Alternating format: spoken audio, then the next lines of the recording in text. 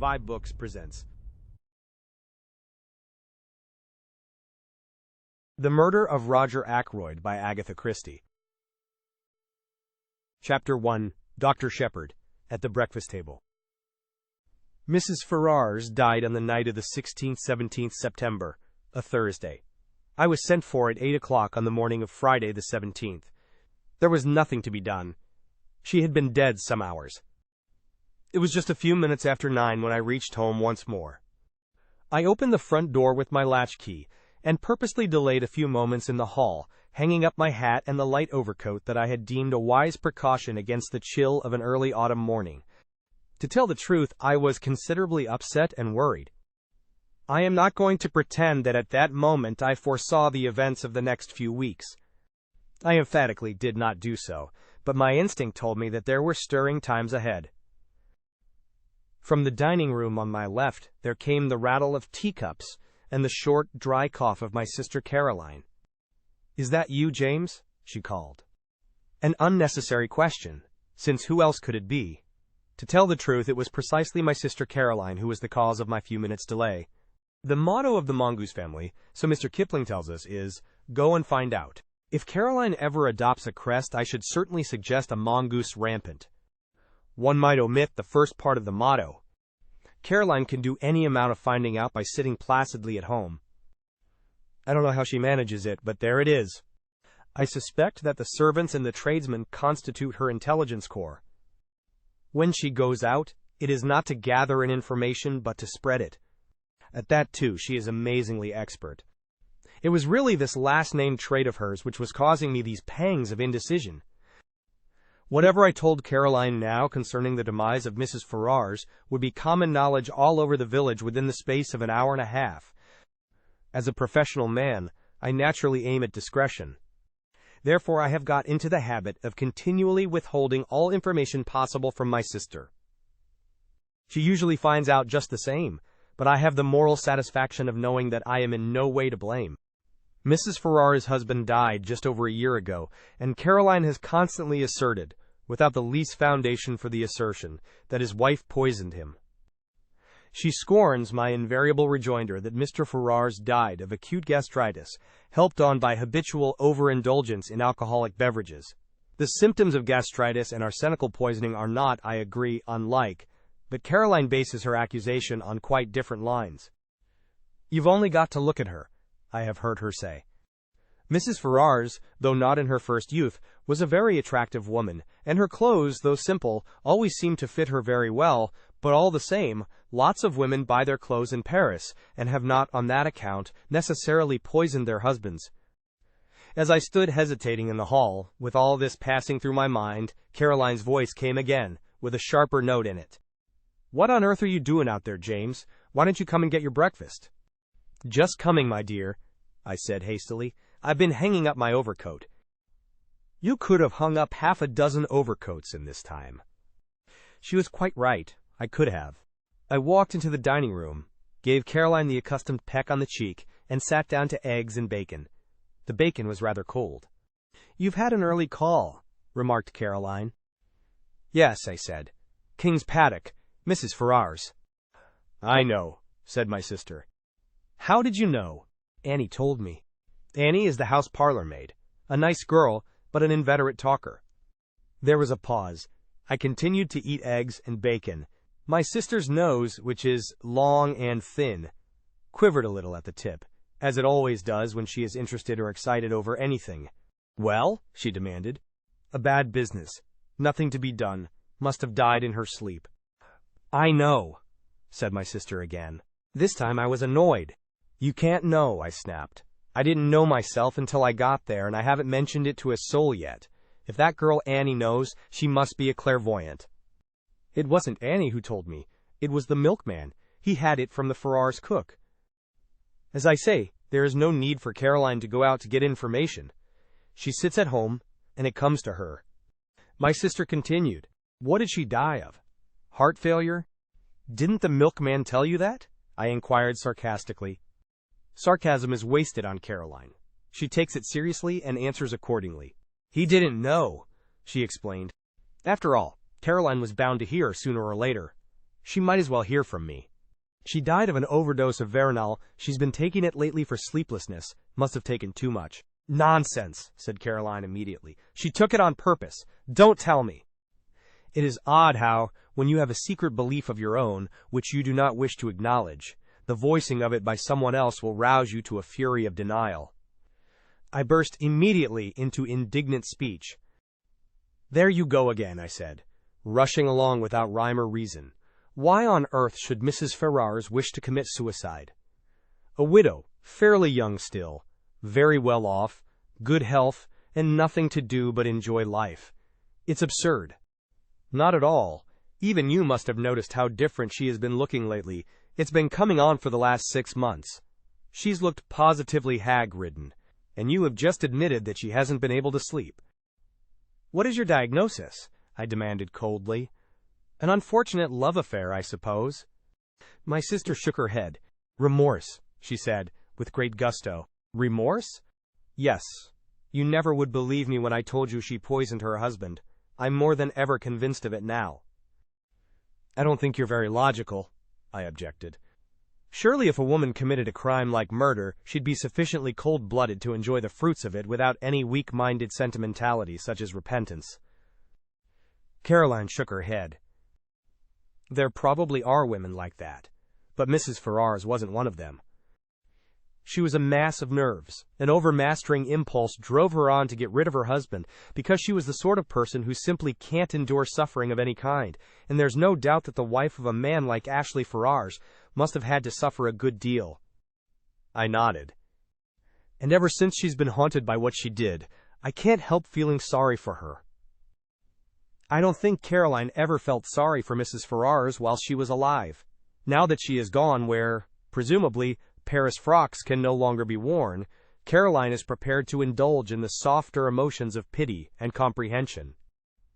I told her firmly that her whole idea was nonsense. I was all the more firm because I secretly agreed with some part, at least, of what she had said. But it is all wrong that Caroline should arrive at the truth simply by a kind of inspired guesswork. I wasn't going to encourage that sort of thing. She will go round the village airing her views, and everyone will think that she is doing so on medical data supplied by me. Life is very trying. Nonsense, said Caroline, in reply to my strictures. You'll see. 10 to 1 she's left a letter confessing everything. She didn't leave a letter of any kind, I said sharply, and not seeing where the admission was going to land me. Oh, said Caroline. So you did inquire about that, did you? I believe, James, that in your heart of hearts you think very much as I do. You are a precious old humbug. One always has to take the possibility of suicide into consideration, I said repressively. Will there be an inquest? There may be. It all depends. If I am able to declare myself absolutely satisfied that the overdose was taken accidentally, an inquest might be dispensed with. And are you absolutely satisfied? Asked my sister shrewdly. I did not answer, but got up from table. Chapter 2: Who's Who in King's Abbot. Before I proceed further with what I said to Caroline and what Caroline said to me, it might be as well to give some idea of what I should describe as our local geography. Our village, King's Abbot, is, I imagine, very much like any other village. Our big town is Cranchester, 9 miles away. We have a large railway station, a small post office, and 2 rival general stores. Able-bodied men are apt to leave the place early in life, but we are rich in unmarried ladies and retired military officers. Our hobbies and recreations can be summed up in the one word: gossip. There are only 2 houses of any importance in King's Abbot. One is King's Paddock, left to Mrs. Ferrars by her late husband. The other, Fernly Park, is owned by Roger Ackroyd. Ackroyd has always interested me by being a man more impossibly like a country squire than any country squire could really be. He reminds one of the red-faced sportsmen who always appeared early in the first act of an old-fashioned musical comedy, the setting being the village green. They usually sang a song about going up to London. Nowadays, we have reviews, and the country squire has died out of musical fashion. Of course, Ackroyd is not really a country squire. He is an immensely successful manufacturer of, I think, wagon wheels. He is a man of nearly 50 years of age, rubicund of face and genial of manner. He is hand in glove with the vicar, subscribes liberally to parish funds, though rumor has it that he is extremely mean in personal expenditure, encourages cricket matches, lads, clubs and disabled soldiers' institutes. He is, in fact, the life and soul of our peaceful village of King's Abbot. Now, when Roger Ackroyd was a lad of 21, he fell in love with and married a beautiful woman some 5 or 6 years his senior. Her name was Paton, and she was a widow with 1 child. The history of the marriage was short and painful. To put it bluntly, Mrs. Ackroyd was a dipsomaniac. She succeeded in drinking herself into her grave 4 years after her marriage. In the years that followed, Ackroyd showed no disposition to make a second matrimonial adventure. His wife's child by her first marriage was only 7 years old when his mother died. He is now 25. Ackroyd has always regarded him as his own son and has brought him up accordingly, but he has been a wild lad and a continual source of worry and trouble to his stepfather. Nevertheless, we are all very fond of Ralph Paton in King's Abbot. He is such a good-looking youngster, for one thing. As I said before, we are ready enough to gossip in our village. Everybody noticed from the first that Ackroyd and Mrs. Ferrars got on very well together. After her husband's death, the intimacy became more marked. They were always seen about together, and it was freely conjectured that at the end of her period of mourning, Mrs. Ferrars would become Mrs. Roger Ackroyd. It was felt, indeed, that there was a certain fitness in the thing. Roger Ackroyd's wife had admittedly died of drink. Ashley Ferrars had been a drunkard for many years before his death. It was only fitting that these 2 victims of alcoholic excess should make up to each other for all that they had previously endured at the hands of their former spouses. The Ferrars only came to live here just over a year ago, but a halo of gossip has surrounded Ackroyd for many years past.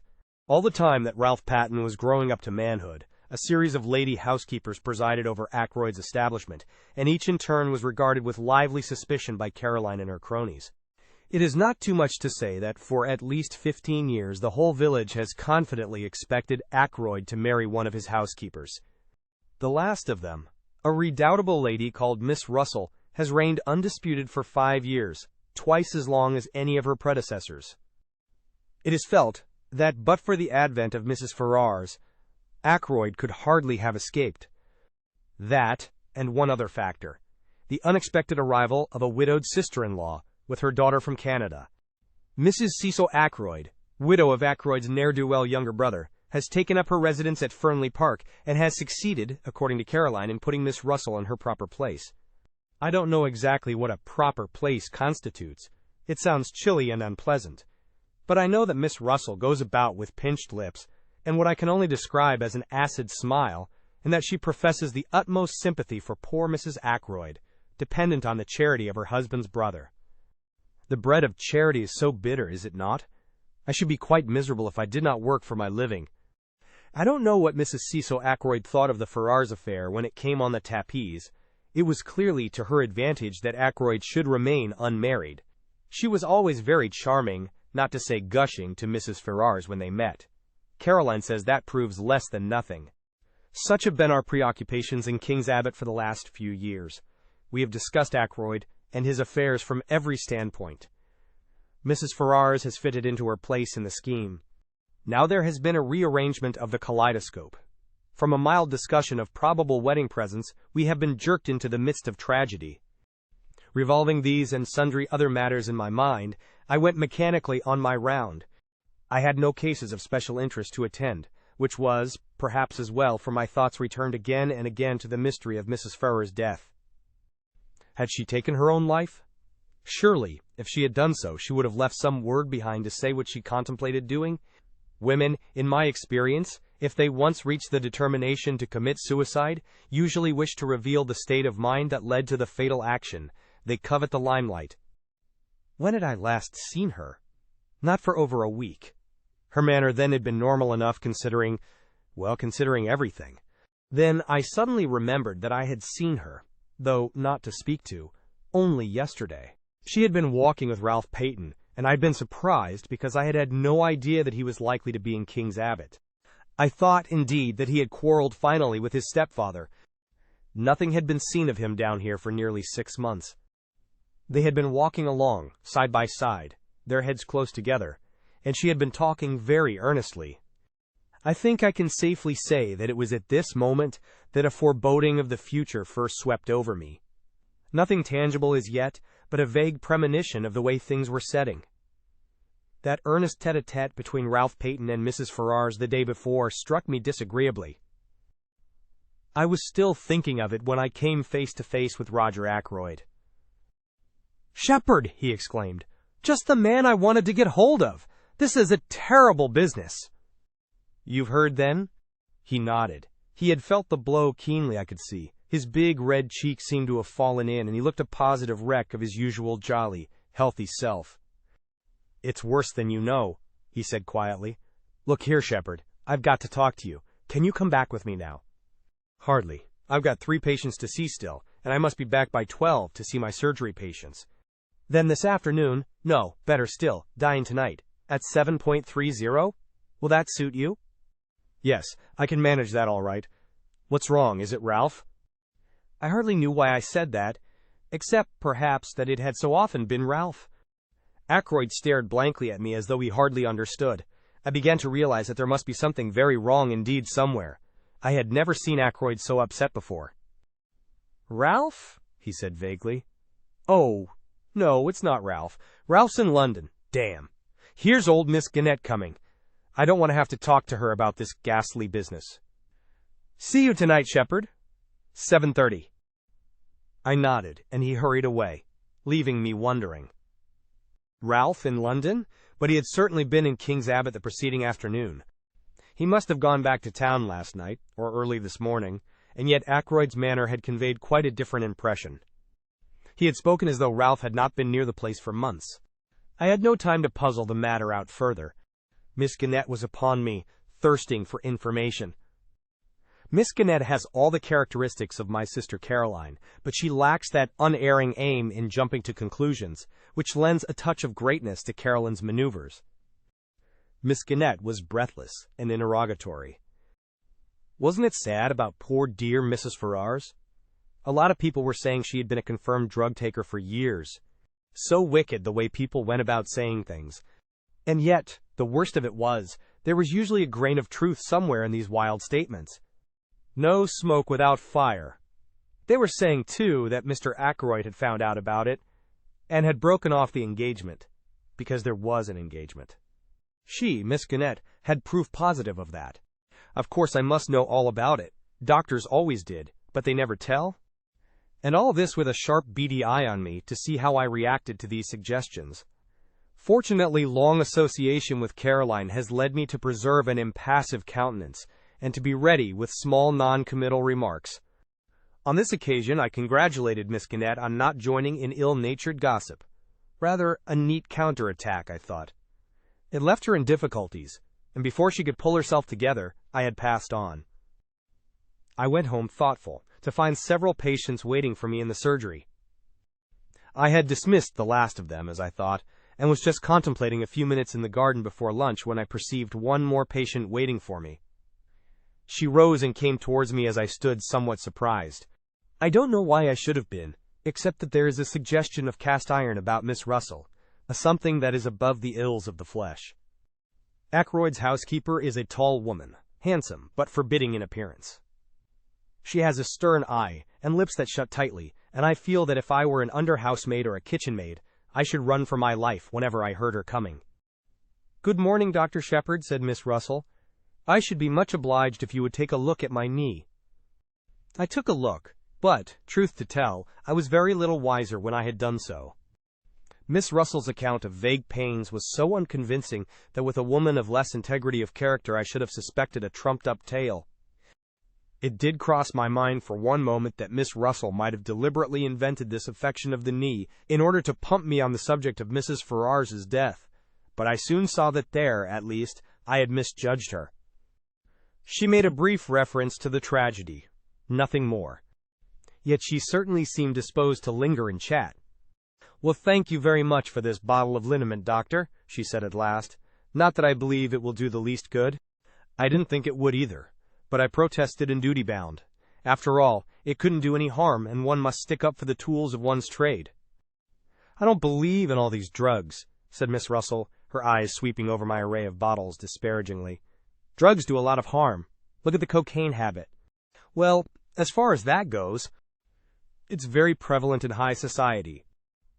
I'm sure Miss Russell knows far more about high society than I do. I didn't attempt to argue with her. Just tell me this, Doctor, said Miss Russell. Suppose you are really a slave of the drug habit. Is there any cure? One cannot answer a question like that offhand. I gave her a short lecture on the subject, and she listened with close attention. I still suspected her of seeking information about Mrs. Ferrars. Now, veronal, for instance, I proceeded. But, strangely enough, she didn't seem interested in veronal. Instead, she changed the subject and asked me if it was true that there were certain poisons so rare as to baffle detection. "Huh," I said. "You've been reading detective stories." She admitted that she had. "The essence of a detective story," I said, "is to have a rare poison, if possible something from South America that nobody has ever heard of, something that one obscure tribe of savages used to poison their arrows with. Death is instantaneous, and Western science is powerless to detect it." "That is the kind of thing you mean?" "Yes. Is there really such a thing?" I shook my head regretfully. "I'm afraid there isn't. There's curare, of course." I told her a good deal about curare, but she seemed to have lost interest once more. She asked me if I had any in my poison cupboard, and when I replied in the negative, I fancy I fell in her estimation. She said she must be getting back, and I saw her out at the surgery door just as the luncheon gong went. I should never have suspected Miss Russell of a fondness for detective stories. It pleases me very much to think of her stepping out of the housekeeper's room to rebuke a delinquent housemaid, and then returning to a comfortable perusal of The Mystery of the Seventh Death, or something of the kind. Chapter 3. The Man Who Grew Vegetable Marrows. I told Caroline at lunchtime that I should be dining at Fernly. She expressed no objection. On the contrary. "Excellent," she said. "You'll hear all about it. By the way, what is the trouble with Ralph?" "With Ralph?" I said, surprised. "There isn't any." "Then why is he staying at the Three Boars instead of at Fernly Park?" I did not for a minute question Caroline's statement that Ralph Paton was staying at the local inn. That Caroline said so was enough for me. "Ackroyd told me he was in London," I said. In the surprise of the moment, I departed from my valuable rule of never parting with information. "Oh," said Caroline. I could see her nose twitching as she worked on this. "He arrived at the Three Boars yesterday morning," she said, "and he's still there. Last night he was out with a girl." That did not surprise me in the least. Ralph, I should say, is out with a girl most nights of his life. But I did rather wonder that he chose to indulge in the pastime in King's Abbot instead of in the gay metropolis. "One of the barmaids?" I asked. "No, that's just it. He went out to meet her. I don't know who she is." Bitter for Caroline to have to admit such a thing. "But I can guess," continued my indefatigable sister. I waited patiently. "His cousin." "Flora Ackroyd?" I exclaimed in surprise. Flora Ackroyd is, of course, no relation whatever really to Ralph Paton, but Ralph has been looked upon for so long as practically Ackroyd's own son that cousinship is taken for granted. "Flora Ackroyd," said my sister. "But why not go to Fernly if he wanted to see her?" "Secretly engaged," said Caroline with immense enjoyment.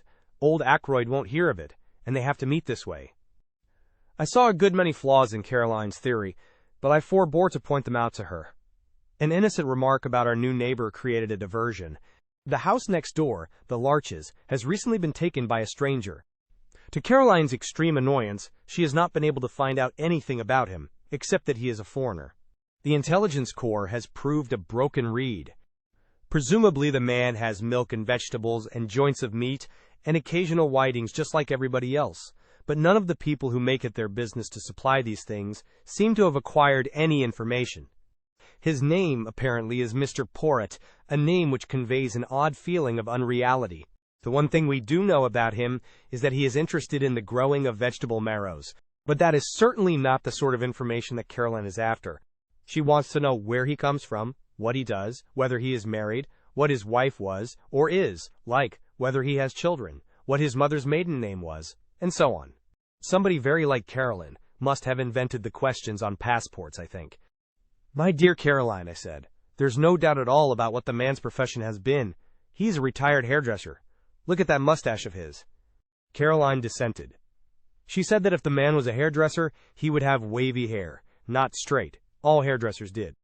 I cited several hairdressers, personally known to me, who had straight hair, but Caroline refused to be convinced.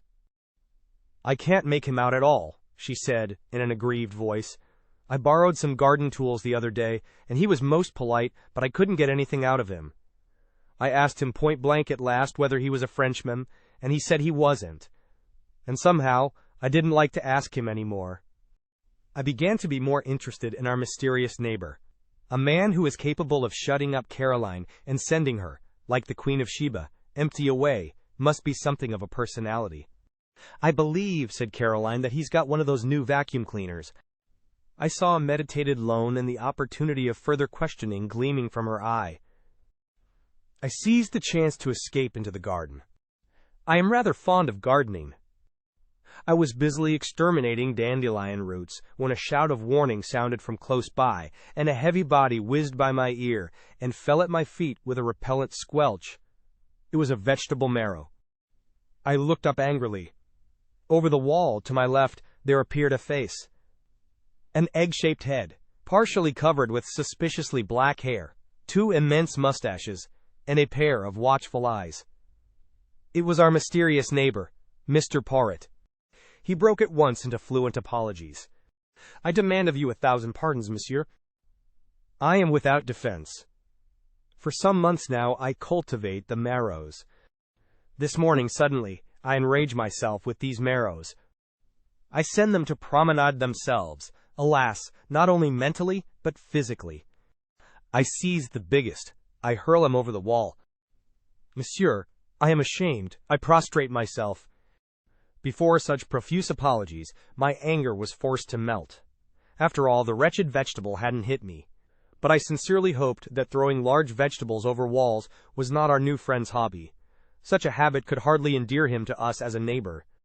The strange little man seemed to read my thoughts. Ah, no, he exclaimed. Do not disquiet yourself. It is not with me a habit, but can you figure to yourself, monsieur, that a man may work towards a certain object, may labor and toil to attain a certain kind of leisure and occupation, and then find that, after all, he yearns for the old busy days, and the old occupations that he thought himself so glad to leave? Yes, I said slowly, I fancy that that is a common enough occurrence. I myself am perhaps an instance. A year ago I came into a legacy, enough to enable me to realize a dream. I have always wanted to travel, to see the world. Well, that was a year ago, as I said, and I am still here. My little neighbor nodded. The chains of habit. We work to attain an object, and the object gained, we find that what we miss is the daily toil. And mark you, monsieur, my work was interesting work.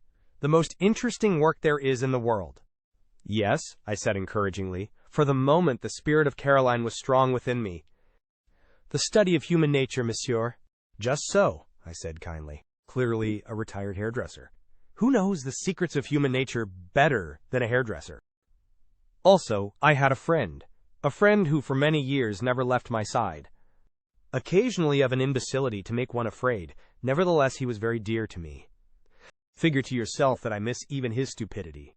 His naivete, his honest outlook, the pleasure of delighting and surprising him by my superior gifts, all these I miss more than I can tell you. He died? I asked sympathetically. Not so. He lives and flourishes, but on the other side of the world. He is now in the Argentine. In the Argentine? I said enviously. I have always wanted to go to South America, I sighed, and then looked up to find Mr. Poirot eyeing me sympathetically. He seemed an understanding little man. You will go there? Yes, he asked. I shook my head with a sigh. I could have gone, I said, a year ago. But I was foolish, and worse than foolish, greedy. I risked the substance for the shadow. I comprehend, said Mr. Poirot. You speculated? I nodded mournfully, but in spite of myself I felt secretly entertained. This ridiculous little man was so portentously solemn. Not the porcupine oil fields? He asked suddenly. I stared. I thought of them, as a matter of fact, but in the end I plumped for a gold mine in Western Australia. My neighbor was regarding me with a strange expression which I could not fathom. "It is fate," he said at last. "What is fate?" I asked irritably. "That I should live next to a man who seriously considers porcupine oil fields and also West Australian gold mines. Tell me, have you also a penchant for auburn hair?" I stared at him open-mouthed, and he burst out laughing. No, it is not the insanity that I suffer from. Make your mind easy. It was a foolish question that I put to you there, for, see you, my friend of whom I spoke was a young man, a man who thought all women good, and most of them beautiful. But you are a man of middle age, a doctor, a man who knows the folly and the vanity of most things in this life of ours. Well, we are neighbors. I beg of you to accept and present to your excellent sister my best marrow. He stooped, and with a flourish produced an immense specimen of the tribe, which I duly accepted in the spirit in which it was offered. "Indeed," said the little man cheerfully, "this has not been a wasted morning. I have made the acquaintance of a man who in some ways resembles my far-off friend. By the way, I should like to ask you a question. You doubtless know everyone in this tiny village. Who is the young man with the very dark hair and eyes, and the handsome face? He walks with his head flung back, and an easy smile on his lips." The description left me in no doubt. "That must be Captain Ralph Paton," I said slowly. "I have not seen him about here before?" "No, he has not been here for some time. But he is the adopted son, of Mr. Ackroyd, of Fernly Park." My neighbor made a slight gesture of impatience. "Of course. I should have guessed. Mr. Ackroyd spoke of him many times." "You know Mr. Ackroyd?" I said, slightly surprised. "Mr. Ackroyd knew me in London, when I was at work there. I have asked him to say nothing of my profession down here." "I see," I said, rather amused by this patent snobbery as I thought it.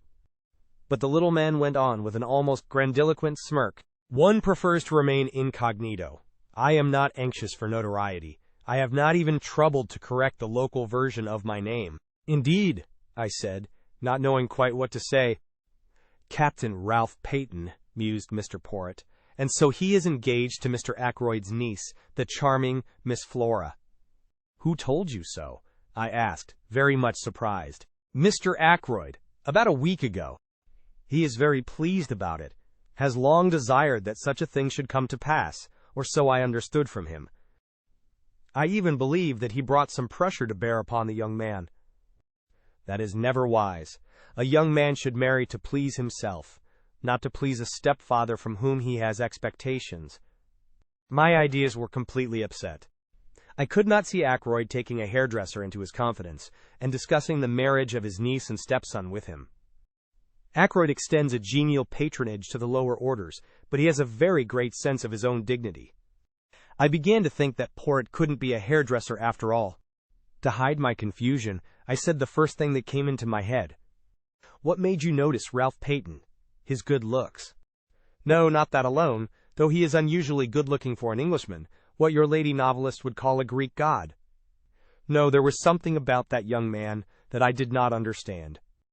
He said the last sentence in a musing tone of voice, which made an indefinable impression upon me. It was as though he was summing up the boy by the light of some inner knowledge that I did not share. It was that impression that was left with me, for at that moment my sister's voice called me from the house.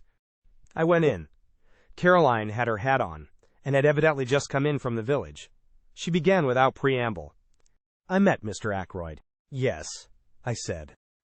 I stopped him, of course, but he seemed in a great hurry, and anxious to get away. I have no doubt but that was the case. He would feel towards Caroline much as he had felt towards Miss Gannett earlier in the day, perhaps more so. Caroline is less easy to shake off. I asked him at once about Ralph. He was absolutely astonished, had no idea the boy was down here. He actually said he thought I must have made a mistake. A mistake! "Ridiculous," I said. "He ought to have known you better." Then he went on to tell me that Ralph and Flora are engaged. "I know that too," I interrupted with modest pride. "Who told you?" "Our new neighbor." Caroline visibly wavered for a second or two, much as a roulette ball might coyly hover between two numbers. Then she declined the tempting red herring. "I told Mr. Ackroyd that Ralph was staying at the Three Boars." "Caroline," I said, Do you never reflect that you might do a lot of harm with this habit of yours, of repeating everything indiscriminately? Nonsense, said my sister. People ought to know things. I consider it my duty to tell them. Mr. Ackroyd was very grateful to me. Well, I said, for there was clearly more to come. I think he went straight off to the Three Boars, but if so, he didn't find Ralph there. No? No, because as I was coming back through the wood— Coming back through the wood? I interrupted. Caroline had the grace to blush. It was such a lovely day, she exclaimed. I thought I would make a little round. The woods with their autumnal tints are so perfect at this time of year. Caroline does not care a hang for woods at any time of year. Normally she regards them as places where you get your feet damp, and where all kinds of unpleasant things may drop on your head. No, it was good sound mongoose instinct which took her to our local wood. It is the only place adjacent to the village of King's Abbot where you can talk with a young woman unseen by the whole of the village. It adjoins the park of Fernly. Well, I said, go on. As I say, I was just coming back through the wood when I heard voices. Caroline paused. Yes? One was Ralph Paton'S. I knew it at once. The other was a girl's. Of course I didn't mean to listen. Of course not, I interjected with patent sarcasm, which was, however, wasted on Caroline. But I simply couldn't help overhearing. The girl said something. I didn't quite catch what it was, and Ralph answered. He sounded very angry. My dear girl, he said, don't you realize that it is quite on the cards the old man will cut me off with a shilling? He's been pretty fed up with me for the last few years. A little more would do it, and we need the dibs, my dear. I shall be a very rich man when the old fellow pops off. He's mean as they make 'em, but he's rolling in money, really. I don't want him to go altering his will. You leave it to me, and don't worry. Those were his exact words. I remember them perfectly. Unfortunately, just then I stepped on a dry twig or something, and they lowered their voices and moved away. I couldn't, of course, go rushing after them, so wasn't able to see who the girl was. That must have been most vexing, I said. I suppose, though, you hurried on to the Three Boars, felt faint, and went into the bar for a glass of brandy, and so were able to see if both the barmaids were on duty. It wasn't a barmaid, said Caroline unhesitatingly. In fact, I'm almost sure that it was Flora Ackroyd, only it doesn't seem to make sense, I agreed. But if it wasn't Flora, who could it have been? Rapidly, my sister ran over a list of maidens living in the neighborhood, with profuse reasons for and against. When she paused for breath, I murmured something about a patient, and slipped out. I proposed to make my way to the Three Boars. It seemed likely that Ralph Paton would have returned there by now. I knew Ralph very well, better perhaps than anyone else in King's Abbot, for I had known his mother before him, and therefore I understood much in him that puzzled others. He was, to a certain extent, the victim of heredity. He had not inherited his mother's fatal propensity for drink, but nevertheless, he had in him a strain of weakness. As my new friend of this morning had declared, he was extraordinarily handsome. Just on 6 feet, perfectly proportioned, with the easy grace of an athlete, he was dark, like his mother, with a handsome, sunburnt face always ready to break into a smile. Ralph Paton was of those born to charm easily and without effort. He was self-indulgent and extravagant, with no veneration for anything on earth, but he was lovable nevertheless, and his friends were all devoted to him. Could I do anything with the boy? I thought I could. On inquiry at the Three Boars, I found that Captain Paton had just come in. I went up to his room and entered unannounced. For a moment, remembering what I had heard and seen, I was doubtful of my reception, but I need have had no misgivings. Why, it's Sheppard! Glad to see you! He came forward to meet me, hand outstretched, a sunny smile lighting up his face. The one person I am glad to see in this infernal place. I raised my eyebrows. What's the place been doing? He gave a vexed laugh. It's a long story. Things haven't been going well with me, Doctor. But have a drink, won't you? Thanks, I said. I will. He pressed the bell, then, coming back, threw himself into a chair. Not to mince matters, he said gloomily. I'm in the devil of a mess. In fact, I haven't the least idea what to do next. What's the matter? I asked, sympathetically. It's my confounded stepfather. What has he done? It isn't what he's done yet, but what he's likely to do. The bell was answered, and Ralph ordered the drinks. When the man had gone again, he sat hunched in the armchair, frowning to himself. "Is it really serious?" I asked. He nodded. "I'm fairly up against it this time," he said soberly. The unusual ring of gravity in his voice told me that he spoke the truth. It took a good deal to make Ralph grave. "In fact," he continued, "I can't see my way ahead. I'm damned if I can." "If I could help," I suggested diffidently. But he shook his head very decidedly. "Good of you, Doctor. But I can't let you in on this. I've got to play a lone hand." He was silent a minute, and then repeated in a slightly different tone of voice. "Yes, I've got to play a lone hand." Chapter 4. Dinner at Fernly. It was just a few minutes before 7:30 when I rang the front doorbell of Fernly Park. The door was opened with admirable promptitude by Parker, the butler. The night was such a fine one that I had preferred to come on foot. I stepped into the big square hall, and Parker relieved me of my overcoat. Just then Ackroyd's secretary, a pleasant young fellow by the name of Raymond, passed through the hall on his way to Ackroyd's study, his hands full of papers. "Good evening, Doctor. Coming to dine? Or is this a professional call?" The last was an allusion to my black bag, which I had laid down on the oak chest. I explained that I expected a summons to a confinement case at any moment, and so had come out prepared for an emergency call. Raymond nodded, and went on his way, calling over his shoulder, "Go into the drawing-room. You know the way. The ladies will be down in a minute. I must just take these papers to Mr. Ackroyd, and I'll tell him you're here." On Raymond's appearance, Parker had withdrawn, so I was alone in the hall. I settled my tie, glanced in a large mirror which hung there, and crossed to the door directly facing me, which was, as I knew, the door of the drawing-room. I noticed, just as I was turning the handle, a sound from within, the shutting down of a window, I took it to be. I noted it, I may say, quite mechanically, without attaching any importance to it at the time. I opened the door and walked in. As I did so, I almost collided with Miss Russell, who was just coming out.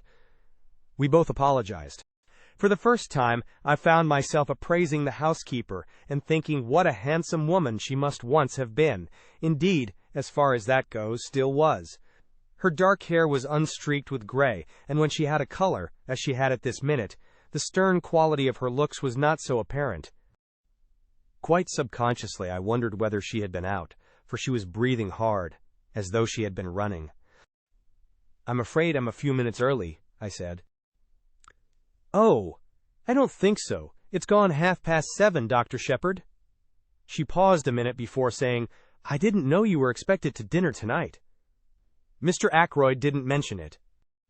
I received a vague impression that my dining there displeased her in some way, but I couldn't imagine why. "How's the knee?" I inquired. "Much the same, thank you, Doctor. I must be going now. Mrs. Ackroyd will be down in a moment. I only came in here to see if the flowers were all right." She passed quickly out of the room. I strolled to the window, wondering at her evident desire to justify her presence in the room. As I did so, I saw what, of course, I might have known all the time had I troubled to give my mind to it, namely, that the windows were long French ones opening on the terrace. The sound I had heard, therefore, could not have been that of a window being shut down. Quite idly, and more to distract my mind from painful thoughts than for any other reason, I amused myself by trying to guess what could have caused the sound in question. Coals on the fire? No, that was not the kind of noise at all.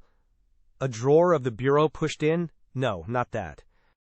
Then my eye was caught by what I believe is called a silver table, the lid of which lifts, and through the glass of which you can see the contents. I crossed over to it, studying the things. There were 1 or 2 pieces of old silver, a baby shoe belonging to King Charles I, some Chinese jade figures, and quite a number of African implements and curios. Wanting to examine one of the jade figures more closely, I lifted the lid. It slipped through my fingers and fell. At once I recognized the sound I had heard. It was this same table lid being shut down gently and carefully. I repeated the action once or twice for my own satisfaction. Then I lifted the lid to scrutinize the contents more closely. I was still bending over the open silver table when Flora Ackroyd came into the room. Quite a lot of people do not like Flora Ackroyd, but nobody can help admiring her. And to her friends she can be very charming. The first thing that strikes you about her is her extraordinary fairness.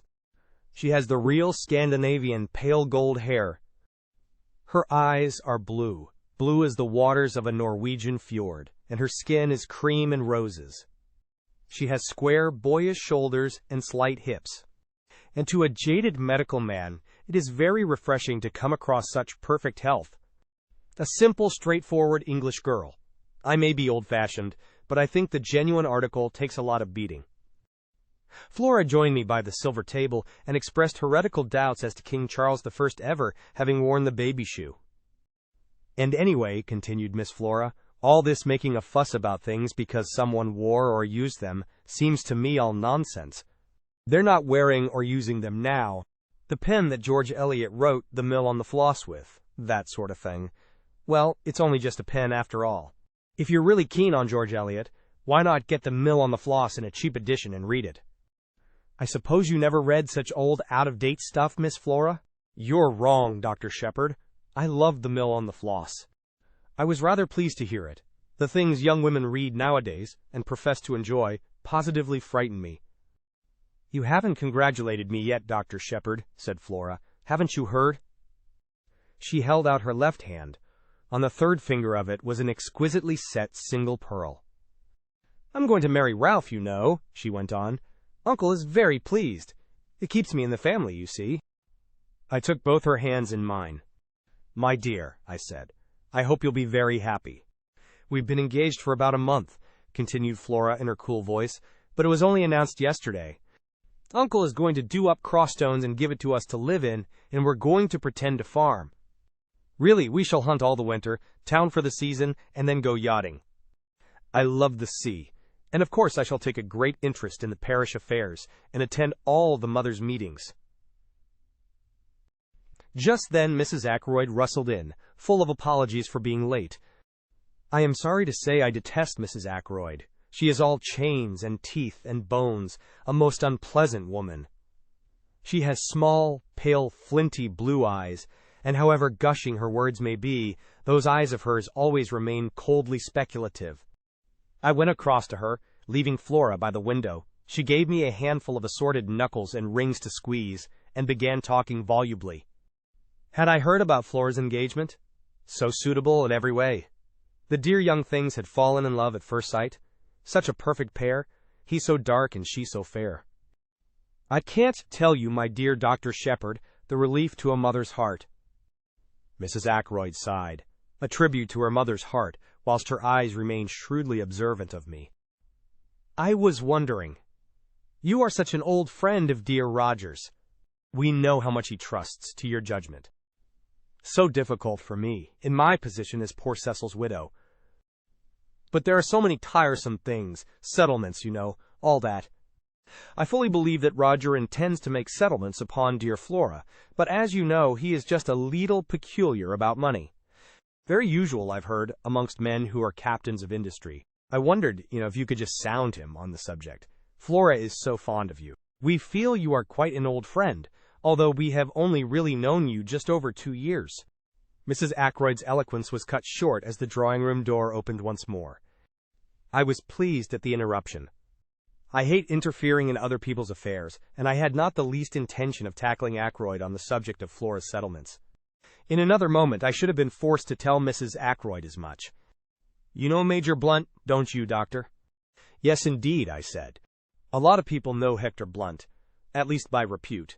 He has shot more wild animals in unlikely places than any man living, I suppose. When you mention him, people say, Blunt, you don't mean the big game man, do you? His friendship with Ackroyd has always puzzled me a little. The two men are so totally dissimilar. Hector Blunt is perhaps 5 years Ackroyd's junior. They made friends early in life, and though their ways have diverged, the friendship still holds. About once in 2 years, Blunt spends a fortnight at Fernly, and an immense animal's head, with an amazing number of horns which fixes you with a glazed stare as soon as you come inside the front door, is a permanent reminder of the friendship. Blunt had entered the room now, with his own peculiar, deliberate, yet soft-footed tread. He is a man of medium height, sturdily and rather stockily built. His face is almost mahogany-colored, and is peculiarly expressionless.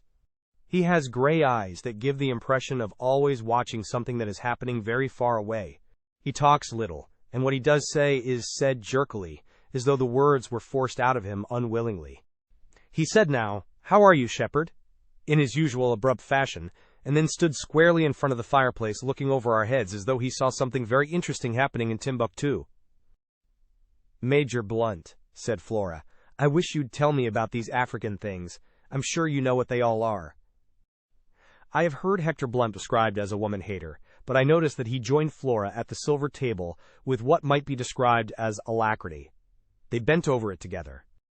I was afraid Mrs. Ackroyd would begin talking about settlements again, so I made a few hurried remarks about the new sweet pea. I knew there was a new sweet pea, because the Daily Mail had told me so that morning. Mrs. Ackroyd knows nothing about horticulture, but she is the kind of woman who likes to appear well-informed about the topics of the day, and she, too, reads the Daily Mail. We were able to converse quite intelligently until Ackroyd and his secretary joined us, and immediately afterwards Parker announced dinner. My place at table was between Mrs. Ackroyd and Flora. Blunt was on Mrs. Ackroyd's other side, and Geoffrey Raymond next to him. Dinner was not a cheerful affair. Ackroyd was visibly preoccupied. He looked wretched, and ate next to nothing. Mrs. Ackroyd, Raymond, and I kept the conversation going. Flora seemed affected by her uncle's depression, and Blunt relapsed into his usual taciturnity. Immediately after dinner, Ackroyd slipped his arm through mine and led me off to his study. "Once we've had coffee, we shan't be disturbed again," he explained. I told Raymond to see to it that we shouldn't be interrupted.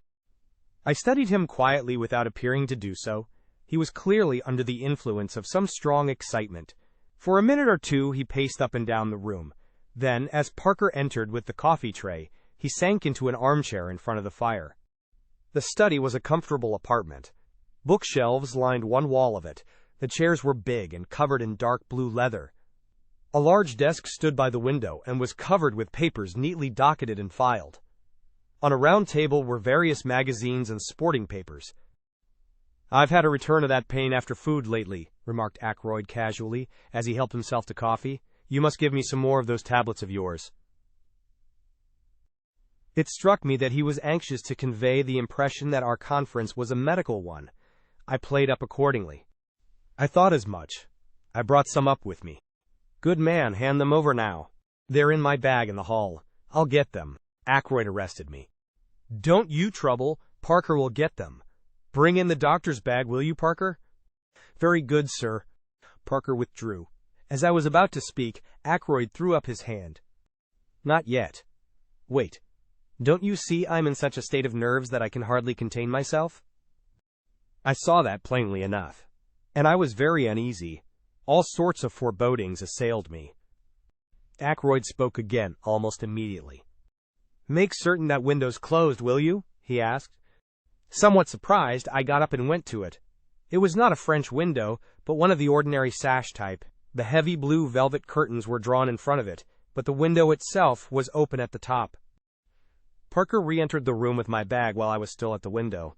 "That's all right," I said, emerging again into the room. "You've put the latch across?" Yes. What's the matter with you, Ackroyd?" The door had just closed behind Parker, or I would not have put the question. Ackroyd waited just a minute before replying. "I'm in hell," he said slowly after a minute. "No, don't bother with those damn tablets. I only said that for Parker. Servants are so curious. Come here and sit down." "The door's closed too, isn't it?" "Yes. Nobody can overhear. Don't be uneasy. Sheppard, nobody knows what I've gone through in the last 24 hours. If a man's house ever fell in ruins about him, mine has about me. This business of Ralph's is the last straw, but we won't talk about that now. It's the other. I don't know what to do about it. And I've got to make up my mind soon. What's the trouble?" Ackroyd remained silent for a minute or two. He seemed curiously averse to begin. When he did speak, the question he asked came as a complete surprise. It was the last thing I expected. "Sheppard, you attended Ashley Ferrars in his last illness, didn't you?" "Yes, I did." He seemed to find even greater difficulty in framing his next question. "Did you never suspect? Did it ever enter your head? That he might have been poisoned? I was silent for a minute or two. Then I made up my mind what to say. Roger Ackroyd was not Caroline.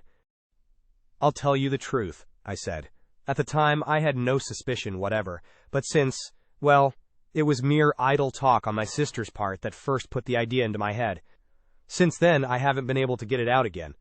But, mind you, I've no foundation whatever for that suspicion. He was poisoned, said Ackroyd. He spoke in a dull, heavy voice. Who by? I asked sharply. His wife. How do you know that? She told me so herself. When? Yesterday. My God, yesterday. It seems 10 years ago. I waited a minute, and then he went on. You understand, Sheppard, I'm telling you this in confidence. It's to go no further. I want your advice. I can't carry the whole weight by myself. As I said just now, I don't know what to do.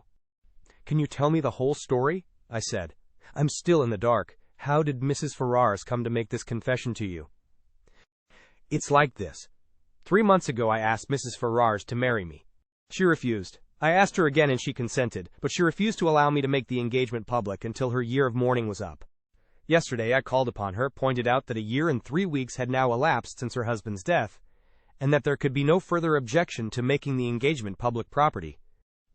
I had noticed that she had been very strange in her manner for some days. Now, suddenly, without the least warning, she broke down completely. She told me everything.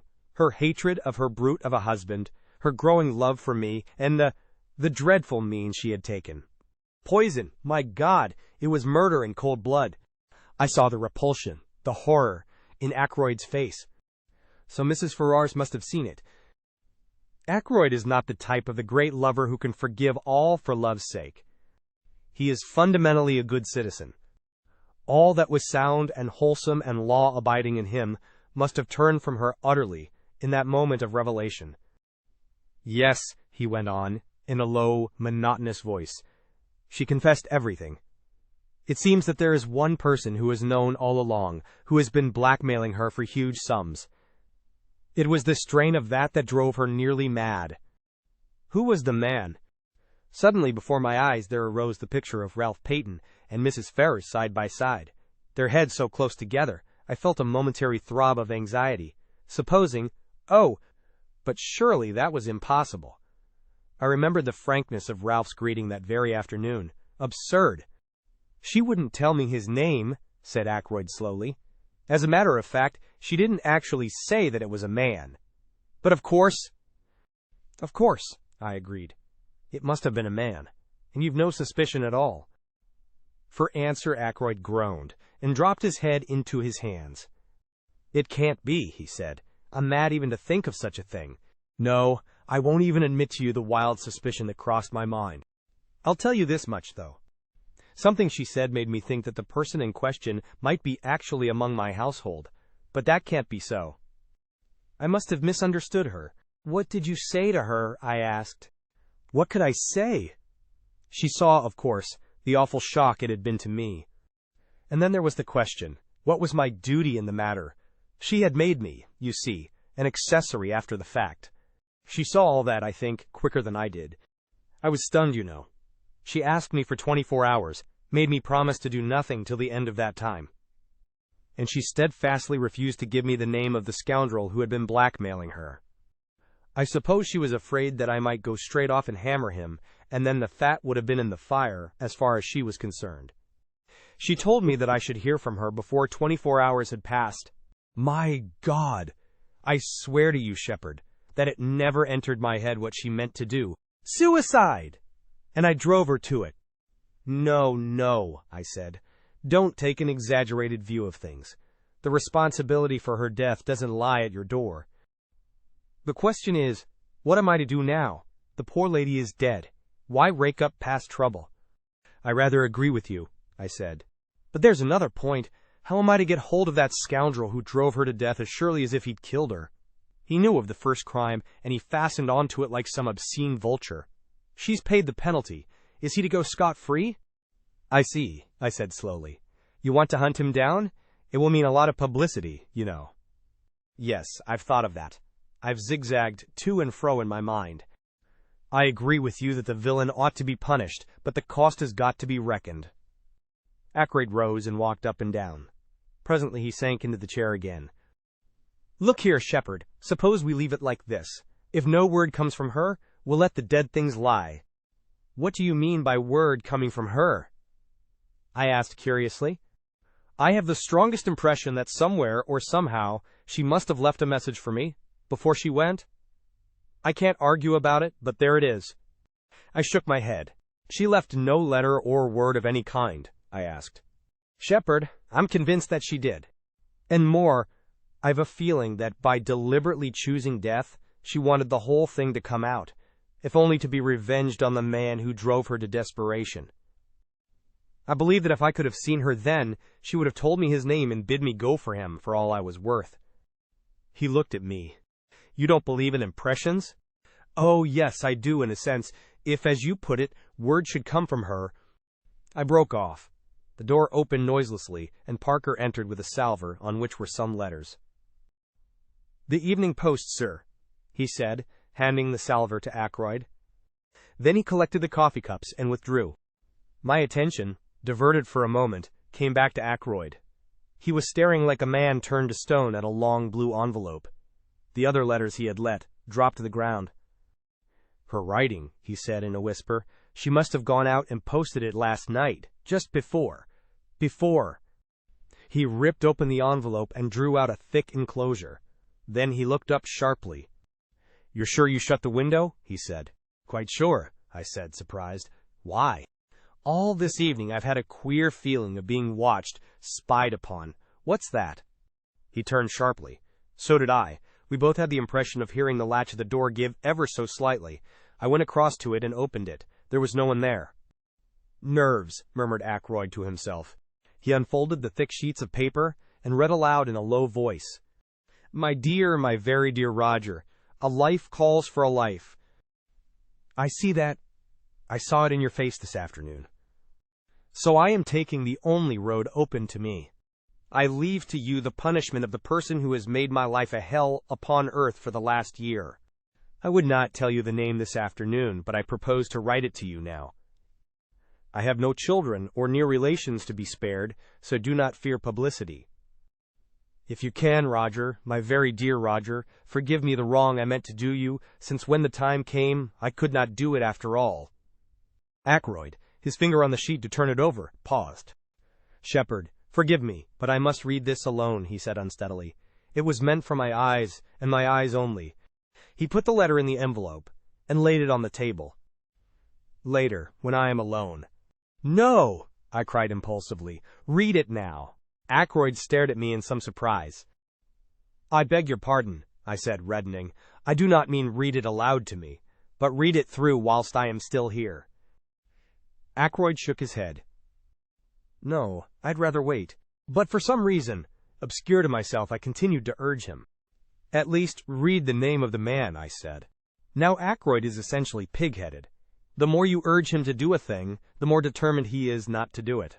All my arguments were in vain. The letter had been brought in at 20 minutes to 9. It was just on 10 minutes to 9 when I left him, the letter still unread.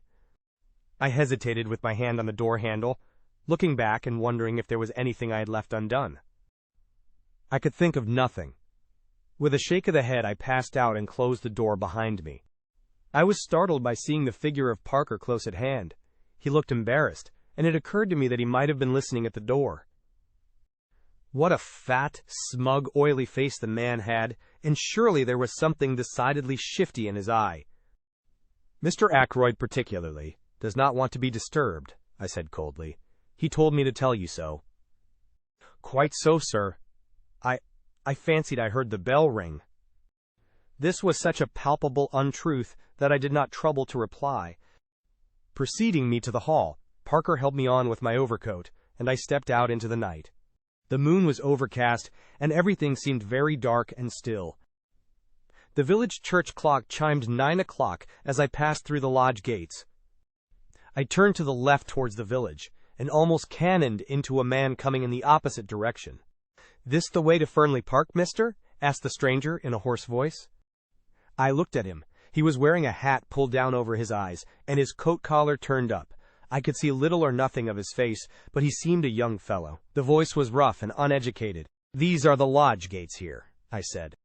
"Thank you, mister." He paused, and then added, quite unnecessarily, "I'm a stranger in these parts, you see." He went on, passing through the gates as I turned to look after him. The odd thing was that his voice reminded me of someone's voice that I knew, but whose it was I could not think. 10 minutes later I was at home once more.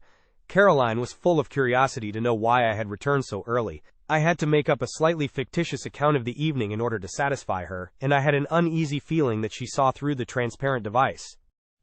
At 10 o'clock I rose, yawned, and suggested bed. Caroline acquiesced.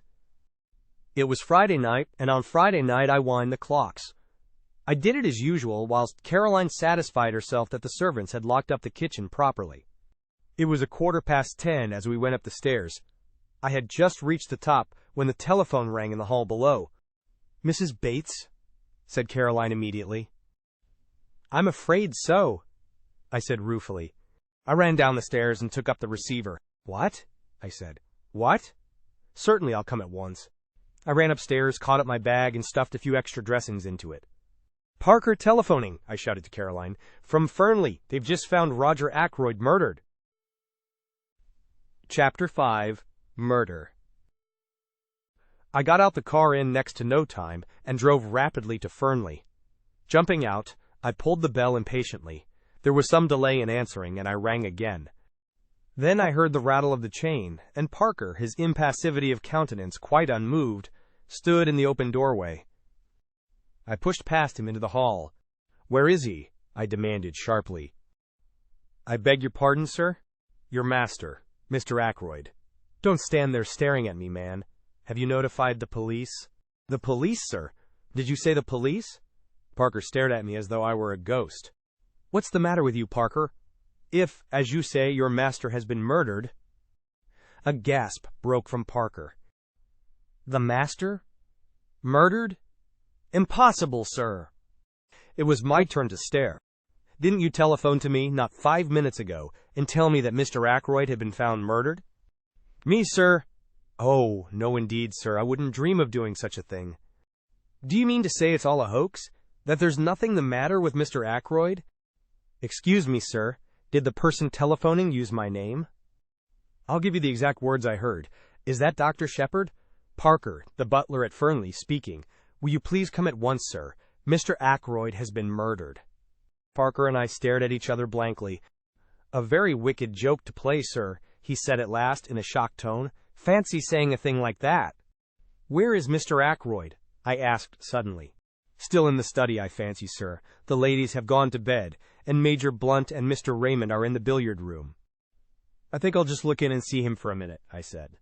I know he didn't want to be disturbed again, but this odd practical joke has made me uneasy. I'd just like to satisfy myself that he's all right. "Quite so, sir. It makes me feel quite uneasy myself. If you don't object to my accompanying you as far as the door, sir." "Not at all," I said. "Come along." I passed through the door on the right, Parker on my heels, traversed the little lobby where a small flight of stairs led upstairs to Ackroyd's bedroom, and tapped on the study door. There was no answer. I turned the handle, but the door was locked. "Allow me, sir," said Parker. Very nimbly, for a man of his build, he dropped on one knee and applied his eye to the keyhole. "Key is in the lock all right, sir," he said, rising. "On the inside. Mr. Ackroyd must have locked himself in and possibly just dropped off to sleep." I bent down and verified Parker's statement. "It seems all right," I said, "but all the same, Parker, I'm going to wake your master up. I shouldn't be satisfied to go home without hearing from his own lips that he's quite all right." So saying, I rattled the handle and called out, "Ackroyd, Ackroyd, just a minute." But still there was no answer. I glanced over my shoulder. "I don't want to alarm the household," I said hesitatingly. Parker went across and shut the door from the big hall through which we had come. "I think that will be all right now, sir. The billiard room is at the other side of the house, and so are the kitchen quarters and the ladies' bedrooms." I nodded comprehendingly. Then I banged once more frantically on the door, and stooping down fairly bawled through the keyhole, Ackroyd, Ackroyd, it's Sheppard. Let me in. And still. Silence. Not a sign of life from within the locked room. Parker and I glanced at each other. Look here, Parker, I said. I'm going to break this door in. Or rather, we are. I'll take the responsibility. If you say so, sir, said Parker, rather doubtfully. I do say so. I'm seriously alarmed about Mr. Ackroyd. I looked round the small lobby and picked up a heavy oak chair. Parker and I held it between us and advanced to the assault. Once, twice, and 3 times we hurled it against the lock. At the 3rd blow it gave, and we staggered into the room. Ackroyd was sitting, as I had left him in the armchair before the fire. His head had fallen sideways, and clearly visible, just below the collar of his coat, was a shining piece of twisted metalwork. Parker and I advanced till we stood over the recumbent figure. I heard the butler draw in his breath with a sharp hiss. "Stabbed from behind," he murmured. "Horrible." He wiped his moist brow with his handkerchief, then stretched out a hand gingerly towards the hilt of the dagger. "You mustn't touch that," I said sharply. "Go at once to the telephone and ring up the police station. Inform them of what has happened. Then tell Mr. Raymond and Major Blunt." "Very good, sir." Parker hurried away, still wiping his perspiring brow. I did what little had to be done. I was careful not to disturb the position of the body, and not to handle the dagger at all. No object was to be attained by moving it. Ackroyd had clearly been dead some little time. Then I heard young Raymond's voice, horror-stricken and incredulous, outside. "What do you say? Oh, impossible! Where's the doctor?" He appeared impetuously in the doorway, then stopped dead, his face very white. A hand put him aside, and Hector Blunt came past him into the room. "My God!" said Raymond from behind him. "It's true, then." Blunt came straight on till he reached the chair. He bent over the body, and I thought that, like Parker, he was going to lay hold of the dagger hilt. I drew him back with one hand. "Nothing must be moved," I explained. "The police must see him exactly as he is now." Blunt nodded in instant comprehension. His face was expressionless as ever, but I thought I detected signs of emotion beneath the stolid mask. Geoffrey Raymond had joined us now, and stood peering over Blunt's shoulder at the body. "This is terrible," he said in a low voice. He had regained his composure, but as he took off the pince-nez he habitually wore and polished them, I observed that his hand was shaking. "Robbery, I suppose," he said. "How did the fellow get in? Through the window? Has anything been taken?" He went towards the desk. "You think it's burglary?" I said slowly.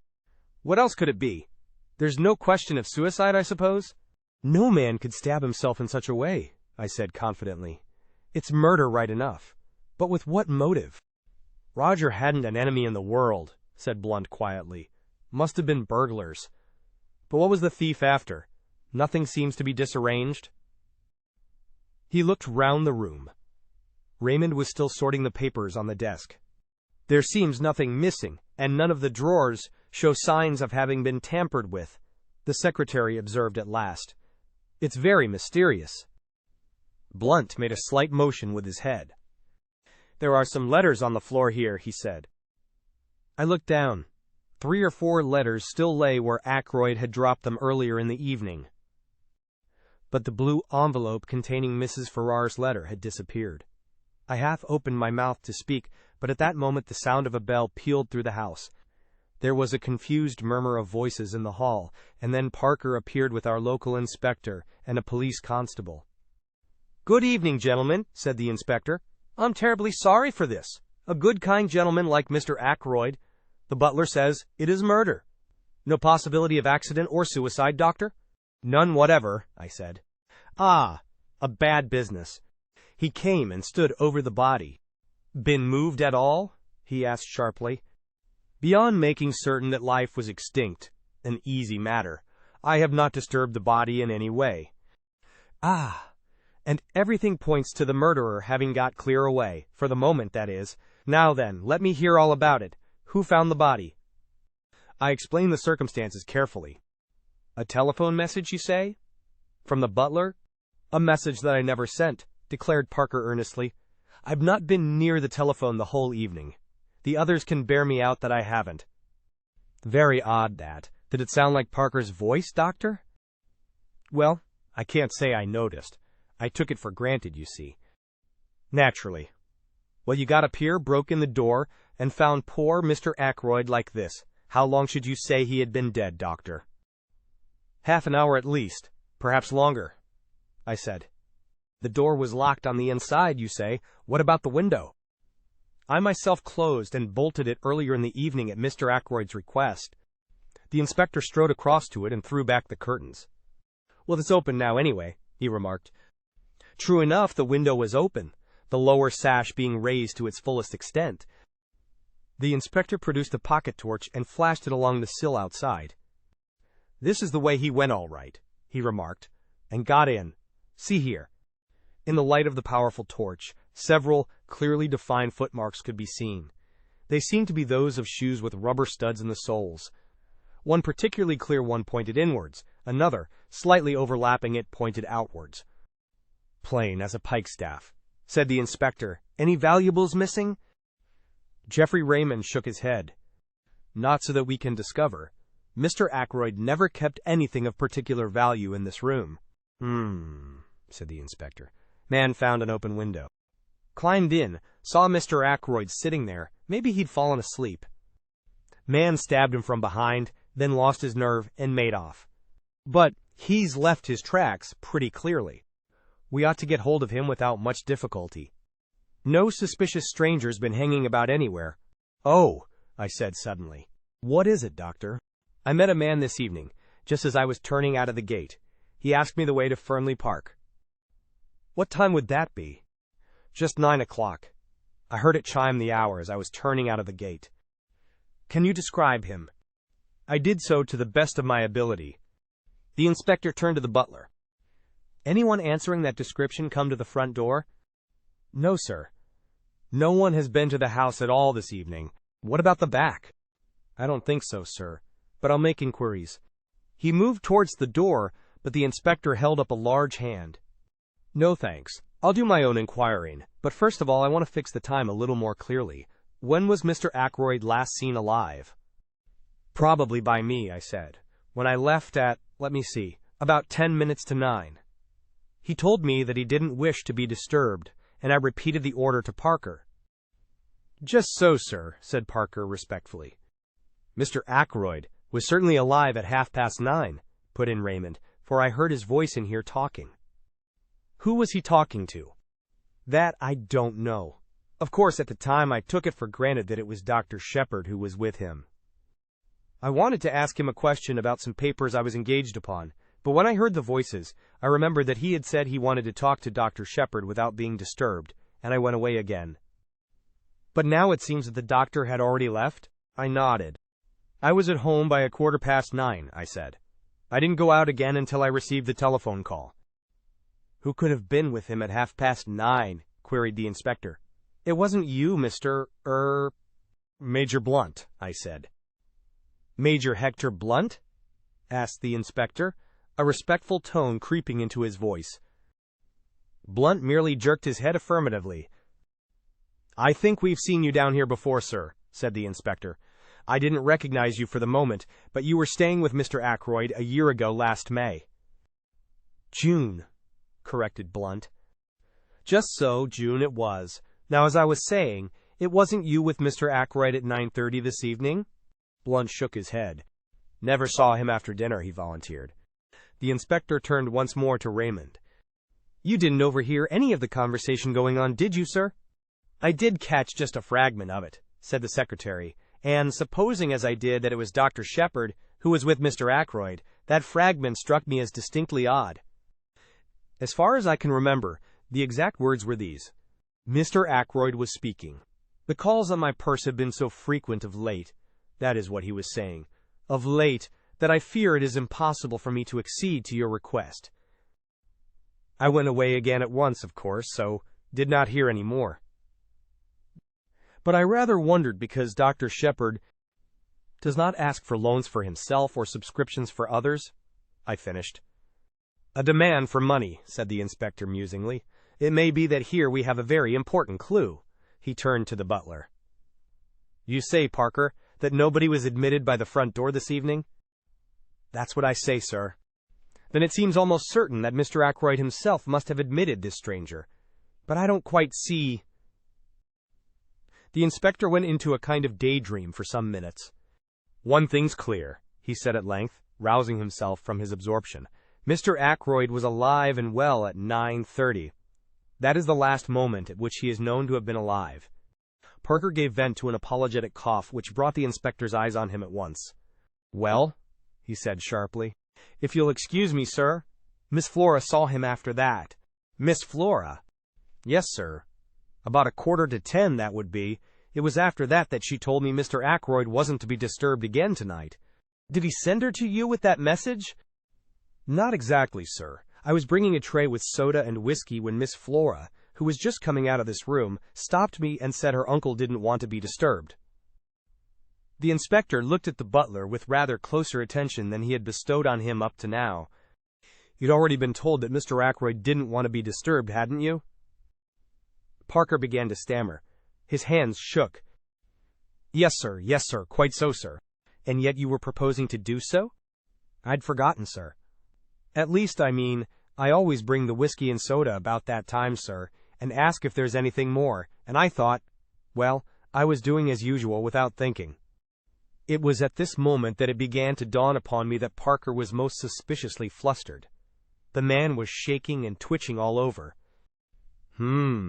Said the inspector. "I must see Miss Ackroyd at once.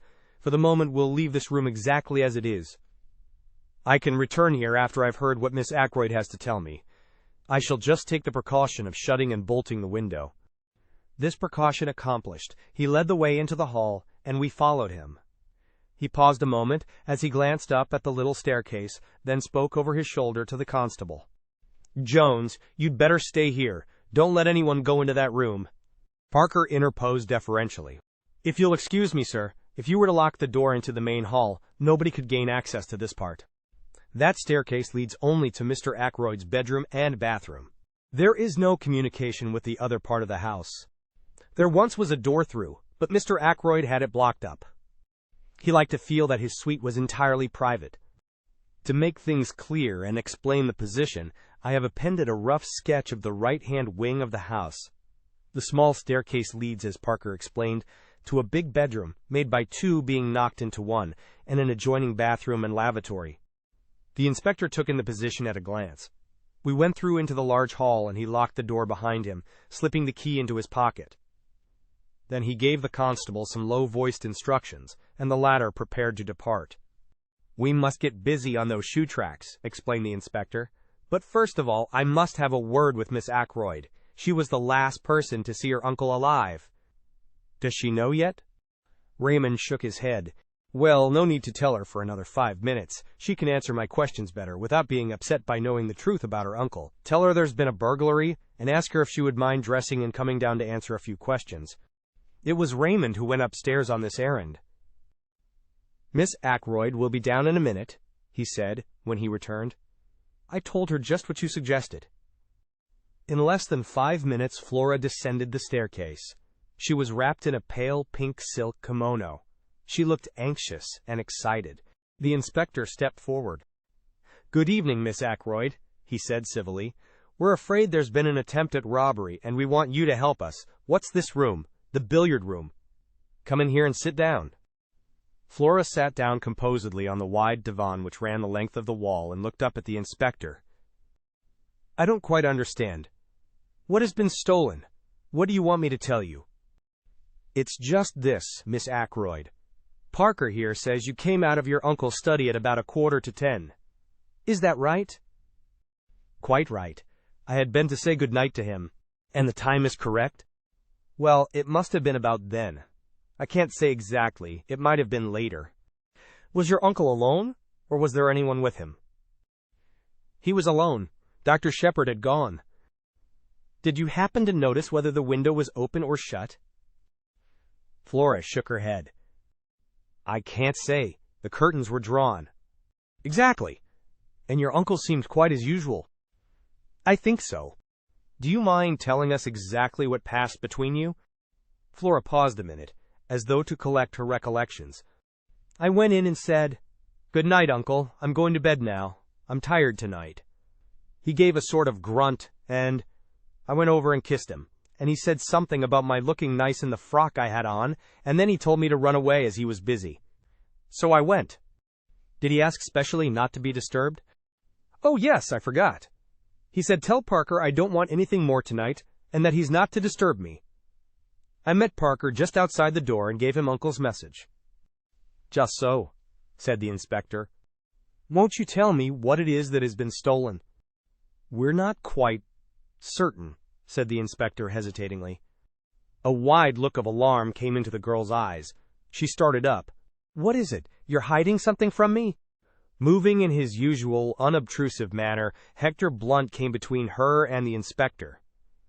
She half stretched out her hand, and he took it in both of his, patting it as though she were a very small child, and she turned to him as though something in his stolid, rock-like demeanor promised comfort and safety. "It's bad news, Flora," he said quietly. "Bad news for all of us. Your Uncle Roger." "Yes?" "It will be a shock to you. Bound to be. Poor Roger's dead." Flora drew away from him, her eyes dilating with horror. "When?" she whispered. "When?" "Very soon after you left him, I'm afraid," said Blunt gravely. Flora raised her hand to her throat, gave a little cry, and I hurried to catch her as she fell. She had fainted, and Blunt and I carried her upstairs and laid her on her bed. Then I got him to wake Mrs. Ackroyd and tell her the news. Flora soon revived, and I brought her mother to her, telling her what to do for the girl. Then I hurried downstairs again. Chapter 6. The Tunisian Dagger. I met the inspector just coming from the door which led into the kitchen quarters. "How's the young lady, doctor?" "Coming round nicely. Her mother's with her." "That's good. I've been questioning the servants. They all declare that no one has been to the back door tonight. Your description of that stranger was rather vague. Can't you give us something more definite to go upon?" "I'm afraid not," I said regretfully. "It was a dark night, you see, and the fellow had his coat collar well pulled up and his hat squashed down over his eyes." Said the inspector. "Looked as though he wanted to conceal his face. Sure it was no one you know?" I replied in the negative, but not as decidedly as I might have done. I remembered my impression that the stranger's voice was not unfamiliar to me. I explained this rather haltingly to the inspector. "It was a rough, uneducated voice, you say?" I agreed, but it occurred to me that the roughness had been of an almost exaggerated quality. If, as the inspector thought, the man had wished to hide his face, he might equally well have tried to disguise his voice. "Do you mind coming into the study with me again, doctor? There are one or two things I want to ask you." I acquiesced. Inspector Davis unlocked the door of the lobby we passed through, and he locked the door again behind him. "We don't want to be disturbed," he said grimly. "And we don't want any eavesdropping either. What's all this about blackmail?" "Blackmail!" I exclaimed, very much startled. "Is it an effort of Parker's imagination? Or is there something in it?" "If Parker heard anything about blackmail," I said slowly, "he must have been listening outside this door with his ear glued against the keyhole." Davis nodded. "Nothing more likely. You see, I've been instituting a few inquiries as to what Parker has been doing with himself this evening. To tell the truth, I didn't like his manner. The man knows something. When I began to question him, he got the wind up and plumped out some garbled story of blackmail. I took an instant decision. "I'm rather glad you brought the matter up," I said. "I've been trying to decide whether to make a clean breast of things or not. I'd already practically decided to tell you everything, but I was going to wait for a favorable opportunity. You might as well have it now." And then and there I narrated the whole events of the evening, as I have set them down here. The inspector listened keenly, occasionally interjecting a question. "Most extraordinary story I ever heard," he said when I had finished. "And you say that letter has completely disappeared? It looks bad. It looks very bad indeed. It gives us what we've been looking for. A motive for the murder." I nodded. "I realize that. You say that Mr. Ackroyd hinted at a suspicion he had that some member of his household was involved? Household's rather an elastic term. You don't think that Parker himself might be the man we're after?" I suggested. "It looks very like it. He was obviously listening at the door when you came out." Then Miss Ackroyd came across him later, bent on entering the study. Say he tried again when she was safely out of the way. He stabbed Ackroyd, locked the door on the inside, opened the window, and got out that way, and went round to a side door, which he had previously left open. How's that? There's only one thing against it, I said slowly. If Ackroyd went on reading that letter as soon as I left, as he intended to do, I don't see him continuing to sit on here and turn things over in his mind for another hour. He'd have had Parker in at once, accused him then and there, and there would have been a fine old uproar. Remember, Ackroyd was a man of choleric temper. Mightn't have had time to go on with the letter just then, suggested the inspector. We know someone was with him at 9:30. If that visitor turned up as soon as you left, and after he went, Miss Ackroyd came in to say good night, well, he wouldn't be able to go on with the letter until close upon 10 o'clock. And the telephone call? Parker sent that all right, perhaps before he thought of the locked door and open window. Then he changed his mind, or got in a panic, and decided to deny all knowledge of it. That was it. Depend upon it. Yes, I said rather doubtfully. Anyway, we can find out the truth about the telephone call from the exchange. If it was put through from here, I don't see how anyone else but Parker could have sent it.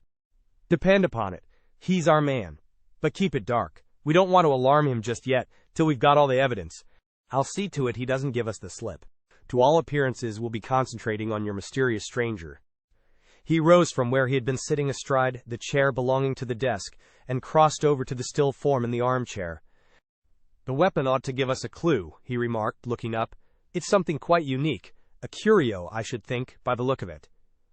He bent down, surveying the handle attentively, and I heard him give a grunt of satisfaction. Then, very gingerly, he pressed his hands down below the hilt, and drew the blade out from the wound. Still carrying it so as not to touch the handle, he placed it in a wide china mug, which adorned the mantelpiece. Yes, he said, nodding at it, quite a work of art. There can't be many of them about. It was indeed a beautiful object. A narrow, tapering blade, and a hilt of elaborately intertwined metals of curious and careful workmanship. He touched the blade gingerly with his finger, testing its sharpness, and made an appreciative grimace. Lord, what an edge, he exclaimed. A child could drive that into a man, as easy as cutting butter. A dangerous sort of toy to have about. May I examine the body properly now? I asked. He nodded. Go ahead. I made a thorough examination.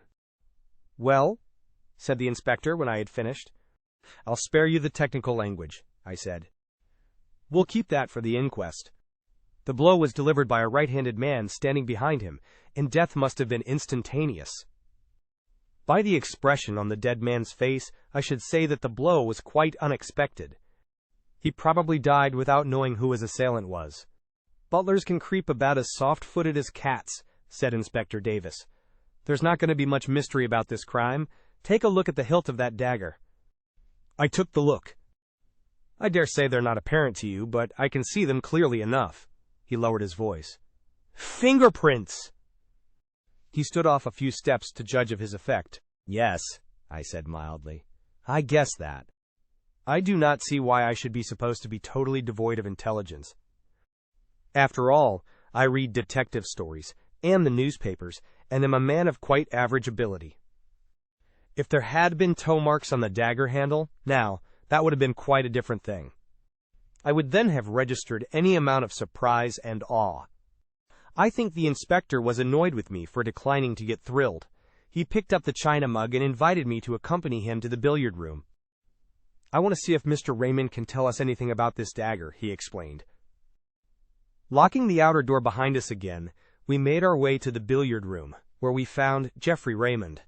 The inspector held up his exhibit. Ever seen this before, Mr. Raymond? Why, I'm almost sure that is a curio given to Mr. Ackroyd by Major Blunt.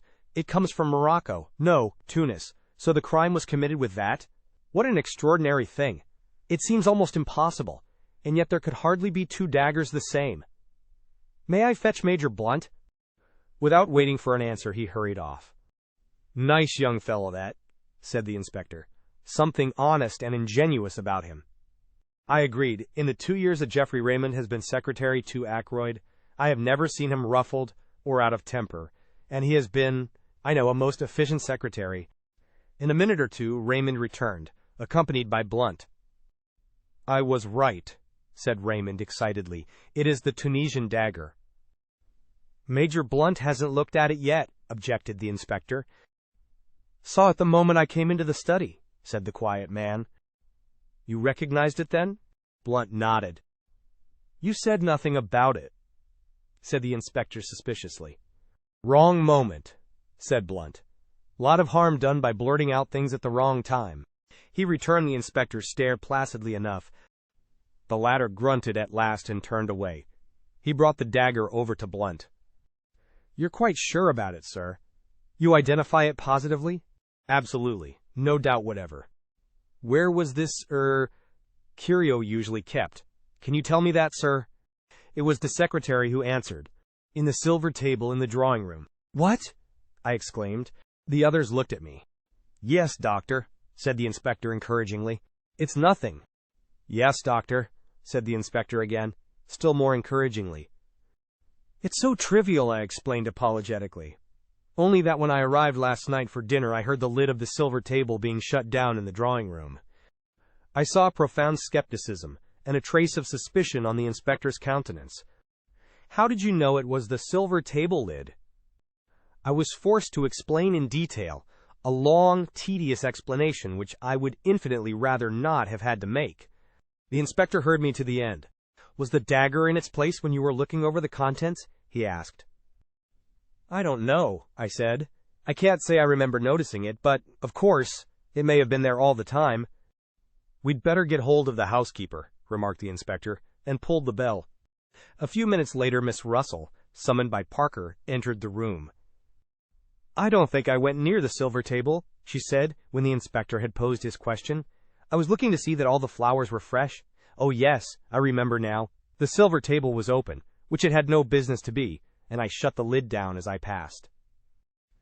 She looked at him aggressively. I see, said the inspector. Can you tell me if this dagger was in its place then? Miss Russell looked at the weapon composedly. I can't say, I'm sure, she replied. I didn't stop to look. I knew the family would be down any minute, and I wanted to get away. Thank you, said the inspector. There was just a trace of hesitation in his manner, as though he would have liked to question her further, but Miss Russell clearly accepted the words as a dismissal and glided from the room. Rather a Tartar, I should fancy, E.H., said the inspector, looking after her. Let me see. This silver table is in front of one of the windows, I think you said, Doctor. Raymond answered for me. Yes, the left-hand window. And the window was open? They were both ajar. Well, I don't think we need go into the question much further. Somebody, I'll just say somebody, could get that dagger any time he liked, and exactly when he got it doesn't matter in the least. I'll be coming up in the morning with the chief constable, Mr. Raymond. Until then, I'll keep the key of that door. I want Colonel Melrose to see everything exactly as it is. I happen to know that he's dining out the other side of the county, and I believe staying the night. We watched the inspector take up the jar. I shall have to pack this carefully, he observed. It's going to be an important piece of evidence in more ways than one. A few minutes later, as I came out of the billiard room with Raymond, the latter gave a low chuckle of amusement. I felt the pressure of his hand on my arm and followed the direction of his eyes. Inspector Davis seemed to be inviting Parker's opinion of a small pocket diary. A little obvious, murmured my companion. So Parker is the suspect, is he? Shall we oblige Inspector Davis with a set of our fingerprints also? He took 2 cards from the card tray, wiped them with his silk handkerchief, then handed one to me and took the other himself. Then, with a grin, he handed them to the police inspector. Souvenirs, he said. Number 1, Dr. Sheppard. Number 2, my humble self. One from Major Blunt will be forthcoming in the morning.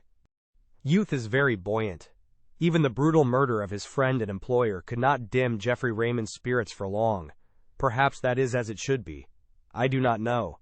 I have lost the quality of resilience long since myself. It was very late when I got back, and I hoped that Caroline would have gone to bed. I might have known better. She had hot cocoa waiting for me, and whilst I drank it, she extracted the whole history of the evening from me.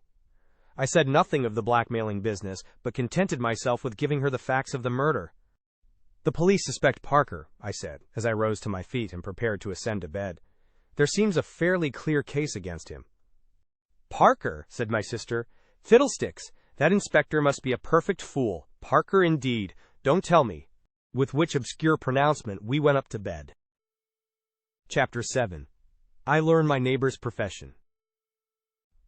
On the following morning, I hurried unforgivably over my round. My excuse can be that I had no very serious cases to attend. On my return, Caroline came into the hall to greet me. "Flora Ackroyd is here," she announced in an excited whisper. "What?" I concealed my surprise as best I could. "She's very anxious to see you. She's been here half an hour." Caroline led the way into our small sitting room, and I followed. Flora was sitting on the sofa by the window. She was in black, and she sat nervously, twisting her hands together. I was shocked by the sight of her face. All the color had faded away from it. But when she spoke, her manner was as composed and resolute as possible. "Dr. Sheppard, I have come to ask you to help me." "Of course he'll help you, my dear," said Caroline. I don't think Flora really wished Caroline to be present at the interview. She would, I am sure, have infinitely preferred to speak to me privately. But she also wanted to waste no time, so she made the best of it. "I want you to come to the Larches with me." "The Larches?" I queried, surprised. "To see that funny little man?" exclaimed Caroline.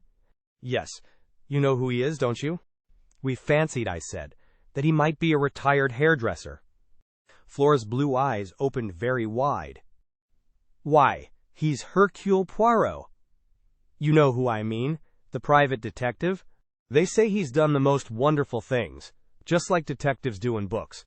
A year ago he retired and came to live down here. Uncle knew who he was, but he promised not to tell anyone, because Poirot wanted to live quietly, without being bothered by people." "So that's who he is," I said slowly. "You've heard of him, of course?" "I'm rather an old fogey, as Caroline tells me," I said, "but I have just heard of him." "Extraordinary," commented Caroline. I don't know what she was referring to. Possibly her own failure to discover the truth. "You want to go and see him?" I asked slowly. "Now why?" "To get him to investigate this murder, of course," said Caroline sharply. "Don't be so stupid, James." I was not really being stupid. Caroline does not always understand what I am driving at. "You haven't got confidence in Inspector Davis?" I went on. "Of course she hasn't," said Caroline. "I haven't either. Anyone would have thought it was Caroline's uncle who had been murdered." "And how do you know he would take up the case?" I asked. "Remember, he has retired from active work." "That's just it," said Flora simply. "I've got to persuade him." "You are sure you are doing wisely?" I asked gravely. "Of course she is," said Caroline. "I'll go with her myself if she likes." "I'd rather the doctor came with me if you don't mind, Miss Sheppard," said Flora. She knows the value of being direct on certain occasions. Any hints would certainly have been wasted on Caroline.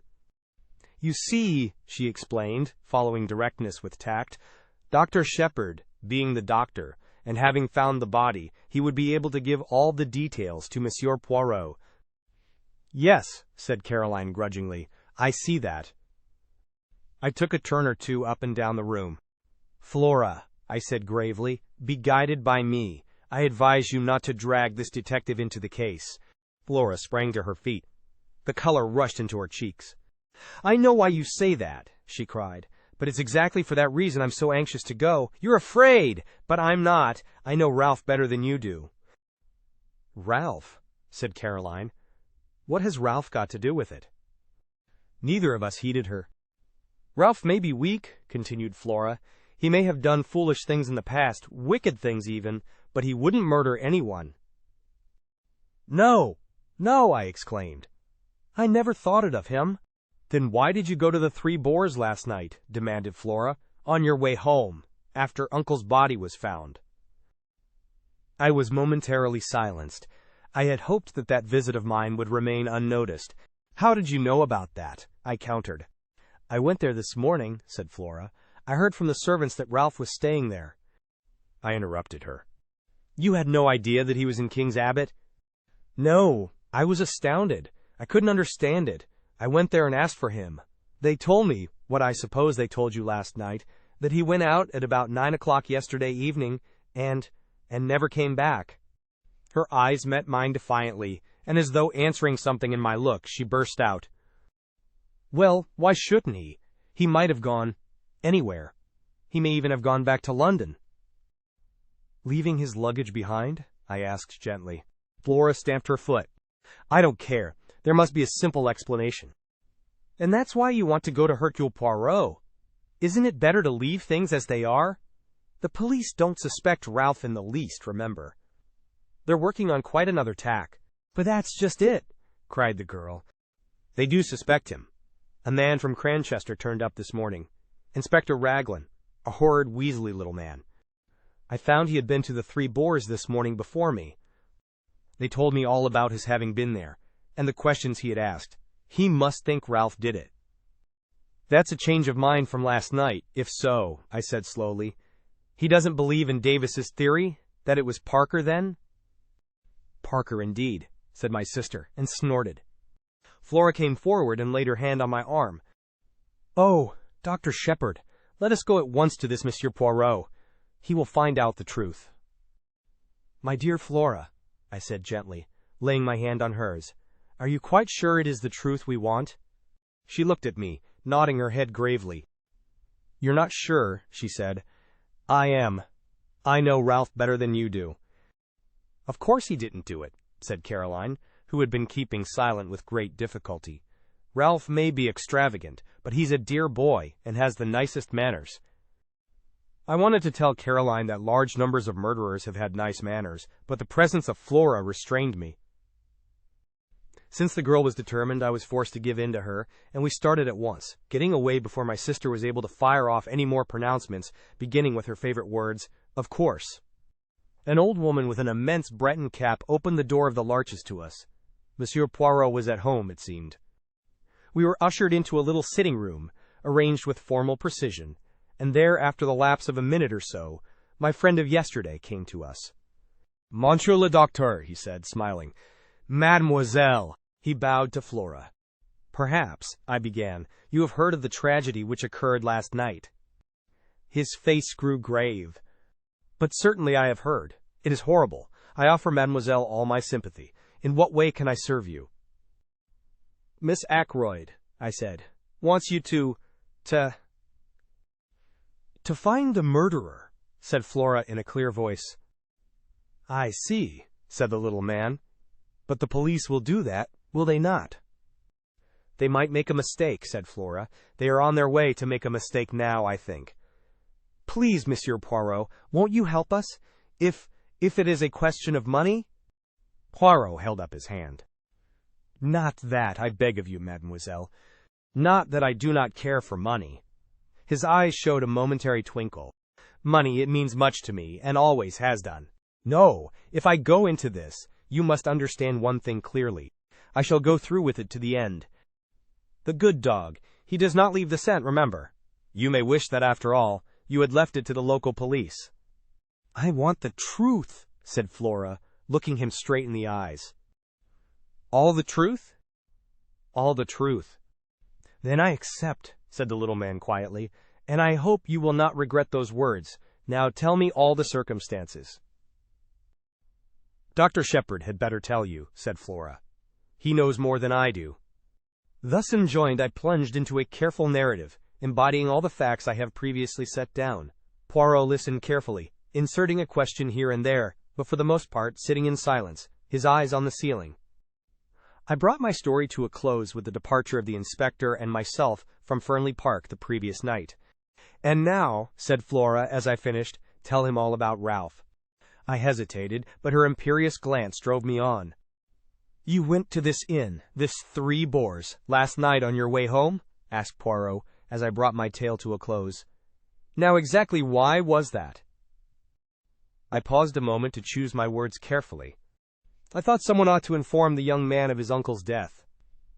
It occurred to me after I had left Fernly that possibly no one but myself and Mr. Ackroyd were aware that he was staying in the village.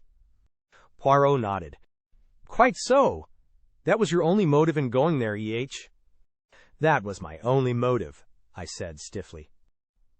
"It was not to, shall we say, reassure yourself about ce jeune homme?" "Reassure myself? I think, Monsieur le Docteur, that you know very well what I mean. though you pretend not to do so. I suggest that it would have been a relief to you if you had found that Captain Paton had been at home all the evening." "Not at all," I said sharply. The little detective shook his head at me gravely. "You have not the trust in me of Miss Flora," he said. "But no matter. What we have to look at is this. Captain Paton is missing, under circumstances which call for an explanation. I will not hide from you that the matter looks grave. Still, it may admit of a perfectly simple explanation." "That's just what I keep saying," cried Flora eagerly. Poirot touched no more upon that theme. Instead, he suggested an immediate visit to the local police. He thought it better for Flora to return home, and for me to be the one to accompany him there and introduce him to the officer in charge of the case. We carried out this plan forthwith. We found Inspector Davis outside the police station looking very glum indeed. With him was Colonel Melrose, the chief constable, and another man whom, from Flora's description of Weasley, I had no difficulty in recognizing as Inspector Raglan from Cranchester. I know Melrose fairly well, and I introduced Poirot to him and explained the situation. The chief constable was clearly vexed, and Inspector Raglan looked as black as thunder. Davis, however, seemed slightly exhilarated by the sight of his superior officer's annoyance. "The case is going to be plain as a pikestaff," said Raglan. "Not the least need for amateurs to come butting in. You'd think any fool would have seen the way things were last night, and then we shouldn't have lost 12 hours.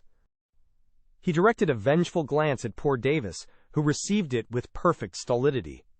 "Mr. Ackroyd's family must, of course, do what they see fit," said Colonel Melrose, "but we cannot have the official investigation hampered in any way.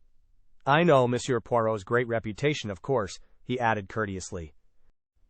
"The police can't advertise themselves, worse luck," said Raglan. It was Poirot who saved the situation. "It is true that I have retired from the world," he said. "I never intended to take up a case again. Above all things, I have a horror of publicity. I must beg that in the case of my being able to contribute something to the solution of the mystery, my name may not be mentioned." Inspector Raglan's face lightened a little. "I've heard of some very remarkable successes of yours," observed the colonel, thawing. "I have had much experience," said Poirot quietly, "but most of my successes have been obtained by the aid of the police. I admire enormously your English police. If Inspector Raglan permits me to assist him, I shall be both honored and flattered." The inspector's countenance became still more gracious. Colonel Melrose drew me aside. "From all I hear, this little fellow's done some really remarkable things," he murmured. "We're naturally anxious not to have to call in Scotland Yard." "Raglan seems very sure of himself, but I'm not quite certain that I agree with him. You see, I know the parties concerned better than he does. This fellow doesn't seem out after kudos, does he? Would work in with us unobtrusively, E.H.?" "To the greater glory of Inspector Raglan," I said solemnly. "Well, well," said Colonel Melrose breezily in a louder voice, "we must put you wise to the latest developments, Monsieur Poirot." "I thank you," said Poirot. "My friend, Dr. Sheppard, said something of the butler being suspected." "That's all bunkum," said Raglan instantly. "These high-class servants get in such a funk that they act suspiciously for nothing at all." "The fingerprints?" I hinted. "Nothing like Parker's." He gave a faint smile and added, "And yours and Mr. Raymond's don't fit either, Doctor." "What about those of Captain Ralph Paton?" asked Poirot quietly. I felt a secret admiration for the way he took the bull by the horns. I saw a look of respect creep into the inspector's eye. "I see you don't let the grass grow under your feet, Mr. Poirot. It will be a pleasure to work with you, I'm sure. We're going to take that young gentleman's fingerprints as soon as we can lay hands upon him." "I can't help thinking you're mistaken, Inspector," said Colonel Melrose warmly. "I've known Ralph Paton from a boy upward. He'd never stoop to murder." "Maybe not," said the inspector tonelessly. "What have you got against him?" I asked. "Went out just on 9 o'clock last night. Was seen in neighborhood of Fernly Park somewhere about 9:30. Not been seen since. Believed to be in serious money difficulties. I've got a pair of his shoes here, shoes with rubber studs in them." He had 2 pairs, almost exactly alike. I'm going up now to compare them with those footmarks. The constable is up there, seeing that no one tampers with them. "We'll go at once," said Colonel Melrose. You and Monsieur Poirot will accompany us, will you not?" We assented, and all drove up in the colonel's car. The inspector was anxious to get at once to the footmarks, and asked to put down at the lodge. About halfway up the drive, on the right, a path branched off which led round to the terrace and the window of Ackroyd's study. "Would you like to go with the inspector, Monsieur Poirot?" asked the chief constable, "or would you prefer to examine the study?" Poirot chose the latter alternative. Parker opened the door to us. His manner was smug and deferential, and he seemed to have recovered from his panic of the night before. Colonel Melrose took a key from his pocket, and unlocking the door which led into the lobby, he ushered us through into the study. "Except for the removal of the body, Monsieur Poirot, this room is exactly as it was last night." "And the body was found where?" As precisely as possible, I described Ackroyd's position. The armchair still stood in front of the fire. Poirot went and sat down in it. "The blue letter you speak of, where was it when you left the room?" Mr. Ackroyd had laid it down on this little table at his right hand. Poirot nodded. "Except for that, everything was in its place?" "Yes, I think so." "Colonel Melrose, would you be so extremely obliging as to sit down in this chair a minute? I thank you. Now, Monsieur le Docteur, will you kindly indicate to me the exact position of the dagger?" I did so, whilst the little man stood in the doorway. The hilt of the dagger was plainly visible from the door then. "Both you and Parker could see it at once?" "Yes." Poirot went next to the window. "The electric light was on, of course, when you discovered the body?" he asked over his shoulder. I assented, and joined him where he was studying the marks on the windowsill. "The rubber studs are the same pattern as those in Captain Paton'S shoes," he said quietly. Then he came back once more to the middle of the room. His eye traveled round, searching everything in the room with a quick, trained glance. "Are you a man of good observation, Dr. Sheppard?" he asked at last. "I think so," I said, surprised. "There was a fire in the grate, I see. When you broke the door down and found Mr. Ackroyd dead, how was the fire? Was it low?" I gave a vexed laugh. I really can't say. I didn't notice. Perhaps Mr. Raymond or Major Blunt." The little man opposite me shook his head with a faint smile. "One must always proceed with method. I made an error of judgment in asking you that question. To each man his own knowledge. You could tell me the details of the patient's appearance. Nothing there would escape you. If I wanted information about the papers on that desk, Mr. Raymond would have noticed anything there was to see. To find out about the fire, I must ask the man whose business it is to observe such things. You permit?" He moved swiftly to the fireplace and rang the bell. After a lapse of a minute or two, Parker appeared. "The bell rang, sir," he said hesitatingly. "Come in, Parker," said Colonel Melrose. "This gentleman wants to ask you something." Parker transferred a respectful attention to Poirot. "Parker," said the little man, "when you broke down the door with Dr. Sheppard last night, and found your master dead, what was the state of the fire?" Parker replied without a pause. "It had burned very low, sir. It was almost out." "Ah!" said Poirot. The exclamation sounded almost triumphant. He went on. "Look round you, my good Parker. Is this room exactly as it was then?" The butler's eye swept round. It came to rest on the windows. "The curtains were drawn, sir, and the electric light was on." Poirot nodded approval. "Anything else?" "Yes, sir, this chair was drawn out a little more."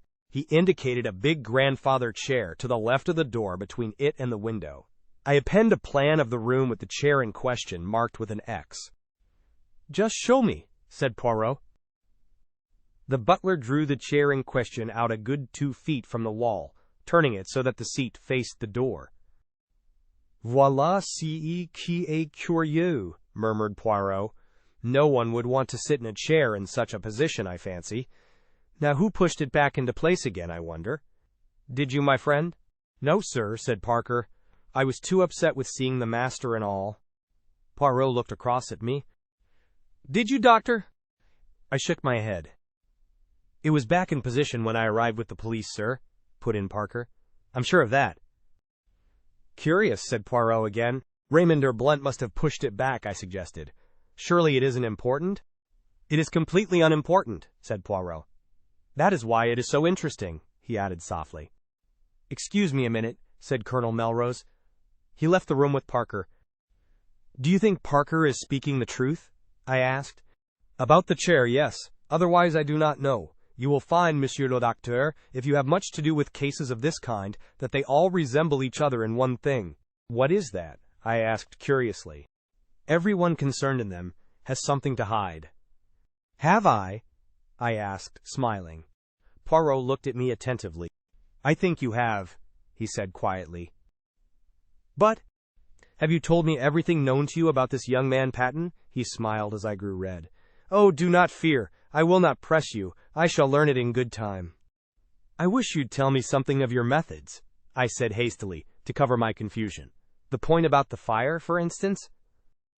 Oh, that was very simple. You leave Mr. Ackroyd at 9:10, was it not? Yes, exactly, I should say. The window is then closed and bolted and the door unlocked.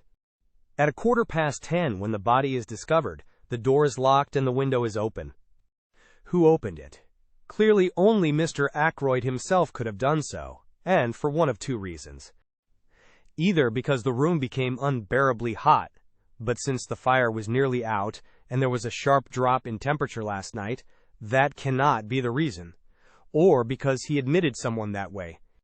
And if he admitted someone that way, it must have been someone well known to him, since he had previously shown himself uneasy on the subject of that same window. It sounds very simple, I said. Everything is simple if you arrange the facts methodically. We are concerned now with the personality of the person who was with him at 9:30 last night.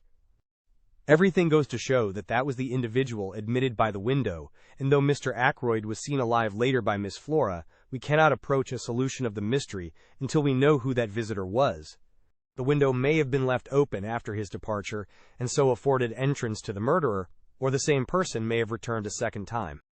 Ah, here is the Colonel who returns. Colonel Melrose entered with an animated manner. That telephone call has been traced at last, he said. It did not come from here. It was put through to Dr. Sheppard at 10:15 last night from a public call office at King's Abbot Station. And at 10:23, the night mail leaves for Liverpool. Chapter 8.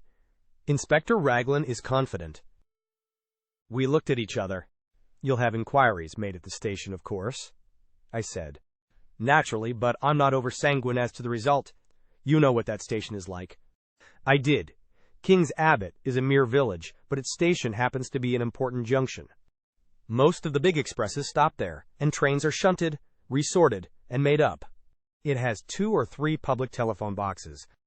At that time of night, 3 local trains come in close upon each other to catch the connection with the express for the north, which comes in at 10:19 and leaves at 10:23. The whole place is in a bustle, and the chances of one particular person being noticed, telephoning, or getting into the express are very small indeed. But why telephone at all? Demanded Melrose. That is what I find so extraordinary. There seems no rhyme or reason in the thing. Poirot carefully straightened a china ornament on one of the bookcases. Be sure there was a reason, he said over his shoulder. But what reason could it be? When we know that, we shall know everything. This case is very curious and very interesting. There was something almost indescribable in the way he said those last words.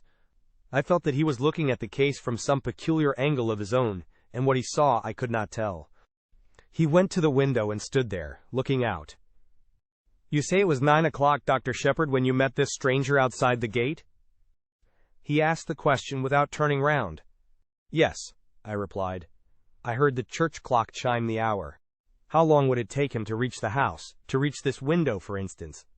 5 minutes at the outside, 2 or 3 minutes only if he took the path at the right of the drive and came straight here. But to do that, he would have to know the way. How can I explain myself? It would mean that he had been here before, that he knew his surroundings. That is true, replied Colonel Melrose. We could find out, doubtless, if Mr. Ackroyd had received any strangers during the past week. Young Raymond could tell us that, I said. Or Parker, suggested Colonel Melrose. Ou tous les deux, suggested Poirot, smiling. Colonel Melrose went in search of Raymond, and I rang the bell once more for Parker. Colonel Melrose returned almost immediately, accompanied by the young secretary, whom he introduced to Poirot. Geoffrey Raymond was fresh and debonair as ever. He seemed surprised and delighted to make Poirot's acquaintance. "No idea you'd been living among us incognito, Monsieur Poirot," he said. "It will be a great privilege to watch you at work. Hello! What's this?" Poirot had been standing just to the left of the door. Now he moved aside suddenly, and I saw that while my back was turned he must have swiftly drawn out the armchair till it stood in the position Parker had indicated. "Want me to sit in the chair whilst you take a blood test?" asked Raymond good-humoredly. "What's the idea?" "Raymond, this chair was pulled out, so, last night when Mr. Ackroyd was found killed, someone moved it back again into place. Did you do so?" The secretary's reply came without a second's hesitation. "No, indeed I didn't. I don't even remember that it was in that position, but it must have been if you say so. Anyway, somebody else must have moved it back to its proper place. Have they destroyed a clue in doing so? Too bad." "It is of no consequence," said the detective. "Of no consequence whatever. What I really want to ask you is this, Raymond, did any stranger come to see Mr. Ackroyd during this past week?" The secretary reflected for a minute or two, knitting his brows, and during the pause Parker appeared in answer to the bell. "No," said Raymond at last. "I can't remember anyone. Can you, Parker?" "I beg your pardon, sir. Any stranger coming to see Mr. Ackroyd this week?" The butler reflected for a minute or two. "There was the young man who came on Wednesday, sir," he said at last. "From Curtis and Trout I understood he was." Raymond moved this aside with an impatient hand. "Oh, yes, I remember, but that is not the kind of stranger this gentleman means." He turned to Poirot. "Mr. Ackroyd had some idea of purchasing a dictaphone," he explained. "It would have enabled us to get through a lot more work in a limited time. The firm in question sent down their representative, but nothing came of it. Mr. Ackroyd did not make up his mind to purchase." Poirot turned to the butler. "Can you describe this young man to me, my good Parker?" "He was fair-haired, sir, and short, very neatly dressed in a blue serge suit, a very presentable young man, sir, for his station in life." Poirot turned to me. "The man you met outside the gate, doctor, was tall, was he not?" "Yes," I said, "somewhere about 6 feet, I should say." "There is nothing in that, then," declared the Belgian. "I thank you, Parker." The butler spoke to Raymond. "Mr. Hammond has just arrived, sir," he said. "He is anxious to know if he can be of any service, and he would be glad to have a word with you." "I'll come at once," said the young man. He hurried out. Poirot looked inquiringly at the chief constable. "The family solicitor, Monsieur Poirot," said the latter. "It is a busy time for this young Raymond," murmured Poirot. "He has the air efficient, that one." "I believe Mr. Ackroyd considered him a most able secretary." "He has been here. How long?" "Just on 2 years, I fancy. His duties he fulfills punctiliously. Of that I am sure. In what manner does he amuse himself? Does he go in for le sport?" "Private secretaries haven't much time for that sort of thing," said Colonel Melrose, smiling. "Raymond plays golf, I believe, and tennis in the summertime." "He does not attend the courses, I should say the running of the horses?" "Race meetings? No, I don't think he's interested in racing." Poirot nodded and seemed to lose interest. He glanced slowly round the study. "I have seen, I think, all that there is to be seen here." I, too, looked round. "If those walls could speak," I murmured. Poirot shook his head. "A tongue is not enough," he said. "They would have to have, also, eyes and ears. But do not be too sure that these dead things," he touched the top of the bookcase as he spoke, "are always dumb. To me they speak sometimes. Chairs, tables, they have their message." He turned away towards the door. "What message?" I cried. "What have they said to you today?" He looked over his shoulder and raised one eyebrow quizzically. "An opened window," he said. "A locked door. A chair that apparently moved itself. To all three I say, why? And I find no answer. He shook his head, puffed out his chest, and stood blinking at us. He looked ridiculously full of his own importance. It crossed my mind to wonder whether he was really any good as a detective. Had his big reputation been built up on a series of lucky chances? I think the same thought must have occurred to Colonel Melrose, for he frowned. "Anything more you want to see, Monsieur Poirot?" he inquired brusquely. "You would perhaps be so kind as to show me the silver table from which the weapon was taken? After that, I will trespass on your kindness no longer." We went to the drawing-room, but on the way the constable waylaid the colonel, and after a muttered conversation the latter excused himself and left us together. I showed Poirot the silver table, and after raising the lid once or twice and letting it fall, he pushed open the window and stepped out on the terrace. I followed him. Inspector Raglan had just turned the corner of the house, and was coming towards us. His face looked grim and satisfied. "So there you are, Monsieur Poirot," he said. "Well, this isn't going to be much of a case. I'm sorry, too. A nice enough young fellow gone wrong." Poirot's face fell, and he spoke very mildly. "I'm afraid I shall not be able to be of much aid to you, then." "Next time, perhaps," said the inspector soothingly, "though we don't have murders every day in this quiet little corner of the world." Poirot's gaze took on an admiring quality. "You have been of a marvelous promptness," he observed. "How exactly did you go to work, if I may ask?" "Certainly," said the inspector. "To begin with, method. That's what I always say, method." "Ah!" cried the other. "That too is my watchword, method, order, and the little gray cells." "The cells?" said the inspector, staring. "The little gray cells of the brain," explained the Belgian. "Oh, of course. Well, we all use them, I suppose." "In a greater or lesser degree," murmured Poirot, "and there are, too, differences in quality. Then there is the psychology of a crime. One must study that." "Ah," said the inspector, "you've been bitten with all this psychoanalysis stuff. Now I'm a plain man." "Mrs. Raglan would not agree, I am sure, to that," said Poirot, making him a little bow. Inspector Raglan, a little taken aback, bowed. "You don't understand," he said, grinning broadly. "Lord, what a lot of difference language makes. I'm telling you how I set to work. First of all, method. Mr. Ackroyd was last seen alive at 9:45 by his niece, Miss Flora Ackroyd. That's fact number 1, isn't it?" "If you say so." "Well, it is. At 10:30, the doctor here says that Mr. Ackroyd has been dead at least half an hour." "You stick to that, doctor?" "Certainly," I said. "Half an hour or longer." "Very good. That gives us exactly a quarter of an hour in which the crime must have been committed. I make a list of every one in the house and work through it, setting down opposite their names where they were and what they were doing between the hour of 9:45 and 10 p.m. He handed a sheet of paper to Poirot. I read it over his shoulder. It ran as follows, written in a neat script. Major Blunt. In billiard room with Mr. Raymond. Latter confirms. Mr. Raymond. Billiard room. See above. Mrs. Ackroyd. 9:45 watching billiard match. Went up to bed 9:55. Raymond and Blunt watched her up staircase. Miss Ackroyd. Went straight from her uncle's room upstairs. Confirmed by Parker, also housemaid Elsie Dale. Servants. Parker. Went straight to butler's pantry. Confirmed by housekeeper Miss Russell, who came down to speak to him about something at 9:47 and remained at least 10 minutes. Miss Russell, as above, spoke to housemaid Elsie Dale, upstairs at 9:45. Ursula Bourne, parlormaid, in her own room until 9:55, then in servants' hall.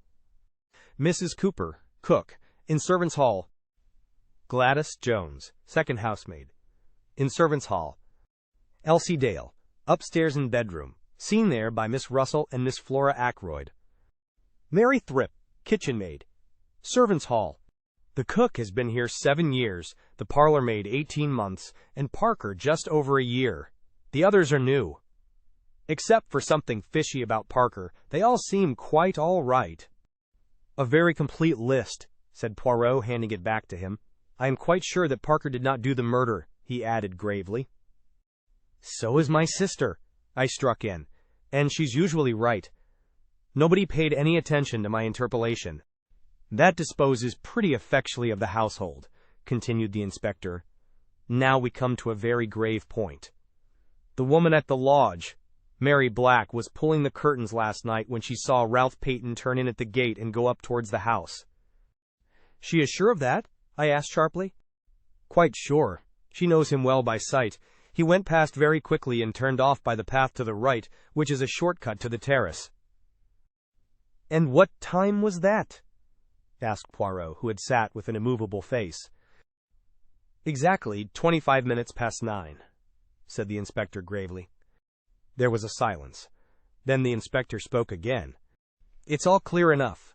It fits in without a flaw. At 25 minutes past 9, Captain Paton is seen passing the lodge. At 9:30 or thereabouts, Mr. Geoffrey Raymond hears someone in here asking for money, and Mr. Ackroyd refusing. What happens next? Captain Paton leaves the same way, through the window.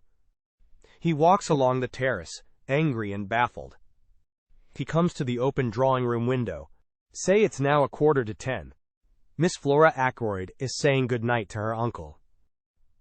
Major Blunt, Mr. Raymond, and Mrs. Ackroyd are in the billiard room. The drawing-room is empty. He steals in, takes the dagger from the silver table, and returns to the study window. He slips off his shoes, climbs in, and... well, I don't need to go into details. Then he slips out again and goes off. Hadn't the nerve to go back to the inn. He makes for the station, rings up from there." "Why?" said Poirot softly. I jumped at the interruption. The little man was leaning forward. His eyes shone with a queer green light. For a moment Inspector Raglan was taken aback by the question. "It's difficult to say exactly why he did that," he said at last, "but murderers do funny things. You'd know that if you were in the police force. The cleverest of them make stupid mistakes sometimes. But come along and I'll show you those footprints."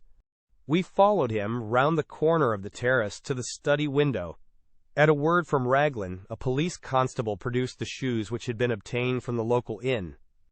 The inspector laid them over the marks. "They're the same," he said confidently.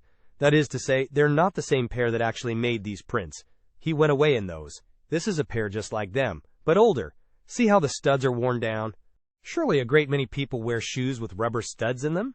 asked Poirot. "That's so, of course," said the inspector. "I shouldn't put so much stress on the footmarks if it wasn't for everything else." "A very foolish young man, Captain Ralph Paton," said Poirot thoughtfully, "to leave so much evidence of his presence." "Ah, well," said the inspector, "it was a dry, fine night, you know. He left no prints on the terrace or on the gravelled path. But, unluckily for him, a spring must have welled up just lately at the end of the path from the drive. See here." A small gravelled path joined the terrace a few feet away. In one spot, a few yards from its termination, the ground was wet and boggy. Crossing this wet place there were again the marks of footsteps, and amongst them the shoes with rubber studs. Poirot followed the path on a little way, the inspector by his side. "You noticed the women's footprints?" he said suddenly. The inspector laughed. "Naturally, but several different women have walked this way, and men as well. It's a regular shortcut to the house, you see. It would be impossible to sort out all the footsteps. After all, it's the ones on the windowsill that are really important." Poirot nodded.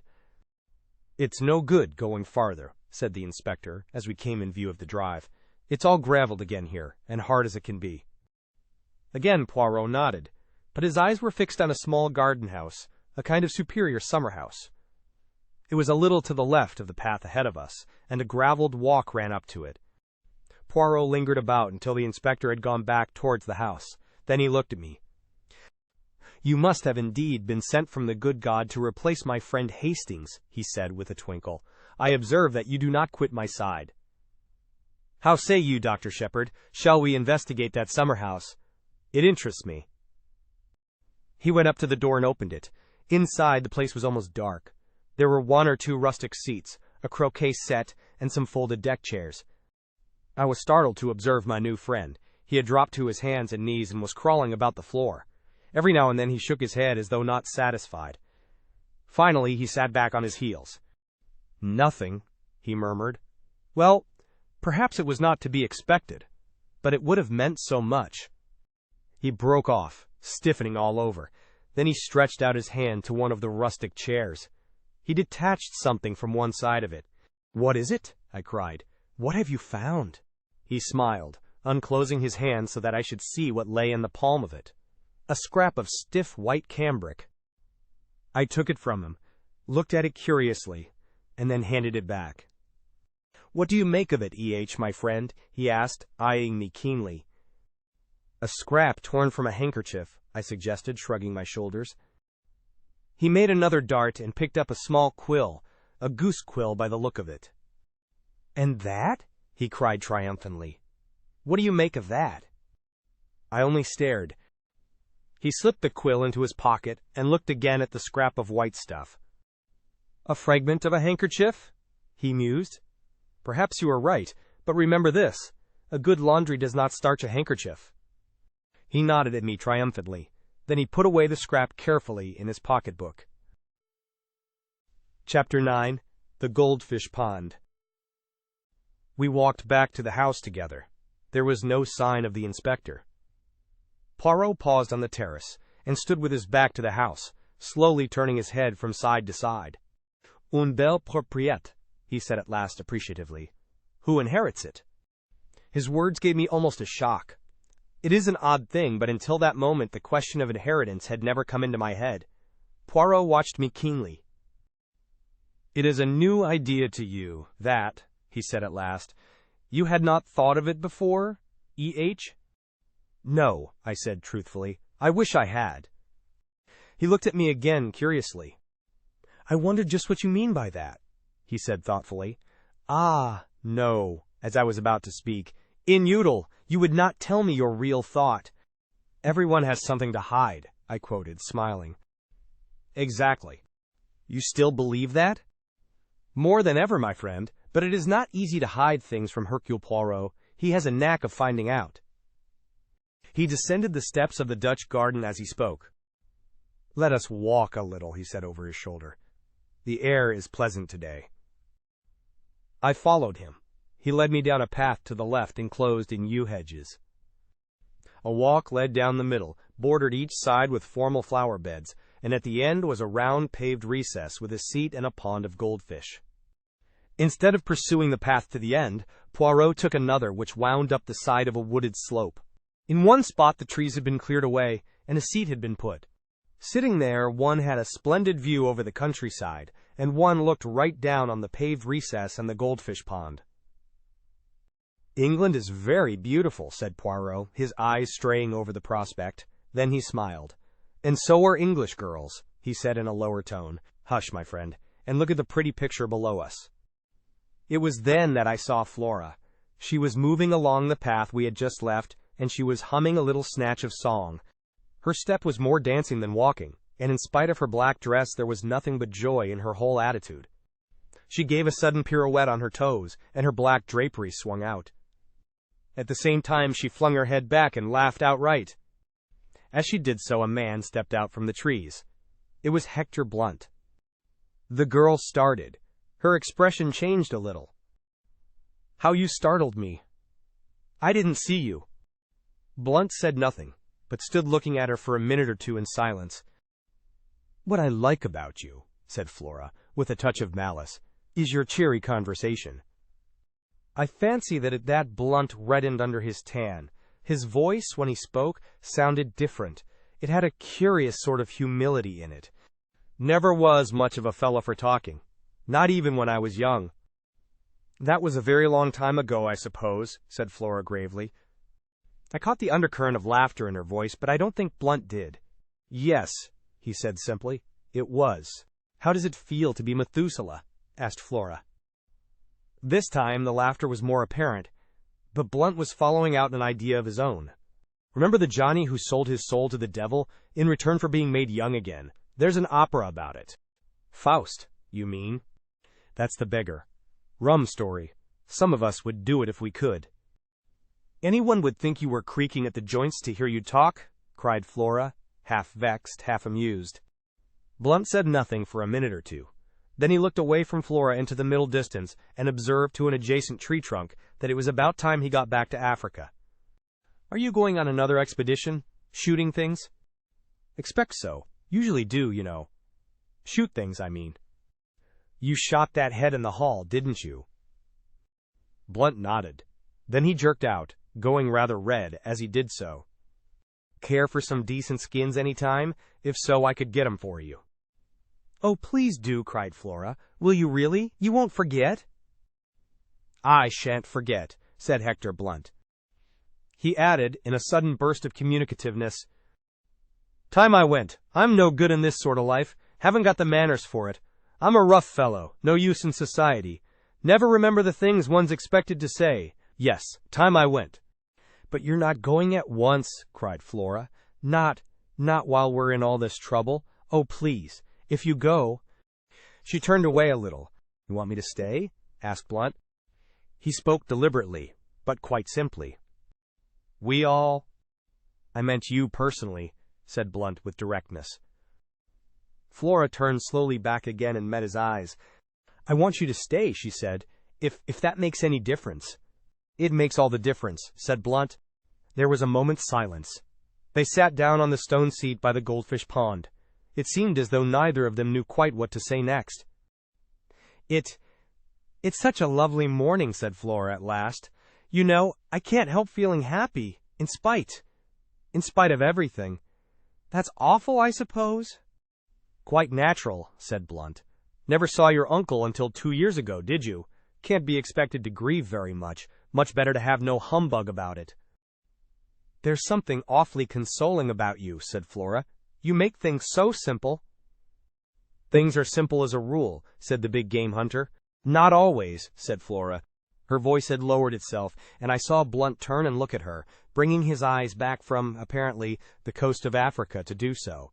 He evidently put his own construction on her change of tone, for he said after a minute or two in rather an abrupt manner, I say, you know, you mustn't worry. About that young chap, I mean. Inspector's an ass, everybody knows. Utterly absurd to think he could have done it. Man from outside. Burglar chap. That's the only possible solution. Flora turned to look at him. You really think so? Don't you? Said Blunt quickly. Oh yes, of course. Another silence, and then Flora burst out. I'll tell you why I felt so happy this morning. However heartless you think me, I'd rather tell you. It's because the lawyer has been... Mr. Hammond. He told us about the will. Uncle Roger has left me 20,000 pounds. Think of it. 20,000 beautiful pounds. Blunt looked surprised. Does it mean so much to you? Mean much to me? Why, it's everything.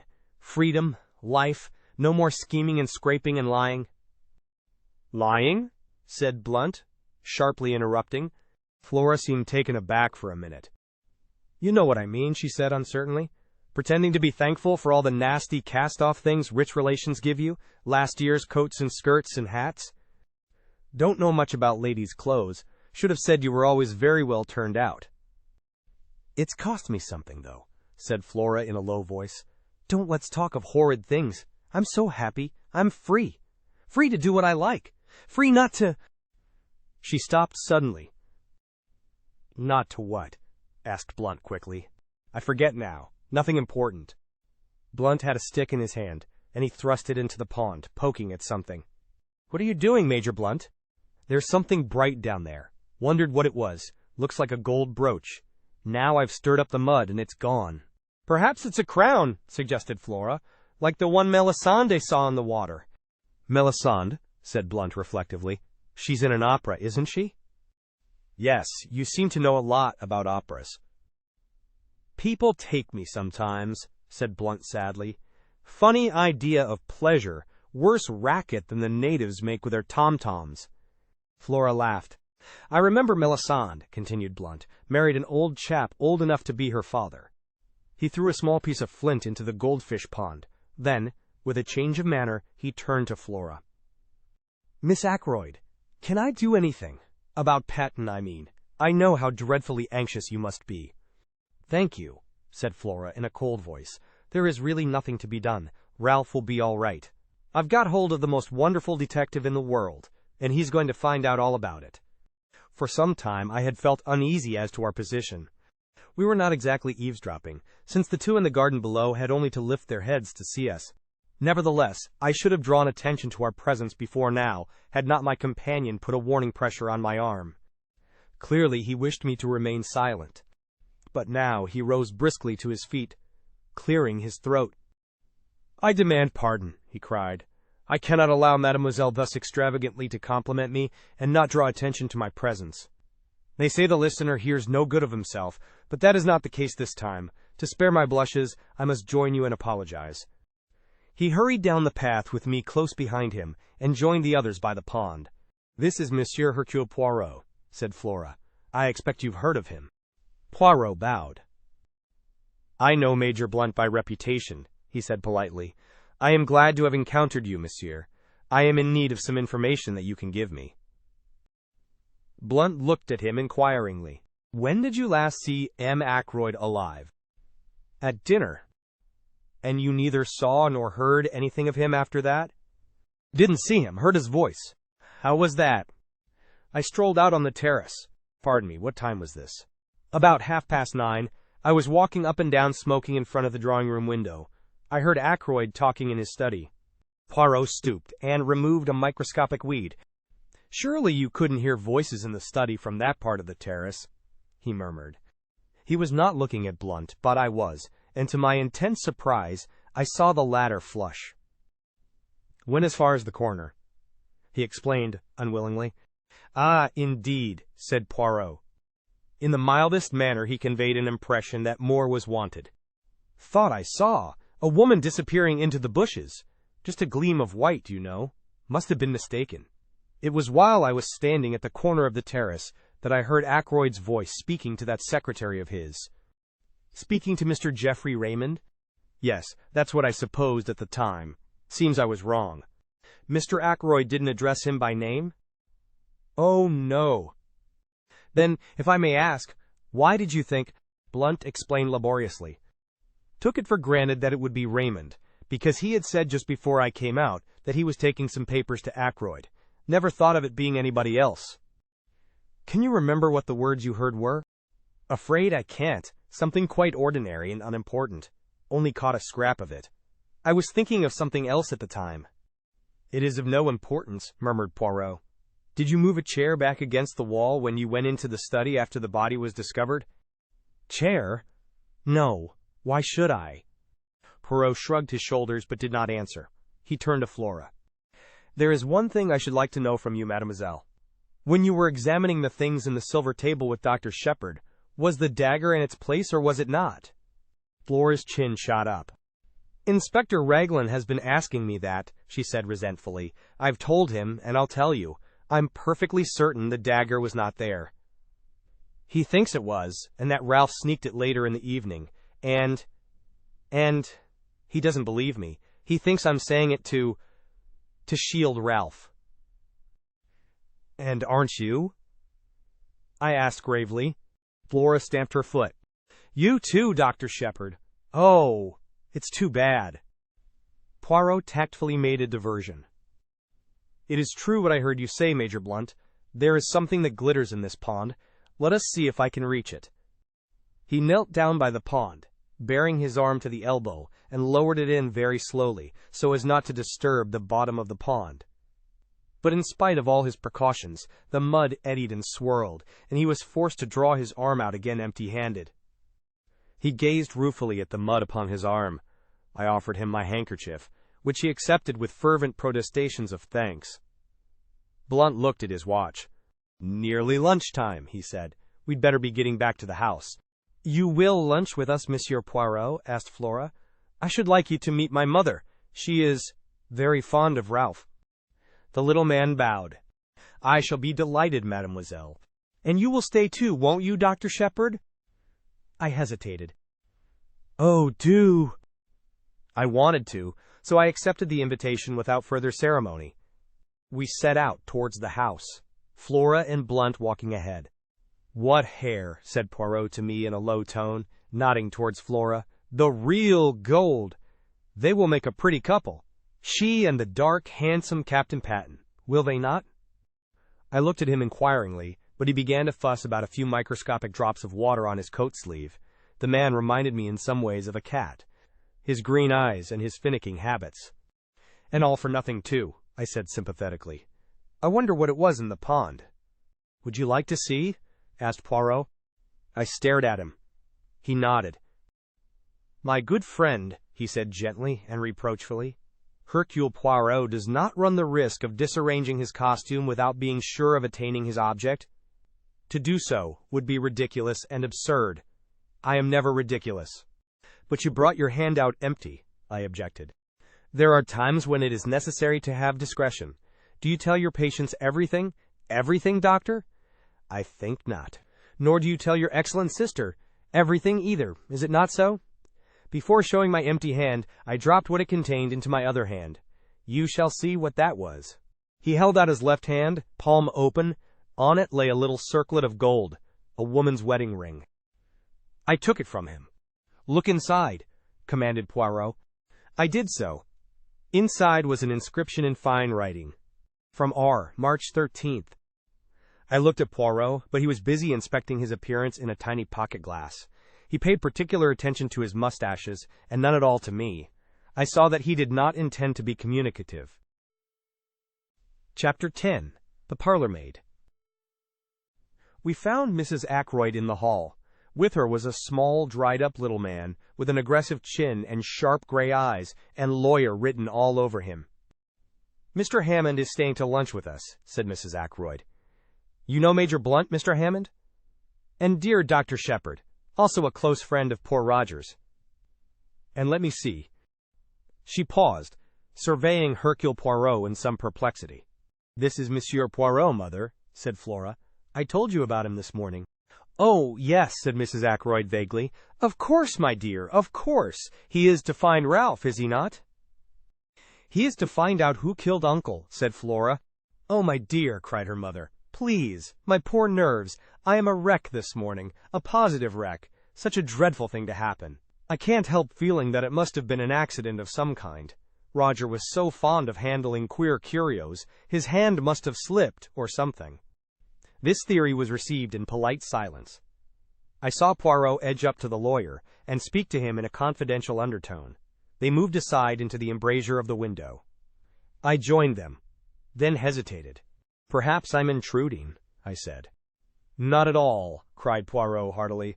"You and I, Monsieur le Docteur, we investigate this affair side by side. Without you I should be lost. I desire a little information from the good Mr. Hammond." "You are acting on behalf of Captain Ralph Paton, I understand," said the lawyer cautiously. Poirot shook his head. "Not so. I am acting in the interests of justice. Miss Ackroyd has asked me to investigate the death of her uncle." Mr. Hammond seemed slightly taken aback. "I cannot seriously believe that Captain Paton can be concerned in this crime," he said. "However strong the circumstantial evidence against him may be, the mere fact that he was hard-pressed for money—" "Was he hard-pressed for money?" interpolated Poirot quickly. The lawyer shrugged his shoulders. "It was a chronic condition with Ralph Paton," he said dryly. "Money went through his hands like water. He was always applying to his stepfather." "Had he done so of late? During the last year, for instance?" "I cannot say. Mr. Ackroyd did not mention the fact to me." "I comprehend. Mr. Hammond, I take it that you are acquainted with the provisions of Mr. Ackroyd's will?" "Certainly. That is my principal business here today." "Then, seeing that I am acting for Miss Ackroyd, you will not object to telling me the terms of that will?" "They are quite simple, shorn of legal phraseology, and after paying certain legacies and bequests." "Such as—" interrupted Poirot.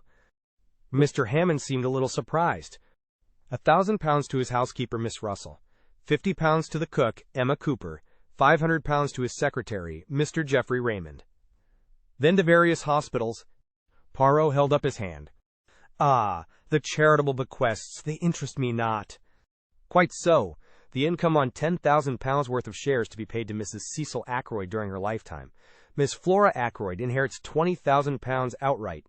The residue, including this property and the shares in Ackroyd & Son, to his adopted son, Ralph Paton."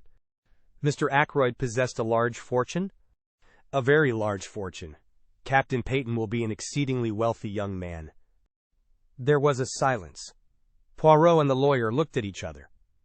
"Mr. Hammond," came Mrs. Ackroyd's voice plaintively from the fireplace. The lawyer answered the summons. Poirot took my arm and drew me right into the window. "Regard the irises," he remarked in rather a loud voice. "Magnificent, are they not? A straight and pleasing effect."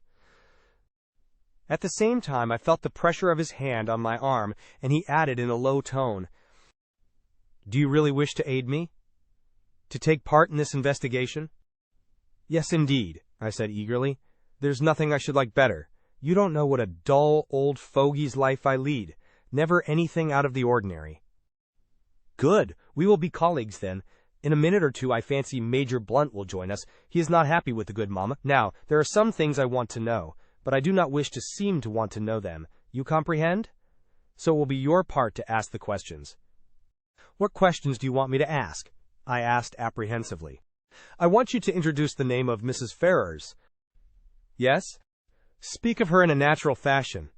Ask him if he was down here when her husband died. You understand the kind of thing I mean. And while he replies, watch his face without seeming to watch it. C'est compris?" There was no time for more, for at that minute, as Poirot had prophesied, Blunt left the others in his abrupt fashion and came over to us. I suggested strolling on the terrace, and he acquiesced. Poirot stayed behind. I stopped to examine a late rose. "How things change in the course of a day or so," I observed.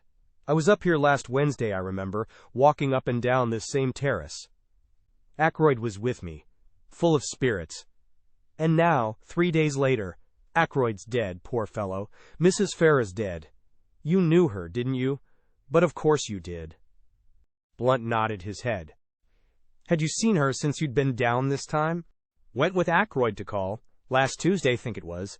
Fascinating woman, but something queer about her. Deep. One would never know what she was up to." I looked into his steady gray eyes. Nothing there, surely. I went on. "I suppose you'd met her before. Last time I was here, she and her husband had just come here to live." He paused a minute and then added, "Rum thing. She had changed a lot between then and now." "How changed?" I asked. "Looked 10 years older."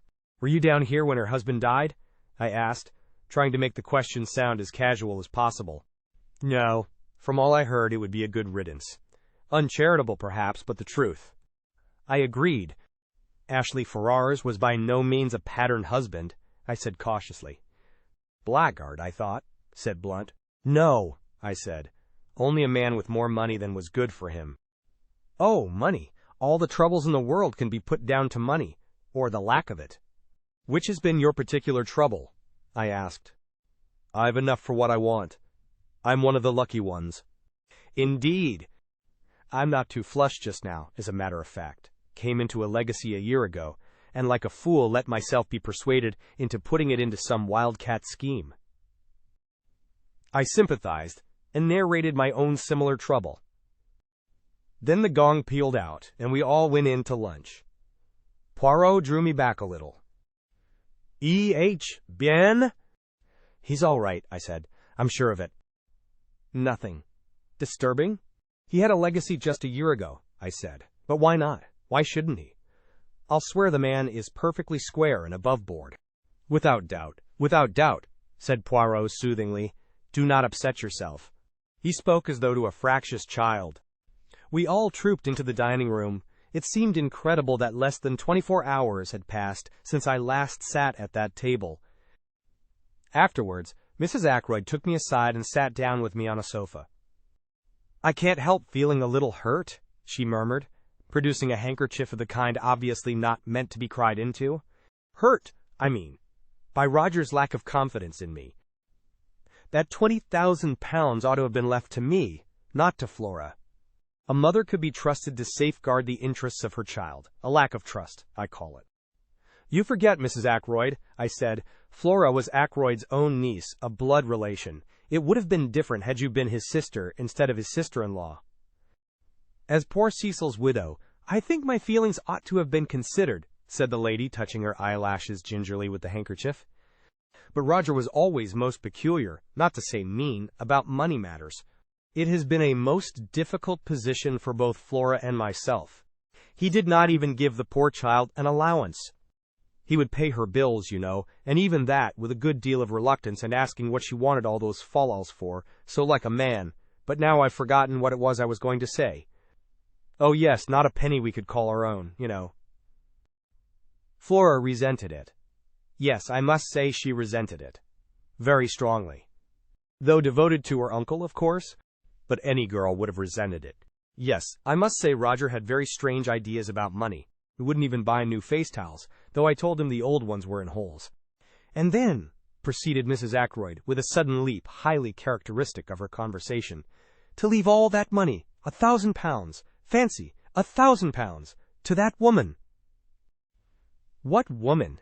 That Russell woman. Something very queer about her, and so I've always said. But Roger wouldn't hear a word against her. Said she was a woman of great force of character, and that he admired and respected her. He was always going on about her rectitude and independence and moral worth. I think there's something fishy about her.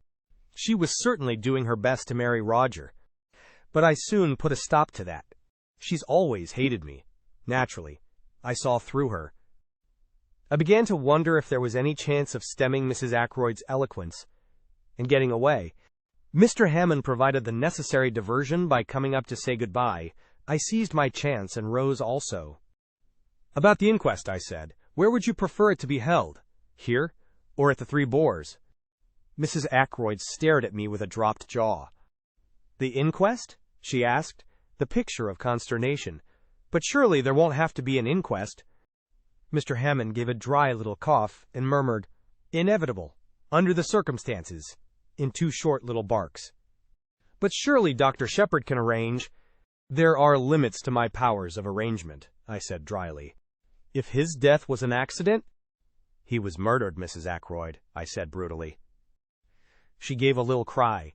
No theory of accident will hold water for a minute. Mrs. Ackroyd looked at me in distress.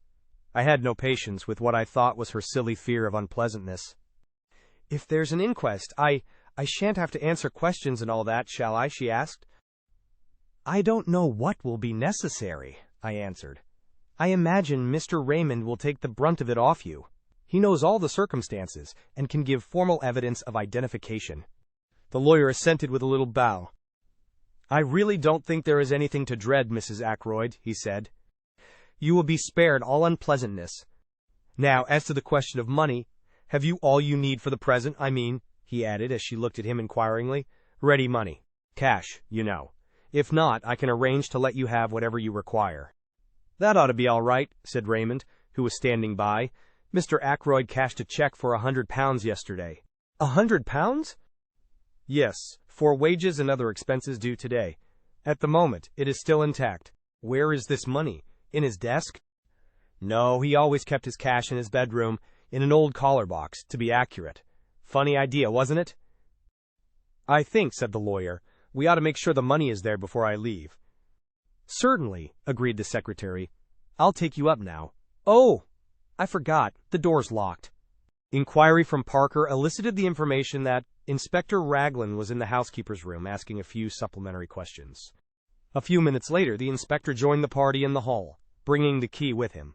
He unlocked the door, and we passed into the lobby and up the small staircase. At the top of the stairs, the door into Ackroyd's bedroom stood open. Inside the room it was dark, the curtains were drawn, and the bed was turned down just as it had been last night. The inspector drew the curtains, letting in the sunlight, and Geoffrey Raymond went to the top drawer of a rosewood bureau. He kept his money like that, in an unlocked drawer. Just fancy, commented the inspector. The secretary flushed a little. Mr. Ackroyd had perfect faith in the honesty of all the servants, he said hotly.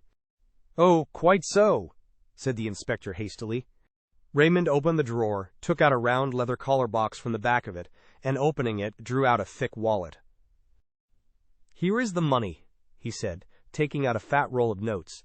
You will find the 100 intact, I know, for Mr. Ackroyd put it in the collar box in my presence last night when he was dressing for dinner, and of course it has not been touched since. Mr. Hammond took the roll from him and counted it. He looked up sharply. £100, you said. But there is only 60 here. Raymond stared at him. Impossible, he cried, springing forward. Taking the notes from the other's hand, he counted them aloud. Mr. Hammond had been right. The total amounted to £60. But I can't understand it, cried the secretary, bewildered. Poirot asked a question.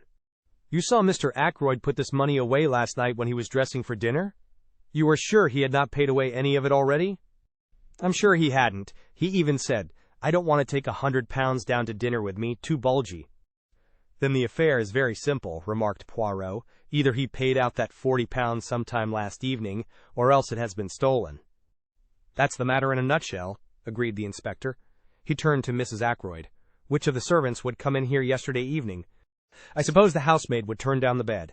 Who is she? What do you know about her? She's not been here very long, said Mrs. Ackroyd, but she's a nice ordinary country girl.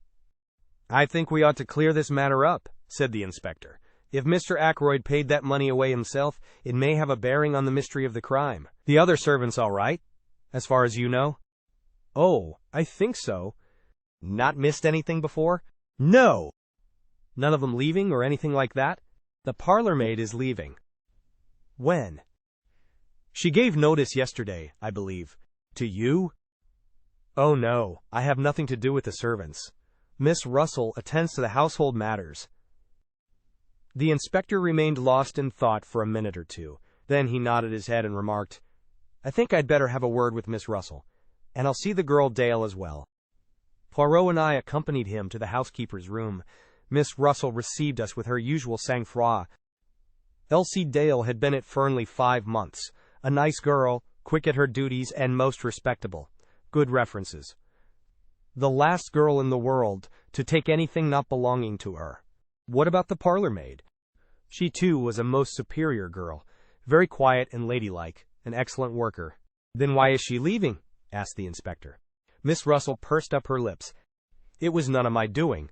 I understand Mr. Ackroyd found fault with her yesterday afternoon. It was her duty to do the study, and she disarranged some of the papers on his desk, I believe. He was very annoyed about it, and she gave notice. At least, that is what I understood from her, but perhaps you'd like to see her yourselves? The inspector assented. I had already noticed the girl when she was waiting on us at lunch. A tall girl, with a lot of brown hair rolled tightly away at the back of her neck, and very steady gray eyes. She came in answer to the housekeeper's summons, and stood very straight, with those same gray eyes fixed on us. You are Ursula Bourne? Asked the inspector. Yes, sir. I understand you are leaving? Yes, sir. Why is that? I disarranged some papers on Mr. Ackroyd's desk. He was very angry about it, and I said I had better leave. He told me to go as soon as possible. Were you in Mr. Ackroyd's bedroom at all last night, tidying up or anything? No, sir. That is Elsie's work. I never went near that part of the house.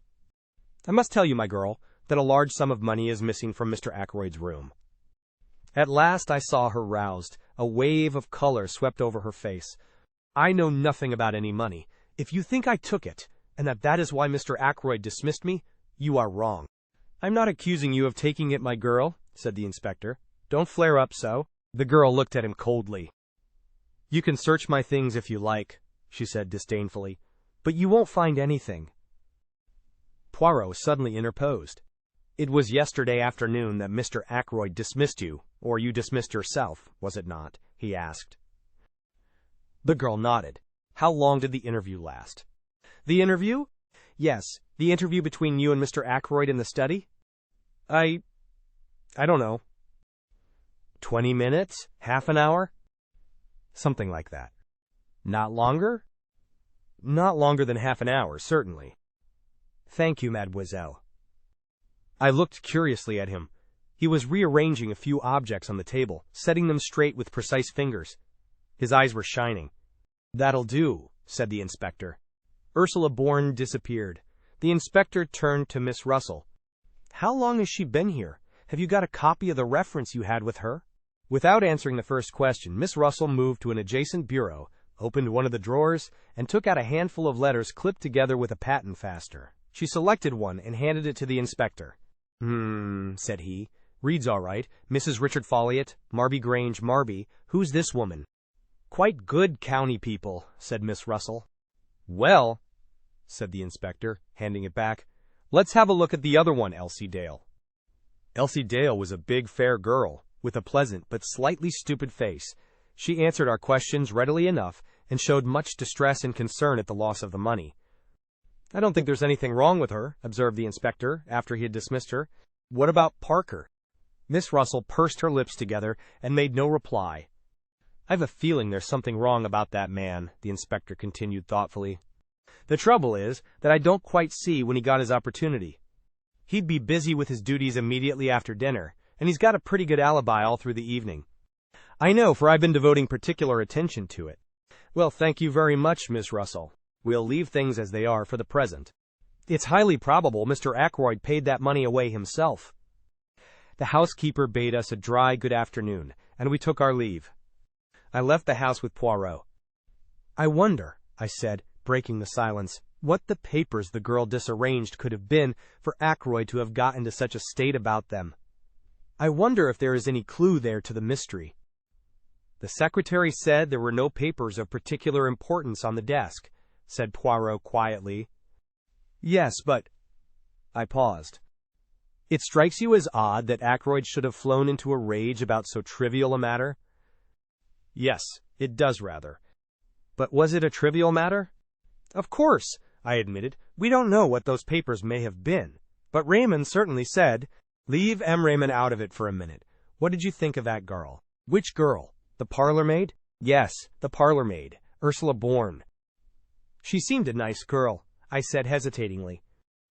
Poirot repeated my words, but whereas I had laid a slight stress on the fourth word, he put it on the second. "She seemed a nice girl, yes." Then, after a minute's silence, he took something from his pocket and handed it to me. "See, my friend, I will show you something. Look there." The paper he had handed me was that compiled by the inspector and given by him to Poirot that morning. Following the pointing finger, I saw a small cross marked in pencil, opposite the name Ursula Bourne. "You may not have noticed it at the time, my good friend, but there was one person on this list whose alibi had no kind of confirmation. Ursula Bourne." "You don't think—" "Dr. Sheppard, I dare to think anything. Ursula Bourne may have killed Mr. Ackroyd, but I confess I can see no motive for her doing so. Can you?" He looked at me very hard, so hard that I felt uncomfortable. "Can you?" he repeated. "No motive whatsoever," I said firmly. His gaze relaxed, he frowned and murmured to himself, "Since the blackmailer was a man, it follows that she cannot be the blackmailer, then." I coughed. "As far as that goes—" I began doubtfully. He spun round on me. "What? What are you going to say?" "Nothing. Nothing. Only that, strictly speaking, Mrs. Ferrars in her letter mentioned a person. She didn't actually specify a man. But we took it for granted, Ackroyd and I, that it was a man." Poirot did not seem to be listening to me. He was muttering to himself again. "But then it is possible after all. Yes, certainly it is possible. But then, I must rearrange my ideas. Method, order, never have I needed them more. Everything must fit in its appointed place, otherwise I am on the wrong tack." He broke off, and whirled round upon me again. "Where is Marby?" "It's on the other side of Cranchester." "How far away?" "Oh, 14 miles, perhaps." "Would it be possible for you to go there? Tomorrow, say?" "Tomorrow? Let me see, that's Sunday. Yes, I could arrange it. What do you want me to do there?" "See this, Mrs. Folliot. Find out all you can about Ursula Bourne." "Very well, but I don't much care for the job. It is not the time to make difficulties. A man's life may hang on this." "Poor Ralph," I said with a sigh. "You believe him to be innocent, though?" Poirot looked at me very gravely. "Do you want to know the truth?" "Of course." "Then you shall have it. My friend, everything points to the assumption that he is guilty." "What?" I exclaimed. Poirot nodded. "Yes, that stupid inspector, for he is stupid, has everything pointing his way. I seek for the truth, and the truth leads me every time to Ralph Paton. Motive, opportunity means. But I will leave no stone unturned, I promised Mademoiselle Flora. And she was very sure, that little one, but very sure indeed. Chapter 11. Poirot Pays a Call. I was slightly nervous when I rang the bell at Marby Grange the following afternoon. I wondered very much what Poirot expected to find out. He had entrusted the job to me. Why? Was it because, as in the case of questioning Major Blunt, he wished to remain in the background? The wish, intelligible in the first case, seemed to me quite meaningless here. My meditations were interrupted by the advent of a smart parlormaid. Mrs. Folliot was at home. I was ushered into a big drawing room, and looked round me curiously, as I waited for the mistress of the house. A large, bare room, some good bits of old china, and some beautiful etchings, shabby covers and curtains. A lady's room in every sense of the term. I turned from the inspection of a Bartolozzi on the wall as Mrs. Folliot came into the room. She was a tall woman, with untidy brown hair and a very winning smile. "Dr. Sheppard," she said hesitatingly. "That is my name," I replied. "I must apologize for calling upon you like this, but I wanted some information about a parlormaid previously employed by you, Ursula'S." With the utterance of the name, the smile vanished from her face, and all the cordiality froze out of her manner. She looked uncomfortable and ill at ease. "Ursula'S?" she said hesitatingly. "Yes," I said. "Perhaps you don't remember the name?" "Oh, yes, of course. I remember perfectly." "She left you just over a year ago, I understand?" Yes, she did. That is quite right." "And you were satisfied with her whilst she was with you? How long was she with you, by the way?" "Oh, a year or two. I can't remember exactly how long. She is very capable. I'm sure you will find her quite satisfactory. I didn't know she was leaving Fernly. I hadn't the least idea of it." "Can you tell me anything about her?" I asked. "Anything about her?" "Yes, where she comes from, who her people are, that sort of thing." Mrs. Folliot's face wore more than ever its frozen look. "I don't know at all. Who was she with before she came to you?" "I'm afraid I don't remember." There was a spark of anger now underlying her nervousness. She flung up her head in a gesture that was vaguely familiar. "Is it really necessary to ask all these questions?" "Not at all," I said, with an air of surprise and a tinge of apology in my manner. "I had no idea you would mind answering them. I am very sorry." Her anger left her, and she became confused again. "Oh, I don't mind answering them. I assure you I don't. Why should I? It just seemed a little odd, you know. That's all. A little odd." One advantage of being a medical practitioner is that you can usually tell when people are lying to you. I should have known from Mrs. Folliot's manner, if from nothing else, that she did mind answering my questions, minded intensely. She was thoroughly uncomfortable and upset, and there was plainly some mystery in the background. I judged her to be a woman quite unused to deception of any kind, and consequently rendered acutely uneasy when forced to practice it. A child could have seen through her. But it was also clear that she had no intention of telling me anything further. Whatever the mystery centering around Ursula'S might be, I was not going to learn it through Mrs. Folliot. Defeated, I apologized once more for disturbing her, took my hat and departed. I went to see a couple of patients and arrived home about 6 o'clock. Caroline was sitting beside the wreck of tea things. She had that look of suppressed exultation on her face which I know only too well. It is a sure sign with her of either the getting or the giving of information. I wondered which it had been. "I've had a very interesting afternoon," began Caroline as I dropped into my own particular easy chair and stretched out my feet to the inviting blaze in the fireplace. "Have you?" I asked. "Miss Gannett drop into tea?" "Miss Gannett is one of the chief of our newsmongers." "Guess again," said Caroline with intense complacency. I guessed several times, working slowly through all the members of Caroline's intelligence corps. My sister received each guess with a triumphant shake of the head. In the end, she volunteered the information herself. "Monsieur Poirot," she said. "Now what do you think of that?" I thought a good many things of it, but I was careful not to say them to Caroline. "Why did he come?" I asked. "To see me, of course. He said that knowing my brother so well, he hoped he might be permitted to make the acquaintance of his charming sister, your charming sister. I've got mixed up, but you know what I mean." "What did he talk about?" I asked. "He told me a lot about himself and his cases. You know that Prince Paul of Mauritania? The one who's just married a dancer?" "Yes." "I saw a most intriguing paragraph about her in Society Snippets the other day, hinting that she was really a Russian Grand Duchess, one of the Tsar's daughters, who managed to escape from the Bolsheviks. Well, it seems that Monsieur Poirot solved a baffling murder mystery that threatened to involve them both." Prince Paul was beside himself with gratitude. Did he give him an emerald tie pin the size of a plover's egg? I inquired sarcastically. He didn't mention it. Why? Nothing, I said. I thought it was always done. It is in detective fiction anyway. The super detective always has his rooms littered with rubies and pearls and emeralds from grateful royal clients. It's very interesting to hear about these things from the inside, said my sister complacently.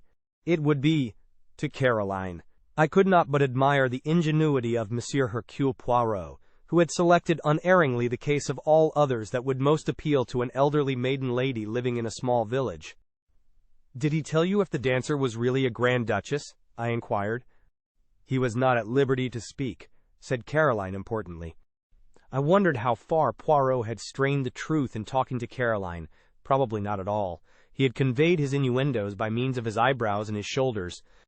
And after all this, I remarked, I suppose you were ready to eat out of his hand. Don't be coarse, James. I don't know where you get these vulgar expressions from. Probably from my only link with the outside world, my patients. Unfortunately, my practice does not lie amongst royal princes and interesting Russian émigrés. Caroline pushed her spectacles up and looked at me. You seem very grumpy, James. It must be your liver. A blue pill, I think, tonight. To see me in my own home, you would never imagine that I was a doctor of medicine. Caroline does the home prescribing both for herself and me. Damn my liver, I said irritably. Did you talk about the murder at all? Well, naturally, James. What else is there to talk about locally? I was able to set Monsieur Poirot right upon several points. He was very grateful to me. He said I had the makings of a born detective in me, and a wonderful psychological insight into human nature. Caroline was exactly like a cat that is full to overflowing with rich cream. She was positively purring. He talked a lot about the little gray cells of the brain, and of their functions. His own, he says, are of the first quality.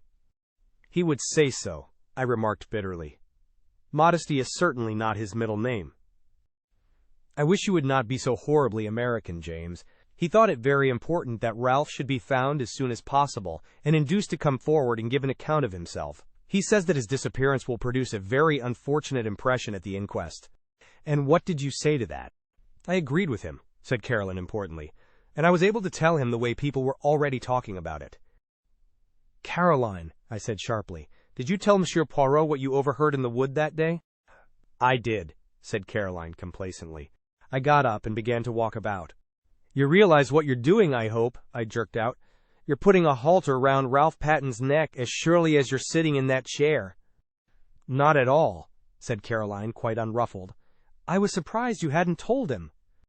I took very good care not to, I said. I'm fond of that boy. So am I. That's why I say you're talking nonsense. I don't believe Ralph did it, and so the truth can't hurt him, and we ought to give Monsieur Poirot all the help we can. Why, think very likely Ralph was out with that identical girl on the night of the murder, and if so, he's got a perfect alibi.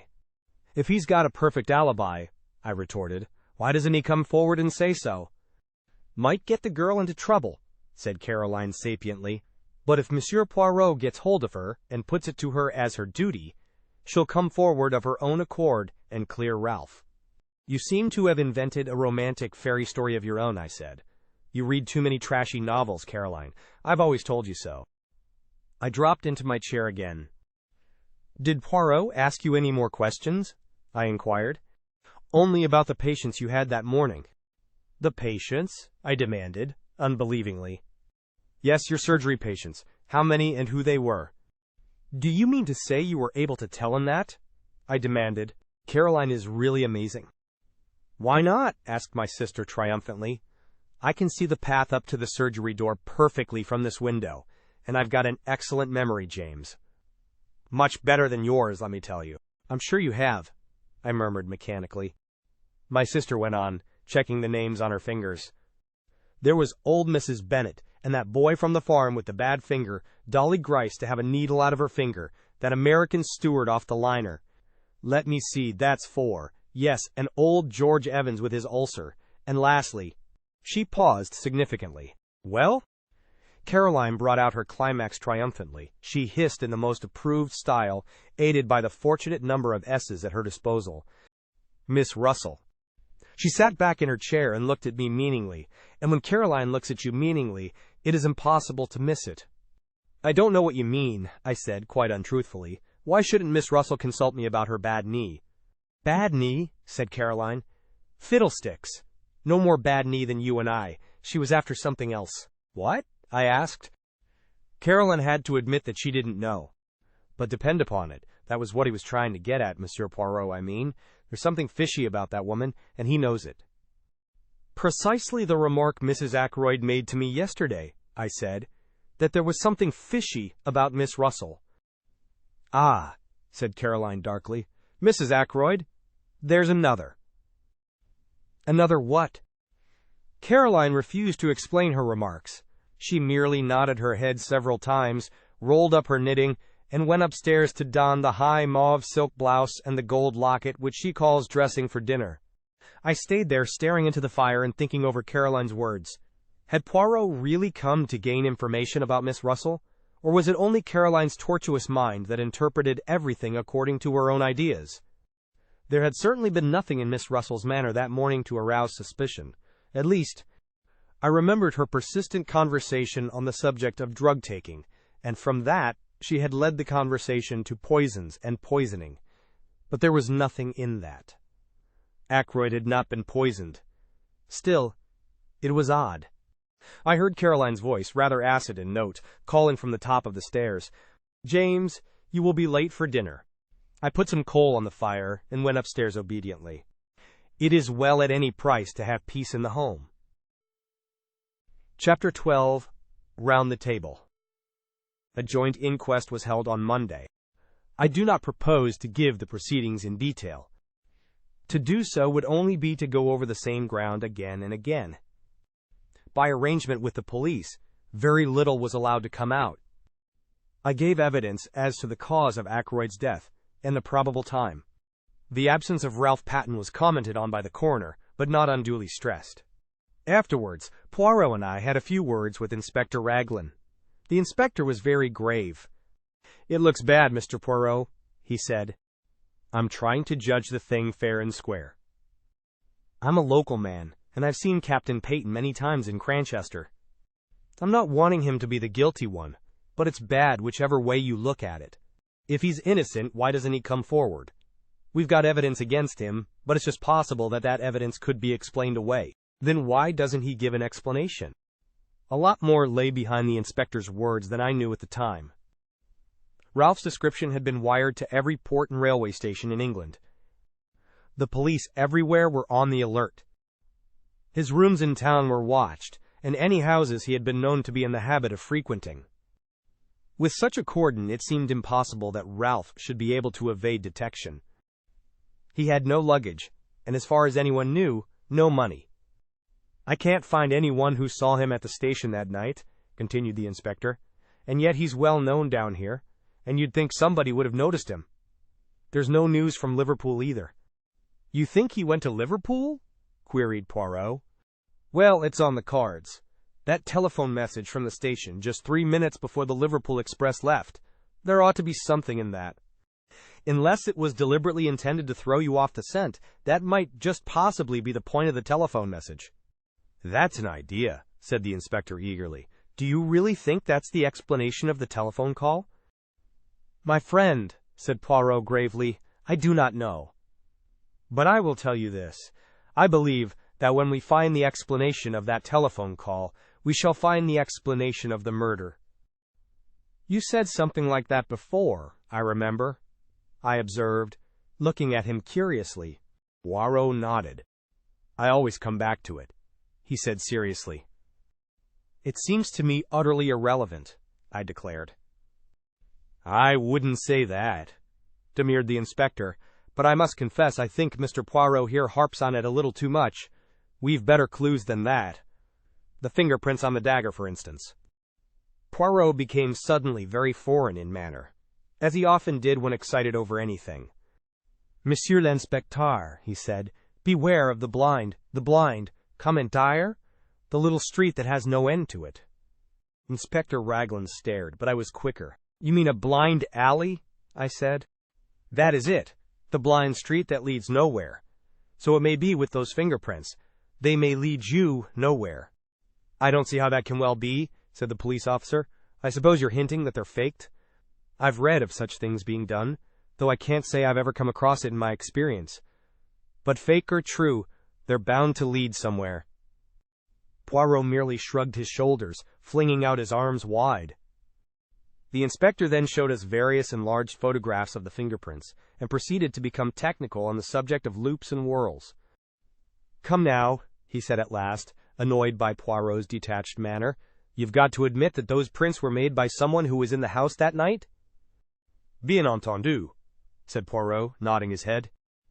"Well, I've taken the prints of every member of the household. Every one, mind you, from the old lady down to the kitchen maid.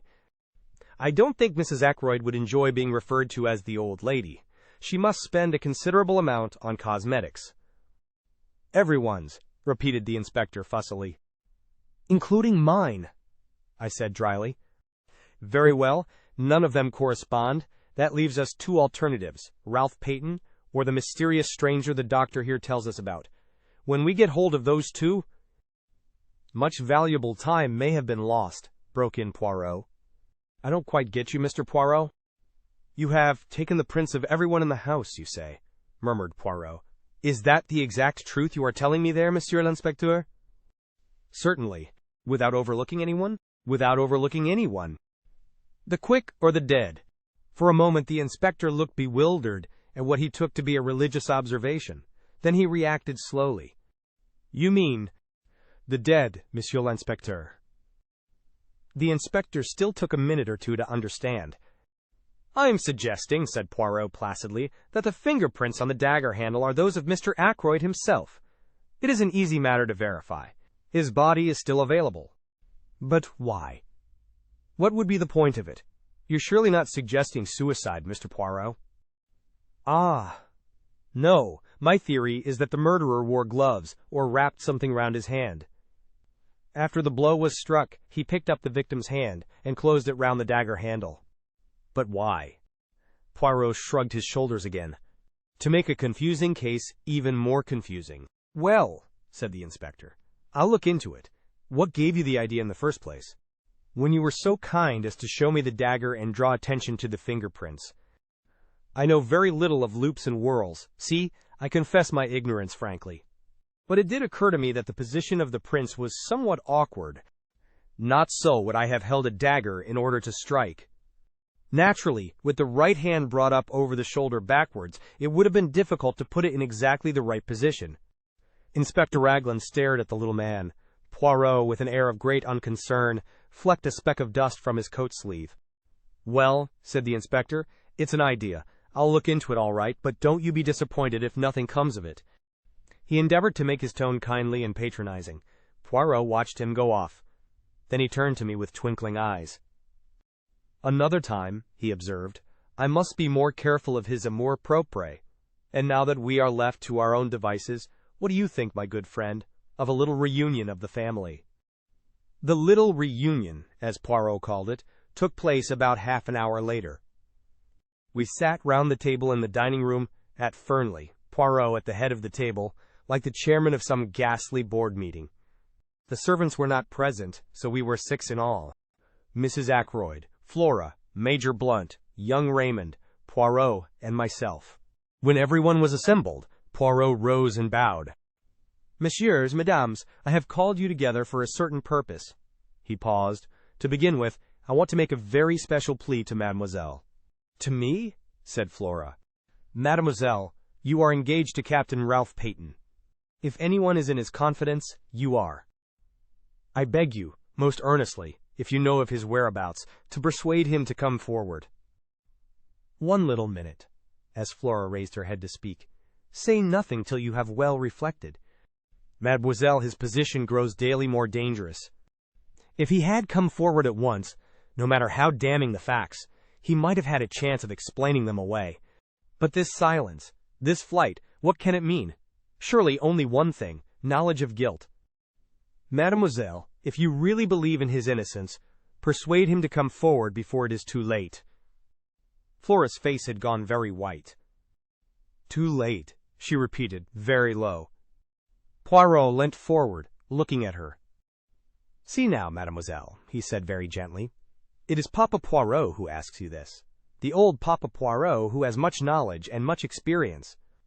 I would not seek to entrap you, mademoiselle. Will you not trust me, and tell me where Ralph Paton is hiding? The girl rose and stood facing him. Monsieur Poirot, she said in a clear voice, I swear to you, swear solemnly, that I have no idea where Ralph is, and that I have neither seen him nor heard from him either on the day of the murder or since. She sat down again. Poirot gazed at her in silence for a minute or two, then he brought his hand down on the table with a sharp rap. Bien, that is that, he said. His face hardened. Now I appeal to these others who sit round this table, Mrs. Ackroyd, Major Blunt, Dr. Sheppard, Mr. Raymond. You are all friends and intimates of the missing man. If you know where Ralph Paton is hiding, speak out. There was a long silence. Poirot looked to each in turn. I beg of you, he said in a low voice, speak out. But still there was silence, broken at last by Mrs. Ackroyd. I must say, she observed in a plaintive voice, that Ralph's absence is most peculiar indeed. Not to come forward at such a time. It looks, as though there were something behind it. I can't help thinking, Flora dear, that it was a very fortunate thing your engagement was never formally announced. Mother! Cried Flora angrily. Providence, declared Mrs. Ackroyd. I have a devout belief in Providence, a divinity that shapes our ends, as Shakespeare's beautiful line runs. Surely you don't make the Almighty directly responsible for thick ankles, Mrs. Ackroyd, do you? Asked Geoffrey Raymond, his irresponsible laugh ringing out. His idea was, I think, to loosen the tension, but Mrs. Ackroyd threw him a glance of reproach and took out her handkerchief. Flora has been saved a terrible amount of notoriety and unpleasantness. Not for a moment that I think dear Ralph had anything to do with poor Roger's death. I don't think so. But then I have a trusting heart. I always have had, ever since a child. I am loath to believe the worst of anyone. But, of course, one must remember that Ralph was in several air raids as a young boy. The results are apparent long after, sometimes, they say. People are not responsible for their actions in the least. They lose control, without being able to help it. Mother, cried Flora, you don't think Ralph did it? Come, Mrs. Ackroyd, said Blunt. I don't know what to think, said Mrs. Ackroyd tearfully. It's all very upsetting. What would happen to the estate, I wonder, if Ralph were found guilty? Raymond pushed his chair away from the table violently. Major Blunt remained very quiet, looking thoughtfully at her. Like shell shock, said Mrs. Ackroyd obstinately, and I dare say Roger kept him very short of money, with the best intentions, of course. I can see you are all against me, but I do think it is very odd that Ralph has not come forward, and I must say I am thankful Flora's engagement was never announced formally. It will be tomorrow, said Flora in a clear voice. Flora, cried her mother, aghast. Flora had turned to the secretary. Will you send the announcement to the Morning Post and the Times, please, Mr. Raymond? If you are sure that it is wise, Miss Ackroyd, he replied gravely. She turned impulsively to Blunt. You understand, she said. What else can I do? As things are, I must stand by Ralph. Don't you see that I must? She looked very searchingly at him, and after a long pause he nodded abruptly. Mrs. Ackroyd burst out into shrill protests. Flora remained unmoved. Then Raymond spoke. I appreciate your motives, Miss Ackroyd, but don't you think you're being rather precipitate? Wait a day or two. Tomorrow, said Flora in a clear voice. It's no good, Mother, going on like this. Whatever else I am, I'm not disloyal to my friends. Poirot? Mrs. Ackroyd appealed tearfully. Can't you say anything at all? Nothing to be said, interpolated Blunt. She's doing the right thing. I'll stand by her through thick and thin. Flora held out her hand to him. Thank you, Major Blunt, she said. Mademoiselle, said Poirot, will you let an old man congratulate you on your courage and your loyalty?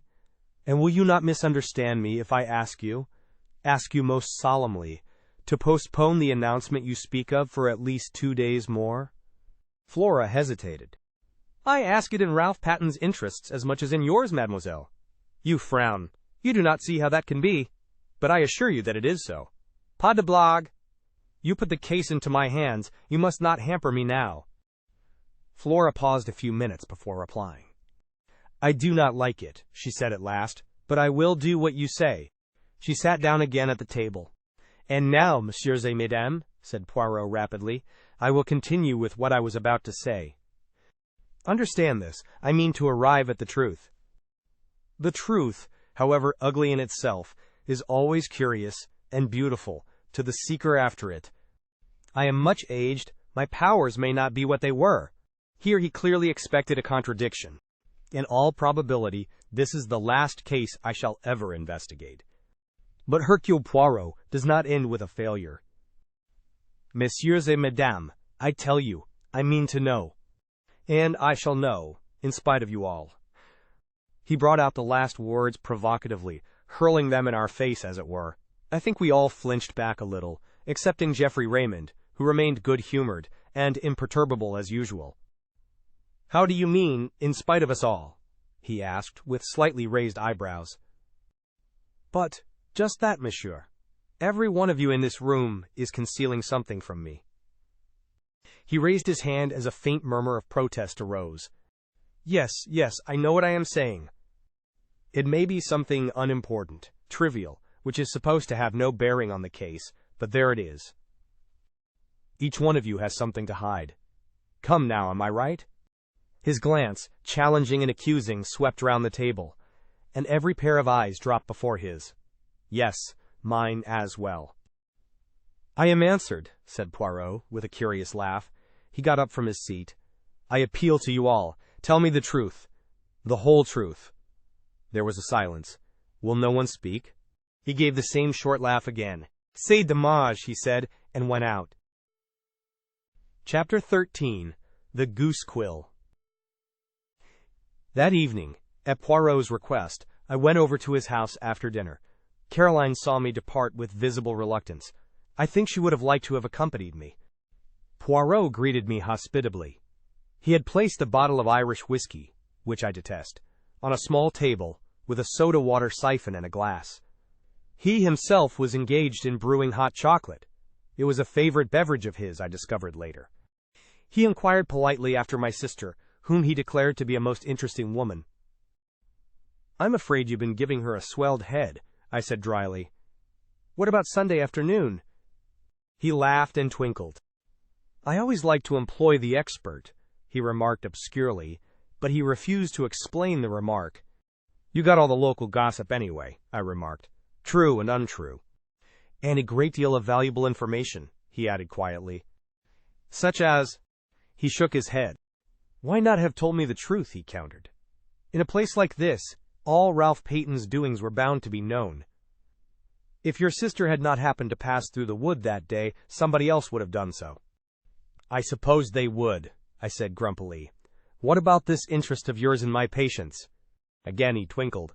Only one of them, doctor. Only one of them. The last? I hazarded. I find Miss Russell a study of the most interesting, he said evasively. Do you agree with my sister and Mrs. Ackroyd that there is something fishy about her? I asked. E.H. What do you say, fishy? I explained to the best of my ability. And they say that, do they? Didn't my sister convey as much to you yesterday afternoon? C'est possible. For no reason whatever, I declared. Les femmes, generalized Poirot. They are marvelous. They invent haphazard, and by miracle they are right. Not that it is that, really. Women observe subconsciously 1,000 little details, without knowing that they are doing so. Their subconscious mind adds these little things together, and they call the result intuition. Me, I am very skilled in psychology. I know these things. He swelled his chest out importantly, looking so ridiculous, that I found it difficult not to burst out laughing. Then he took a small sip of his chocolate, and carefully wiped his mustache. I wish you'd tell me, I burst out, what you really think of it all? He put down his cup. You wish that? I do. You have seen what I have seen. Should not our ideas be the same? I'm afraid you're laughing at me, I said stiffly. Of course, I've no experience of matters of this kind. Poirot smiled at me indulgently. You are like the little child who wants to know the way the engine works. You wish to see the affair, not as the family doctor sees it, but as it really is. but with the eye of a detective who knows and cares for no one, to whom they are all strangers and all equally liable to suspicion. You put it very well, I said. So I give you then a little lecture. The first thing is to get a clear history of what happened that evening, always bearing in mind that the person who speaks may be lying. I raised my eyebrows. Rather a suspicious attitude. But necessary, I assure you necessary. Now first, Drive Sheppard leaves the house at 10 minutes to 9. How do I know that? Because I told you so. But you might not be speaking the truth, or the watch you went by might be wrong. But Parker also says that you left the house at 10 minutes to 9. So we accept that statement, and pass on. At 9 o'clock you run into a man, and here we come to what we will call the romance of the mysterious stranger, just outside the park gates. How do I know that that is so? I told you so, I began again, but Poirot interrupted me with a gesture of impatience.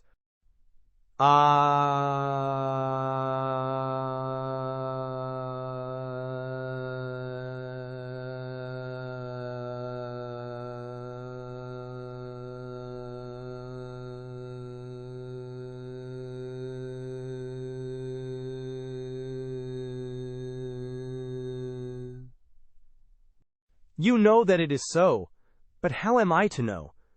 EHBN, I am able to tell you that the mysterious stranger was not a hallucination on your part, because the maid of a Miss Gannett met him a few minutes before you did, and of her too he inquired the way to Fernly Park. We accept his presence, therefore, and we can be fairly sure of two things about him, that he was a stranger to the neighborhood, and that whatever his object in going to Fernly, there was no great secrecy about it, since he twice asked the way there. Yes, I said, I see that. Now I have made it my business to find out more about this man. He had a drink at the Three Boars, I learn, and the barmaid there says that he spoke with an American accent, and mentioned having just come over from the States. Did it strike you that he had an American accent? Yes, I think he had, I said, after a minute or two, during which I cast my mind back, but a very slight one. Precisement. There is also this, which, you will remember, I picked up in the summer-house. He held out to me the little quill. I looked at it curiously. Then a memory of something I had read stirred in me. Poirot, who had been watching my face, nodded. Yes, heroin snow. Drug takers carry it like this and sniff it up the nose.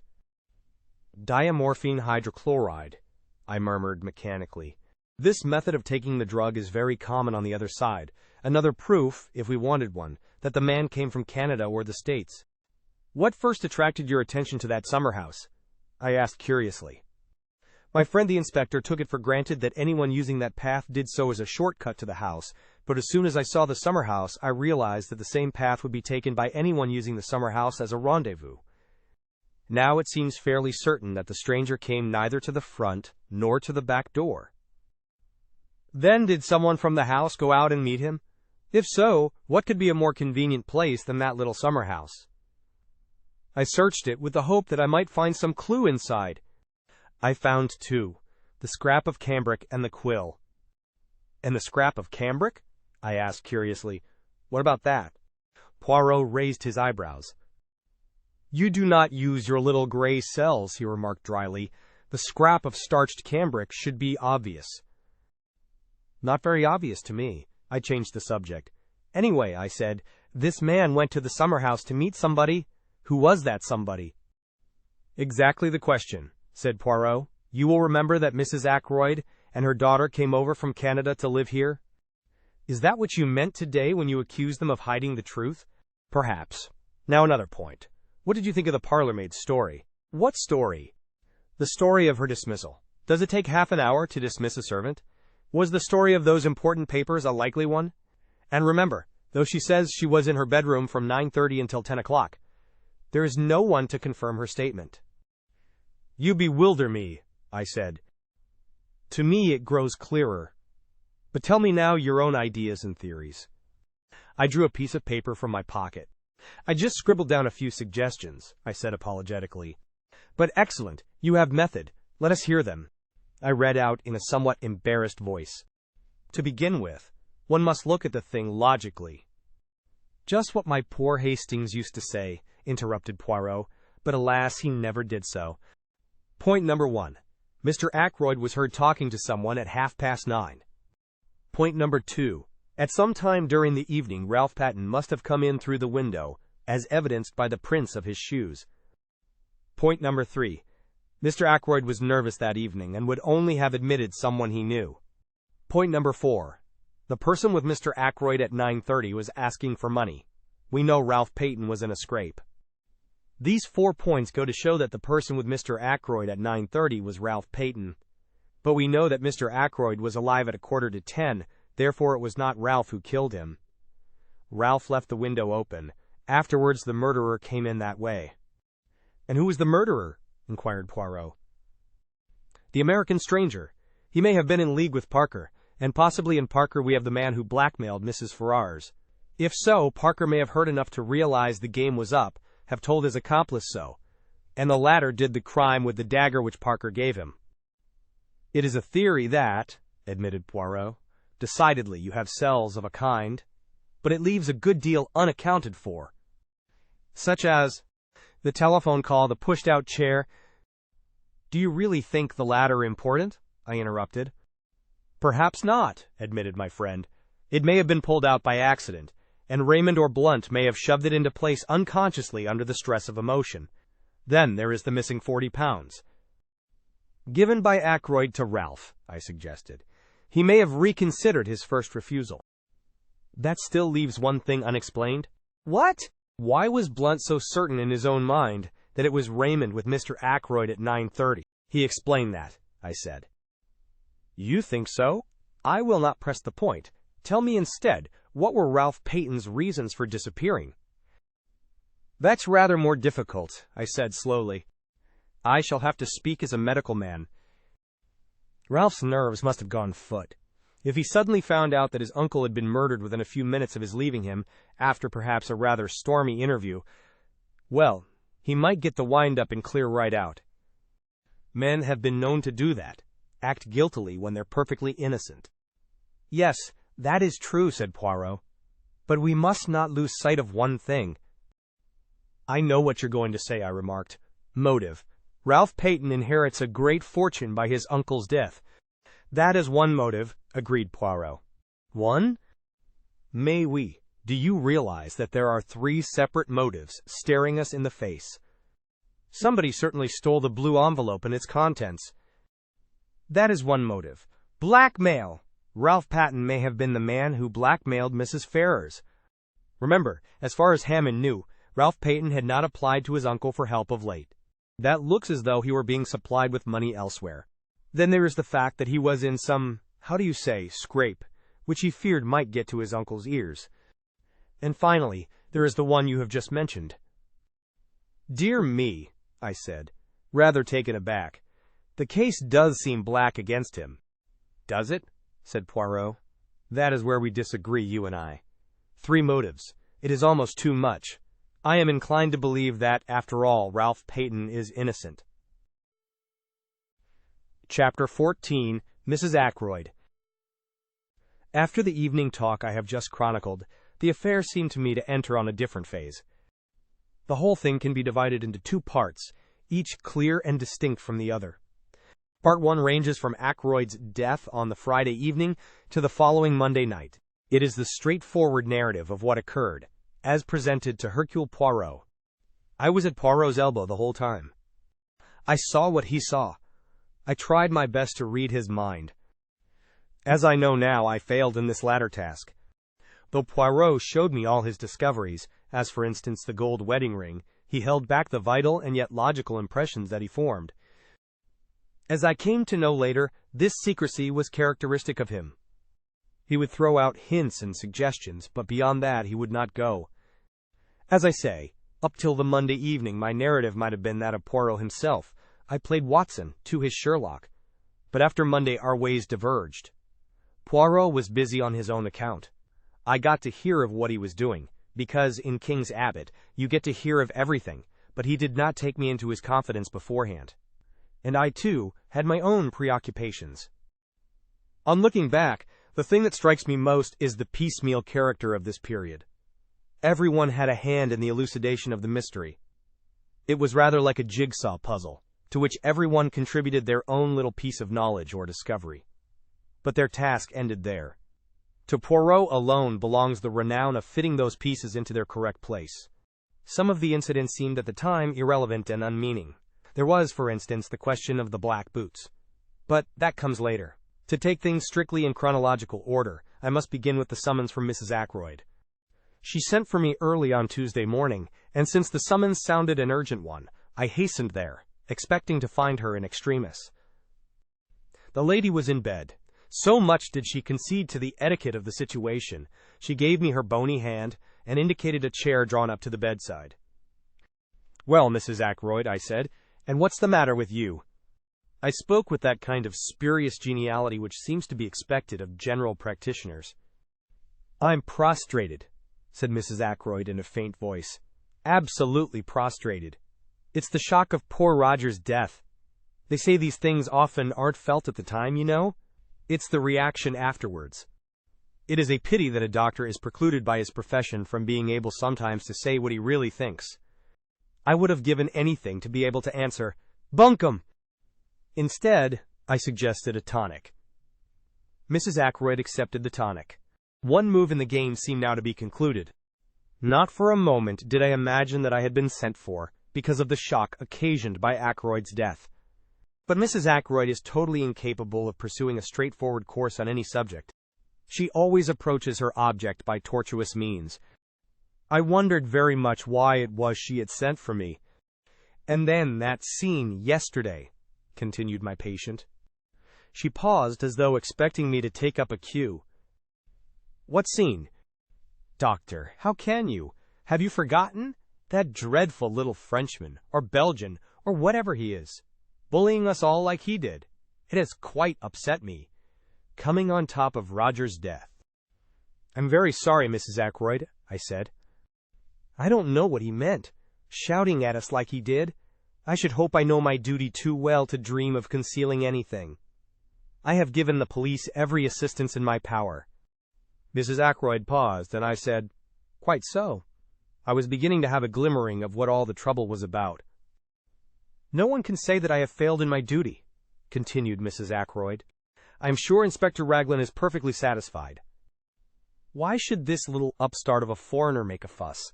A most ridiculous-looking creature he is, too, just like a comic Frenchman in a review. I can't think why Flora insisted on bringing him into the case. She never said a word to me about it. Just went off and did it on her own. Flora is too independent. I am a woman of the world, and her mother. She should have come to me for advice first." I listened to all this in silence. What does he think? That's what I want to know. Does he actually imagine I'm hiding something? He positively accused me yesterday. I shrugged my shoulders. "It is surely of no consequence, Mrs. Ackroyd," I said. "Since you are not concealing anything, any remarks he may have made do not apply to you." Mrs. Ackroyd went off at a tangent, after her usual fashion. "Servants are so tiresome," she said. "They gossip and talk amongst themselves, and then it gets round, and all the time there's probably nothing in it at all." "Have the servants been talking?" I asked. "What about?" Mrs. Ackroyd cast a very shrewd glance at me. It quite threw me off my balance. "I was sure you'd know, Doctor, if anyone did. You were with M. Poirot all the time, weren't you?" "I was." "Then of course you know. It was that girl Ursula Bourne, wasn't it?" "Naturally, she's leaving. She would want to make all the trouble she could. Spiteful, that's what they are. They're all alike. Now, you being there, Doctor, you must know exactly what she did say. I'm most anxious that no wrong impression should get about. After all, you don't repeat every little detail to the police, do you? There are family matters sometimes, nothing to do with the question of the murder. But if the girl was spiteful, she may have made out all sorts of things." I was shrewd enough to see that a very real anxiety lay behind these outpourings. Poirot had been justified in his premises. Of the 6 people round the table yesterday, Mrs. Ackroyd at least had had something to hide. It was for me to discover what that something might be. "If I were you, Mrs. Ackroyd," I said brusquely, "I should make a clean breast of things." She gave a little scream. "Oh, Doctor, how can you be so abrupt? It sounds as though... And I can explain everything so simply. Then why not do so? I suggested. Mrs. Ackroyd took out a frilled handkerchief and became tearful. I thought, Doctor, that you might put it to M. Poirot. Explain it, because it's so difficult for a foreigner to see our point of view. And you don't know, nobody could know, what I've had to contend with. Martyrdom. A long martyrdom. That's what my life has been. I don't like to speak ill of the dead, but there it is. Not the smallest bill, but it had all to be gone over, just as though Roger had had a few miserly hundreds a year instead of being, as Mr. Hammond told me yesterday, one of the wealthiest men in these parts. Mrs. Ackroyd paused to dab her eyes with the frilled handkerchief. Yes, I said encouragingly. You were talking about bills? Those dreadful bills. And some I didn't like to show Roger at all. They were things a man wouldn't understand. He would have said the things weren't necessary. And of course they mounted up, and they kept coming in. She looked at me appealingly, as though asking me to condole with her on this striking peculiarity. It's a habit they have. I agreed. And the tone altered, became quite abusive. I assure you, Doctor, I was becoming a nervous wreck. I couldn't sleep at nights, and a dreadful fluttering round the heart. And then I got a letter from a Scotch gentleman. As a matter of fact, there were 2 letters, both Scotch gentlemen. Mr. Bruce Macpherson was one, and the other were Colin MacDonald. Quite a coincidence. Hardly that, I said dryly. They are usually Scotch gentlemen, but I suspect a Semitic strain in their ancestry. £10 to 10,000 on note of hand alone, murmured Mrs. Ackroyd reminiscently. I wrote to one of them, but it seemed there were difficulties. She paused. I gathered that we were just coming to delicate ground. I have never known anyone more difficult to bring to the point. You see, murmured Mrs. Ackroyd, it's all a question of expectations, isn't it? Testamentary expectations? And though of course I expected that Roger would provide for me, I didn't know. I thought that if only I could glance over a copy of his will, not in any sense of vulgar prying, but just so that I could make my own arrangements. She glanced sideways at me. The position was now very delicate indeed. Fortunately, words, ingeniously used, will serve to mask the ugliness of naked facts. I could only tell this to you, dear Dr. Sheppard, said Mrs. Ackroyd rapidly. I can trust you not to misjudge me, and to represent the matter in the right light to Monsieur Poirot. It was on Friday afternoon. She came to a stop and swallowed uncertainly. Yes, I repeated encouragingly. On Friday afternoon. Well? Everyone was out, or so I thought. And I went into Roger's study. I had some real reason for going there. There was nothing underhand about it.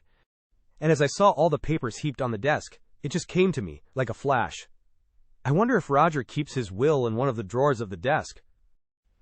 I'm so impulsive, always was, from a child. I do things on the spur of the moment. He'd left his keys, very careless of him, in the lock of the top drawer. I see, I said helpfully. So you searched the desk. Did you find the will? Mrs. Ackroyd gave a little scream, and I realized that I had not been sufficiently diplomatic. How dreadful it sounds. But it wasn't at all like that, really. Of course it wasn't, I said hastily. You must forgive my unfortunate way of putting things. You see, men are so peculiar. In dear Roger's place, I should not have objected to revealing the provisions of my will. But men are so secretive. One is forced to adopt little subterfuges in self-defense. And the result of the little subterfuge? I asked. That's just what I'm telling you. As I got to the bottom drawer, Bourne came in. Most awkward. Of course, I shut the drawer and stood up, and I called her attention to a few specks of dust on the surface. But I didn't like the way she looked, quite respectful in manner, but a very nasty light in her eyes. Almost contemptuous, if you know what I mean. I never have liked that girl very much. She's a good servant, and she says ma'am, and doesn't object to wearing caps and aprons, which I declare to you a lot of them do nowadays, and she can say not at home without scruples if she has to answer the door instead of Parker, and she doesn't have those peculiar gurgling noises inside which so many parlormaids seem to have when they wait at table. Let me see, where was I? You were saying that in spite of several valuable qualities you never liked Bourne. No more I do. She's odd. There's something different about her from the others. Too well educated, that's my opinion. You can't tell who are ladies and who aren't nowadays. And what happened next? I asked. Nothing. At least Roger came in, and I thought he was out for a walk. And he said, "What's all this?" And I said, "Nothing. I just came in to fetch Punch." And I took Punch and went out with it. Bourne stayed behind. I heard her asking Roger if she could speak to him for a minute. I went straight up to my room, to lie down. I was very upset. There was a pause. "You will explain to Monsieur Poirot, won't you? You can see for yourself what a trivial matter the whole thing was. But, of course, when he was so stern about concealing things, I thought of this at once. Bourne may have made some extraordinary story out of it, but you can explain, can't you?" "That is all?" I said. "You have told me everything?" "Yes," said Mrs. Ackroyd. "Oh, yes," she added firmly. But I had noted the momentary hesitation, and I knew that there was still something she was keeping back. It was nothing less than a flash of sheer genius that prompted me to ask the question I did. "Mrs. Ackroyd," I said, "was it you who left the silver table open?" I had my answer in the blush of guilt that even rouge and powder could not conceal. "How did you know?" she whispered. "It was you, then?" "Yes. You see, there were 1 or 2 pieces of old silver, very interesting. I had been reading up the subject, and there was an illustration of quite a small piece which had fetched an immense sum at Christie's. It looked to me just the same as the one in the silver table. I thought I would take it up to London with me when I went, and have it valued. Then, if it really was a valuable piece, just think what a charming surprise it would have been for Roger." I refrained from comments, accepting Mrs. Ackroyd's story on its merits. I even forbore to ask her why it was necessary to abstract what she wanted in such a surreptitious manner. "Why did you leave the lid open?" I asked. "Did you forget?" "I was startled," said Mrs. Ackroyd. "I heard footsteps coming along the terrace outside. I hastened out of the room and just got up the stairs before Parker opened the front door to you." "That must have been Miss Russell," I said thoughtfully. Mrs. Ackroyd had revealed to me one fact that was extremely interesting. Whether her designs upon Ackroyd's silver had been strictly honorable, I neither knew nor cared. What did interest me was the fact that Miss Russell must have entered the drawing-room by the window, and that I had not been wrong when I judged her to be out of breath with running. Where had she been? I thought of the summer-house and the scrap of cambric. "I wonder if Miss Russell has her handkerchief starched," I exclaimed on the spur of the moment. Mrs. Ackroyd's start recalled me to myself, and I rose. "You think you can explain to Monsieur Poirot?" she asked anxiously. "Oh, certainly, absolutely." I got away at last, after being forced to listen to more justifications of her conduct. The parlor-maid was in the hall, and it was she who helped me on with my overcoat. I observed her more closely than I had done heretofore. It was clear that she had been crying. "How is it," I asked, "that you told us that Mr. Ackroyd sent for you on Friday to his study? I hear now that it was you who asked to speak to him?" For a minute the girl's eyes dropped before mine. Then she spoke. "I meant to leave in any case," she said uncertainly. I said no more. She opened the front door for me. Just as I was passing out, she said suddenly in a low voice, "Excuse me, sir. Is there any news of Captain Paton?" I shook my head, looking at her inquiringly. "He ought to come back," she said. Indeed, he ought to come back." She was looking at me with appealing eyes. "Does no one know where he is?" she asked. "Do you?" I said sharply. She shook her head. "No, indeed, I know nothing. But anyone who was a friend to him would tell him this. He ought to come back." I lingered, thinking that perhaps the girl would say more. Her next question surprised me. "When do they think the murder was done? Just before 10 o'clock?" "That is the idea," I said. "Between 9:45 and the hour." "Not earlier? Not before 9:45?" I looked at her attentively. She was so clearly eager for a reply in the affirmative. "That's out of the question," I said. "Miss Ackroyd saw her uncle alive at 9:45. She turned away, and her whole figure seemed to droop. A handsome girl, I said to myself as I drove off. An exceedingly handsome girl. Caroline was at home. She had had a visit from Poirot, and was very pleased and important about it. "I am helping him with a case," she explained. I felt rather uneasy. Caroline is bad enough as it is. What will she be like with her detective instincts encouraged? "Are you going round the neighborhood looking for Ralph Paton's mysterious girl?" I inquired. "I might do that on my own account," said Caroline. "No, this is a special thing Monsieur Poirot wants me to find out for him." "What is it?" I asked. "He wants to know whether Ralph Paton's boots were black or brown," said Caroline with tremendous solemnity. I stared at her. I see now that I was unbelievably stupid about these boots. I failed altogether to grasp the point. "They were brown shoes," I said. "I saw them." "Not shoes, James, boots.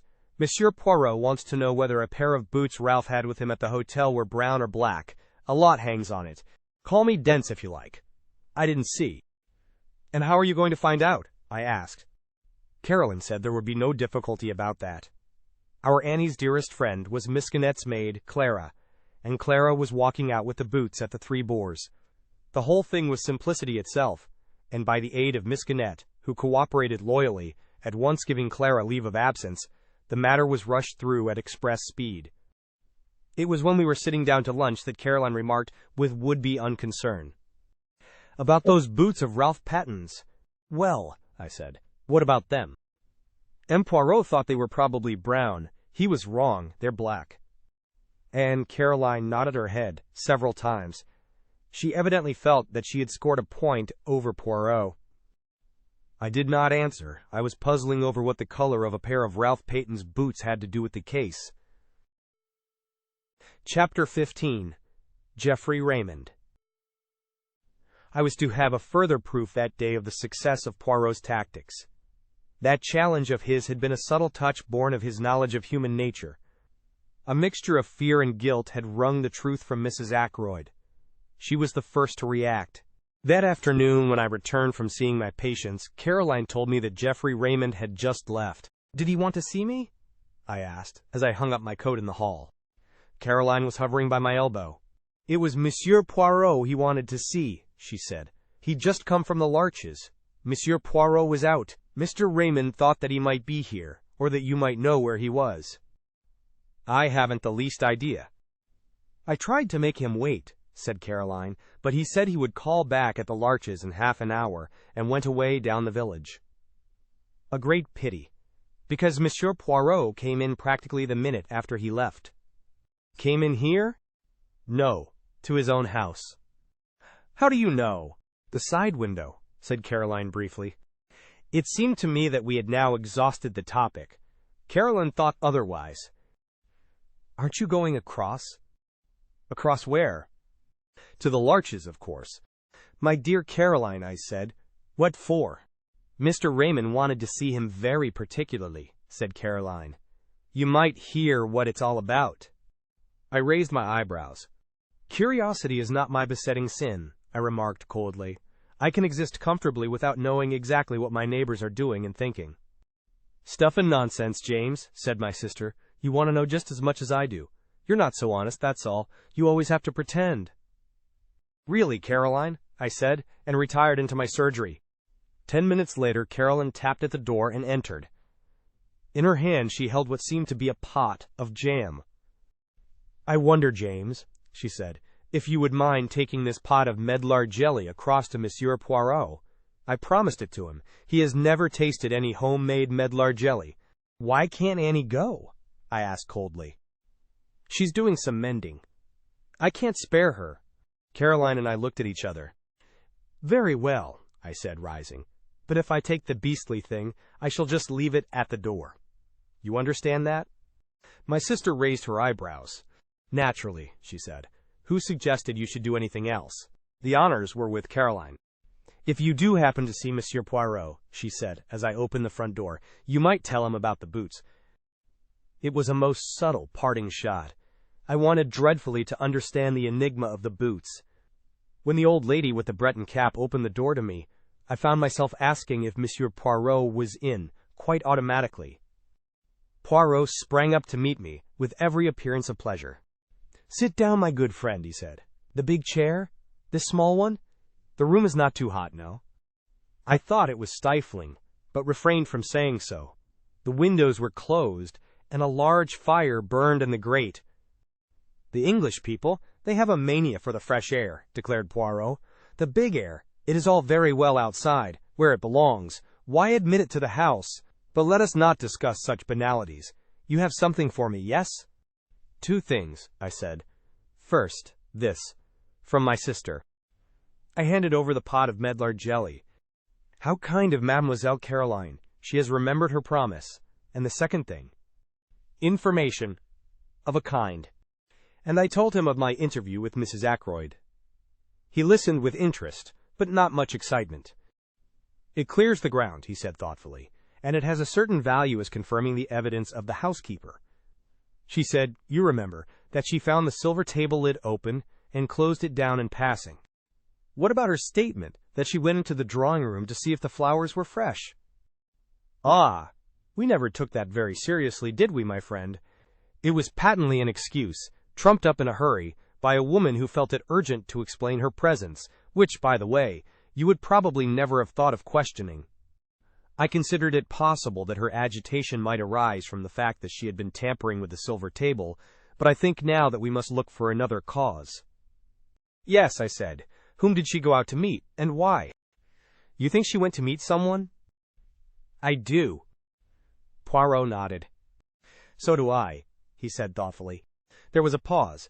"By the way," I said, "I've got a message for you from my sister. Ralph Paton'S boots were black, not brown." I was watching him closely as I gave the message, and I fancied that I saw a momentary flicker of discomposure. If so, it passed almost immediately. "She is absolutely positive they are not brown?" "Absolutely." "Ah," said Poirot regretfully.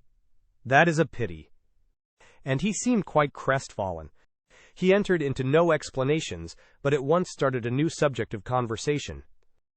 "The housekeeper, Miss Russell, who came to consult you on that Friday morning. Is it indiscreet to ask what passed at the interview, apart from the medical details, I mean?" "Not at all," I said.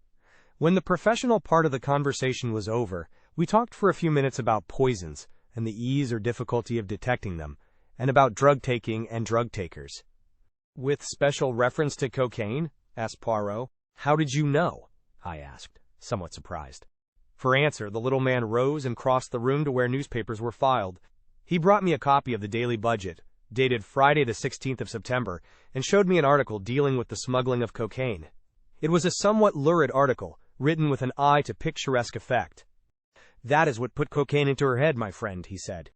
I would have catechized him further, for I did not quite understand his meaning, but at that moment the door opened, and Geoffrey Raymond was announced. He came in fresh and debonair as ever, and greeted us both. "How are you, Doctor? Monsieur Poirot, this is the second time I've been here this morning. I was anxious to catch you." "Perhaps I'd better be off," I suggested rather awkwardly. "Not on my account, Doctor. No, it's just this," he went on, seating himself at a wave of invitation from Poirot. "I've got a confession to make." "En vérité?" said Poirot, with an air of polite interest. "Oh, it's of no consequence, really. But, as a matter of fact, my conscience has been pricking me ever since yesterday afternoon. You accused us all of keeping back something, Monsieur Poirot. I pled guilty. I've had something up my sleeve." "And what is that, Raymond?" "As I say, it's nothing of consequence. Just this. I was in debt. Badly. And that legacy came in the nick of time. £500 puts me on my feet again, with a little to spare."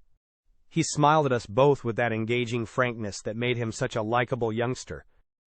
"You know how it is. Suspicious-looking policemen don't like to admit you are hard up for money, think it will look bad to them. But I was a fool, really, because Blunt and I were in the billiard room from 9:45 onwards, so I've got a watertight alibi and nothing to fear. Still, when you thundered out that stuff about concealing things, I felt a nasty prick of conscience, and I thought I'd like to get it off my mind." He got up again and stood smiling at us. "You are a very wise young man," said Poirot, nodding at him with approval. "See you? When I know that anyone is hiding things from me, I suspect that the thing hidden may be something very bad indeed. You have done well." "I'm glad I'm cleared from suspicion," laughed Raymond.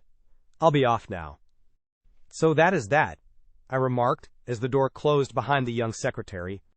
"Yes," agreed Poirot, "a mere bagatelle, but if he had not been in the billiard room, who knows? After all, many crimes have been committed for the sake of less than £500. It all depends on what sum is sufficient to break a man. A question of the relativity, is it not so? Have you reflected, my friend, that many people in that house stood to benefit by Mr. Ackroyd's death? Mrs. Ackroyd, Miss Flora, young Mr. Raymond, the housekeeper, Miss Russell. Only one, in fact, does not, Major Blunt. His tone in uttering that name was so peculiar that I looked up, puzzled. I don't quite understand you, I said. Two of the people I accused have given me the truth. You think Major Blunt has something to conceal also? As for that, remarked Poirot nonchalantly, there is a saying, is there not, that Englishmen conceal only one thing? Their love? And Major Blunt, I should say, is not good at concealments. Sometimes, I said, I wonder if we haven't rather jumped to conclusions on one point. What is that? We've assumed that the blackmailer of Mrs. Ferrars is necessarily the murderer of Mr. Ackroyd. Mightn't we be mistaken? Poirot nodded energetically. Very good indeed. I wondered if that idea would come to you. Of course it is possible. But we must remember one point. The letter disappeared. Still, that, as you say, may not necessarily mean that the murderer took it. When you first found the body, Parker may have abstracted the letter unnoticed by you. Parker? Yes, Parker. I always come back to Parker. Not as the murderer. No, he did not commit the murder. But who is more suitable than he as the mysterious scoundrel who terrorized Mrs. Ferrars? He may have got his information about Mr. Ferrars's death from one of the king's paddock servants. At any rate, he is more likely to have come upon it than a casual guest, such as Blunt, for instance. Parker might have taken the letter, I admitted. It wasn't till later that I noticed it was gone. How much later? After Blunt and Raymond were in the room? Or before? I can't remember, I said slowly. I think it was before... No, afterwards. Yes, I'm almost sure it was afterwards. That widens the field to 3, said Poirot thoughtfully. But Parker is the most likely. It is in my mind to try a little experiment with Parker. How say you, my friend, will you accompany me to Fernly? I acquiesced, and we set out at once. Poirot asked to see Miss Ackroyd, and presently Flora came to us. Mademoiselle Flora, said Poirot, I have to confide in you a little secret.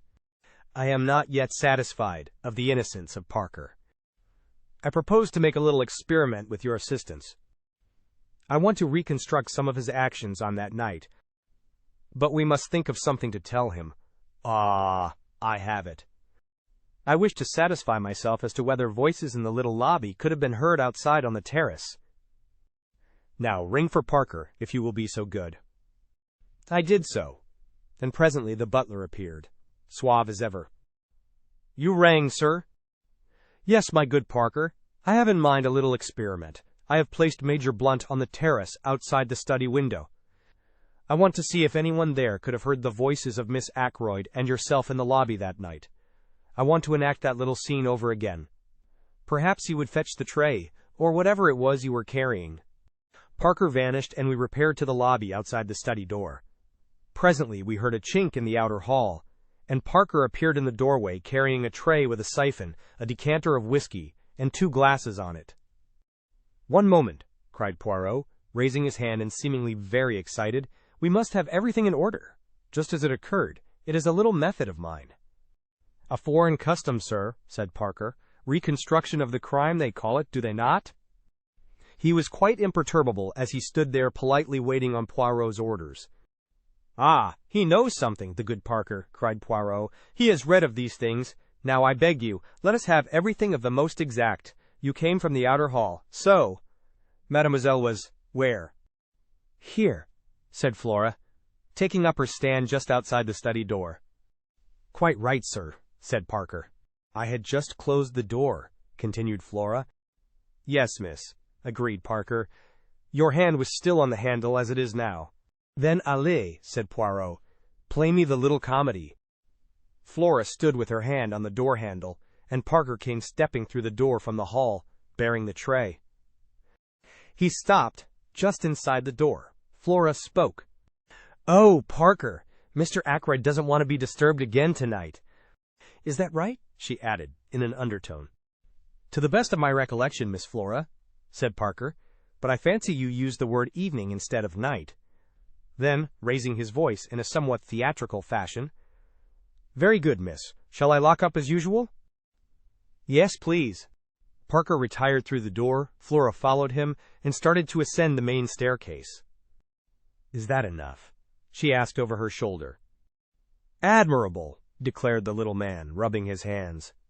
"By the way, Parker, are you sure there were 2 glasses on the tray that evening? Who was the second one for?" "I always bring 2 glasses, sir," said Parker. "Is there anything further?" "Nothing, I thank you." Parker withdrew, dignified to the last. Poirot stood in the middle of the hall, frowning. Flora came down and joined us. "Has your experiment been successful?" she asked. "I don't quite understand, you know." Poirot smiled admiringly at her. "It is not necessary that you should," he said. "But tell me, were there indeed 2 glasses on Parker's tray that night?" Flora wrinkled her brows a minute. "I really can't remember," she said. "I think there were. Is that the object of your experiment?" Poirot took her hand and patted it. "Put it this way," he said. "I am always interested to see if people will speak the truth." "And did Parker speak the truth?" "I rather think he did," said Poirot thoughtfully. A few minutes later saw us retracing our steps to the village. "What was the point of that question about the glasses?" I asked curiously. Poirot shrugged his shoulders. "One must say something," he remarked. "That particular question did as well as any other." I stared at him. "At any rate, my friend," he said more seriously, "I know now something I wanted to know. Let us leave it at that." Chapter 16. An Evening at Mahjong. That night we had a little mahjong party. This kind of simple entertainment is very popular in King's Abbot. The guests arrive in galoshes and waterproofs after dinner. They partake of coffee, and later of cake, sandwiches, and tea. On this particular night, our guests were Miss Gannett and Colonel Carter, who lives near the church. A good deal of gossip is handed round at these evenings, sometimes seriously interfering with the game in progress. We used to play bridge, chatty bridge of the worst description. We find mahjong much more peaceful. The irritated demand as to why on earth your partner did not lead a certain card is entirely done away with, and though we still express criticisms frankly, there is not the same acrimonious spirit. "Very cold evening, E.H. Sheppard," said Colonel Carter, standing with his back to the fire. Caroline had taken Miss Gannett to her own room, and was there assisting her to disentangle herself from her many wraps. "Reminds me of the Afghan passes." "Indeed?" I said politely. "Very mysterious business this about poor Ackroyd," continued the Colonel, accepting a cup of coffee. "A deuce of a lot behind it, that's what I say. Between you and me, Sheppard, I've heard the word blackmail mentioned." The Colonel gave me the look which might be tabulated. One man of the world to another. "A woman in it, no doubt," he said. "Depend upon it, a woman in it." Caroline and Miss Gannett joined us at this minute. Miss Gannett drank coffee, whilst Caroline got out the mahjong box and poured out the tiles upon the table. "Washing the tiles," said the Colonel facetiously. "That's right, washing the tiles, as we used to say in the Shanghai Club." It is the private opinion of both Caroline and myself that Colonel Carter has never been in the Shanghai Club in his life. More, that he has never been farther east than India, where he juggled with tins of bully beef and plum and apple jam during the Great War. But the Colonel is determinedly military, and in King's Abbot, we permit people to indulge their little idiosyncrasies freely. "Shall we begin?" said Caroline. We sat round the table. For some 5 minutes there was complete silence, owing to the fact that there is tremendous secret competition amongst us as to who can build their wall quickest. "Go on, James," said Caroline at last. "You're east wind." I discarded a tile. A round or two proceeded, broken by the monotonous remarks of 3 bamboos, 2 circles, pung, and frequently from Miss Gannett unpung, owing to that lady's habit of too hastily claiming tiles to which she had no right. "I saw Flora Ackroyd this morning," said Miss Gannett. "Pung. No, unpung. I made a mistake." "4 circles," said Caroline. "Where did you see her?" "She didn't see me," said Miss Gannett, with that tremendous significance only to be met with in small villages. "Ha!" said Caroline interestedly. "Chow!" "I believe," said Miss Gannett, temporarily diverted. "That it's the right thing nowadays to say chi, not chow." "Nonsense," said Caroline. "I have always said chow." "In the Shanghai Club," said Colonel Carter, "they say chow."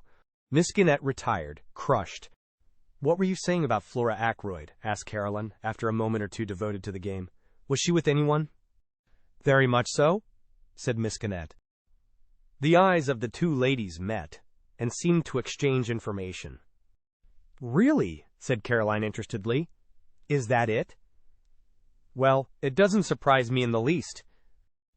"We're waiting for you to discard, Miss Caroline," said the Colonel. He sometimes affects the pose of the bluff male, intent on the game and indifferent to gossip. But nobody is deceived. "If you ask me," said Miss Gannett, "was that a bamboo you discarded, dear?" "Oh, no, I see now. It was a circle. As I was saying, if you ask me, Flora's been exceedingly lucky." "Exceedingly lucky she's been." "How's that, Miss Gannett?" asked the Colonel. "I'll pung that green dragon. How do you make out that Miss Flora's been lucky? Very charming girl and all that, I know." "I mayn't know very much about crime," said Miss Gannett, with the air of one who knows everything there is to know. "But I can tell you one thing. The first question that's always asked is, who last saw the deceased alive? And the person who did is regarded with suspicion. Now, Flora Ackroyd last saw her uncle alive. It might have looked very nasty for her, very nasty indeed. It's my opinion, and I give it for what it's worth, that Ralph Paton is staying away on her account, to draw suspicion away from her." "Come now," I protested mildly. "You surely can't suggest that a young girl like Flora Ackroyd is capable of stabbing her uncle in cold blood?" "Well, I don't know," said Miss Gannett. "I've just been reading a book from the library about the underworld of Paris, and it says that some of the worst women criminals are young girls with the faces of angels." "That's in France," said Caroline instantly. "Just so," said the Colonel. "Now, I'll tell you a very curious thing, a story that was going around the bazaars in India." The Colonel's story was one of interminable length, and of curiously little interest. A thing that happened in India many years ago cannot compare for a moment with an event that took place in King's Abbot the day before yesterday.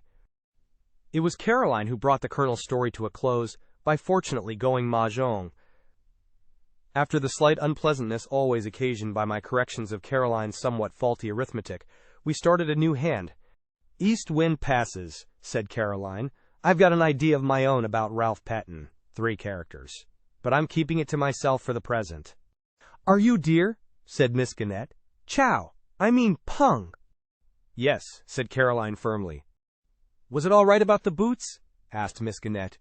"Their being black, I mean." "Quite all right," said Caroline. "What was the point, do you think?" asked Miss Gannett. Caroline pursed up her lips and shook her head with an air of knowing all about it. "Pung," said Miss Gannett. "No, unpung. I suppose that now the doctor's in with Monsieur Poirot he knows all the secrets?" "Far from it," I said. "James is so modest," said Caroline. "Ah, a concealed Kong." The Colonel gave vent to a whistle. For the moment, gossip was forgotten. "Your own wind, too," he said, "and you've got 2 pungs of dragons. We must be careful. Miss Caroline's out for a big hand." We played for some minutes with no irrelevant conversation. "This M. Poirot now," said Colonel Carter, "is he really such a great detective?" "The greatest the world has ever known," said Caroline solemnly. "He had to come here incognito to avoid publicity." "Chow," said Miss Gannett. "Quite wonderful for our little village, I'm sure. By the way, Clara, my maid, you know, is great friends with Elsie, the housemaid at Fernly, and what do you think Elsie told her? That there's been a lot of money stolen, and it's her opinion, Elsie's, that the parlormaid had something to do with it. She's leaving it the month, and she's crying a good deal at night. If you ask me, the girl is very likely in league with a gang. She's always been a queer girl. She's not friends with any of the girls round here. She goes off by herself on her days out. Very unnatural, I call it, and most suspicious. I asked her once to come to our girls' friendly evenings, but she refused, and then I asked her a few questions about her home and her family, all that sort of thing, and I'm bound to say I considered her manner most impertinent. Outwardly very respectful, but she shut me up in the most barefaced way. Miss Gannett stopped for breath, and the colonel, who was totally uninterested in the servant question, remarked that in the Shanghai club brisk play was the invariable rule. We had a round of brisk play. "That Miss Russell," said Caroline. "She came here pretending to consult James on Friday morning. It's my opinion she wanted to see where the poisons were kept. 5 characters. "Chow," said Miss Gannett. "What an extraordinary idea. I wonder if you can be right." "Talking of poisons," said the colonel. "E.H. What? Haven't I discarded? Oh, 8 bamboos." "Jong," said Miss Gannett. Caroline was very much annoyed. "1 red dragon," she said regretfully, "and I should have had a hand of 3 doubles. I've had 2 red dragons all the time," I mentioned. "So exactly like you, James," said Caroline reproachfully. "You've no conception of the spirit of the game." I myself thought I had played rather cleverly. I should have had to pay Caroline an enormous amount if she had gone mahjong. Miss Gannett's mahjong was of the poorest variety possible, as Caroline did not fail to point out to her. East wind passed, and we started a new hand in silence. "What I was going to tell you just now was this," said Caroline. "Yes," said Miss Gannett encouragingly. "My idea about Ralph Paton, I mean." "Yes, dear," said Miss Gannett, still more encouragingly. "Chow." "It's a sign of weakness to chow so early," said Caroline severely. "You should go for a big hand." "I know," said Miss Gannett. "You were saying about Ralph Paton, you know?" "Yes. Well, I've a pretty shrewd idea where he is." We all stopped to stare at her. "This is very interesting, Miss Caroline," said Colonel Carter. "All your own idea, E.H." "Well, not exactly. I'll tell you about it. You know that big map of the county we have in the hall?" We all said yes. As Monsieur Poirot was going out the other day, he stopped and looked at it, and he made some remark. I can't remember exactly what it was. Something about Cranchester being the only big town anywhere near us, which is true, of course. But after he had gone, it came to me suddenly. "What came to you?" "His meaning. Of course Ralph is in Cranchester." It was at that moment that I knocked down the rack that held my pieces. My sister immediately reproved me for clumsiness, but half-heartedly. She was intent on her theory. "Cranchester, Miss Caroline?" said Colonel Carter. "Surely not Cranchester. It's so near." "That's exactly it," cried Caroline triumphantly. "It seems quite clear by now that he didn't get away from here by train. He must simply have walked into Cranchester. And I believe he's there still. No one would dream of his being so near at hand." I pointed out several objections to the theory, but once Caroline has got something firmly into her head, nothing dislodges it. "And you think Monsieur Poirot has the same idea," said Miss Gannett thoughtfully. "It's a curious coincidence, but I was out for a walk this afternoon on the Cranchester Road, and he passed me in a car coming from that direction." We all looked at each other. "Why, dear me," said Miss Gannett suddenly, "I'm mahjong all the time, and I never noticed it." Caroline's attention was distracted from her own inventive exercises. She pointed out to Miss Gannett that a hand consisting of mixed suits and too many chows was hardly worth going mahjong on. Miss Gannett listened imperturbably and collected her counters. "Yes, dear, I know what you mean," she said. "But it rather depends on what kind of a hand you have to start with, doesn't it?" "You'll never get the big hands if you don't go for them," urged Caroline. "Well, we must all play our own way, mustn't we?" said Miss Gannett. She looked down at her counters. "After all, I'm up, so far." Caroline, who was considerably down, said nothing. East wind passed, and we set to once more. Annie brought in the tea things. Caroline and Miss Gannett were both slightly ruffled, as is often the case during one of these festive evenings. "If you would only play a little quicker, dear," said Caroline, as Miss Gannett hesitated over her discard. "The Chinese put down the tile so quickly, it sounds like little birds pattering." For some few minutes we played like the Chinese. "You haven't contributed much to the sum of information, Sheppard," said Colonel Carter genially. "You're a sly dog, hand in glove with the great detective, and not a hint as to the way things are going." "James is an extraordinary creature," said Caroline. "He cannot bring himself to part with information." She looked at me with some disfavor. "I assure you," I said, "that I don't know anything. Poirot keeps his own counsel." "Wise man," said the colonel with a chuckle. "He doesn't give himself away. But they're wonderful fellows, these foreign detectives. Up to all sorts of dodges, I believe." "Pung," said Miss Gannett in a tone of quiet triumph. "And mahjong." The situation became more strained.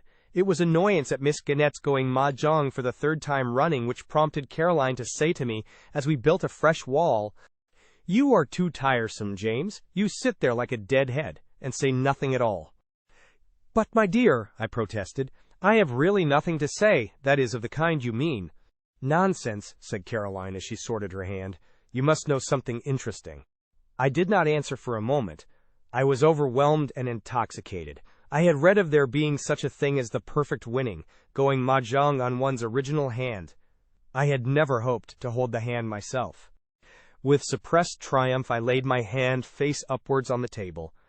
"As they say in the Shanghai Club," I remarked, "tin ho, the perfect winning." The colonel's eyes nearly bulged out of his head. "Upon my soul," he said, "what an extraordinary thing! I never saw that happen before." It was then that I went on, goaded by Caroline's jibes, and rendered reckless by my triumph. "And as to anything interesting," I said, "what about a gold wedding ring with a date and from R inside?" I pass over the scene that followed. I was made to say exactly where this treasure was found. I was made to reveal the date. "March 13th, said Caroline. "Just 6 months ago." "Ah!" Out of the babble of excited suggestions and suppositions, 3 theories were evolved. 1. That of Colonel Carter, that Ralph was secretly married to Flora, the first or most simple solution. 2. That of Miss Gannett, that Roger Ackroyd had been secretly married to Mrs. Ferrars. 3. That of my sister, that Roger Ackroyd had married his housekeeper, Miss Russell. A 4th or super theory was propounded by Caroline later as we went up to bed. "Mark my words," she said suddenly, "I shouldn't be at all surprised if Geoffrey, Raymond, and Flora weren't married." "Surely it would be from G, not from R then," I suggested. "You never know. Some girls call men by their surnames, and you heard what Miss Gannett said this evening about Flora's carryings on." Strictly speaking, I had not heard Miss Gannett say anything of the kind, but I respected Caroline's knowledge of innuendos. "How about Hector Blunt?" I hinted. "If it's anybody." "Nonsense," said Caroline. "I dare say he admires her, may even be in love with her. But depend upon it, a girl isn't going to fall in love with a man old enough to be her father, when there's a good-looking young secretary about. She may encourage Major Blunt just as a blind. Girls are very artful, but there's one thing I do tell you, James Sheppard. Flora Ackroyd does not care a penny piece for Ralph Paton, and never has. You can take it from me." I took it from her meekly. Chapter 17. Parker. It occurred to me the next morning that under the exhilaration produced by tin ho, or the perfect winning, I might have been slightly indiscreet. True, Poirot had not asked me to keep the discovery of the ring to myself. On the other hand, he had said nothing about it whilst at Fernly, and as far as I knew, I was the only person aware that it had been found. I felt distinctly guilty. The fact was by now spreading through King's Abbot like wildfire. I was expecting wholesale reproaches from Poirot any minute. The joint funeral of Mrs. Ferrars and Roger Ackroyd was fixed for 11 o'clock. It was a melancholy and impressive ceremony. All the party from Fernly were there. After it was over, Poirot, who had also been present, took me by the arm and invited me to accompany him back to the Larches. He was looking very grave, and I feared that my indiscretion of the night before had got round to his ears. But it soon transpired that his thoughts were occupied by something of a totally different nature. "See you," he said, "we must act. With your help I propose to examine a witness. We will question him, we will put such fear into him that the truth is bound to come out." "What witness are you talking of?" I asked, very much surprised. "Parker," said Poirot. "I asked him to be at my house this morning at 12 o'clock. He should await us there at this very minute." "What do you think?" I ventured, glancing sideways at his face. "I know this, that I am not satisfied." "You think that it was he who blackmailed Mrs. Ferrars?" "Either that or—" "Well," I said, after waiting a minute or two, "my friend, I will say this to you. I hope it was he." The gravity of his manner, and something indefinable that tinged it, reduced me to silence. On arrival at the Larches, we were informed that Parker was already there awaiting our return. As we entered the room, the butler rose respectfully. "Good morning, Parker," said Poirot pleasantly. "One instant, I pray of you." He removed his overcoat and gloves. "Allow me, sir," said Parker, and sprang forward to assist him. He deposited the articles neatly on a chair by the door. Poirot watched him with approval. "Thank you, my good Parker," he said. "Take a seat, will you not? What I have to say may take some time." Parker seated himself with an apologetic bend of the head. "Now, what do you think I asked you to come here for this morning, E.H.?" Parker coughed. "I understood, sir, that you wished to ask me a few questions about my late master, private-like." "Precisement," said Poirot, beaming. "Have you made many experiments in blackmail?" "Sir!" The butler sprang to his feet. "Do not excite yourself," said Poirot placidly. "Do not play the farce of the honest injured man. You know all there is to know about the blackmail, is it not so?"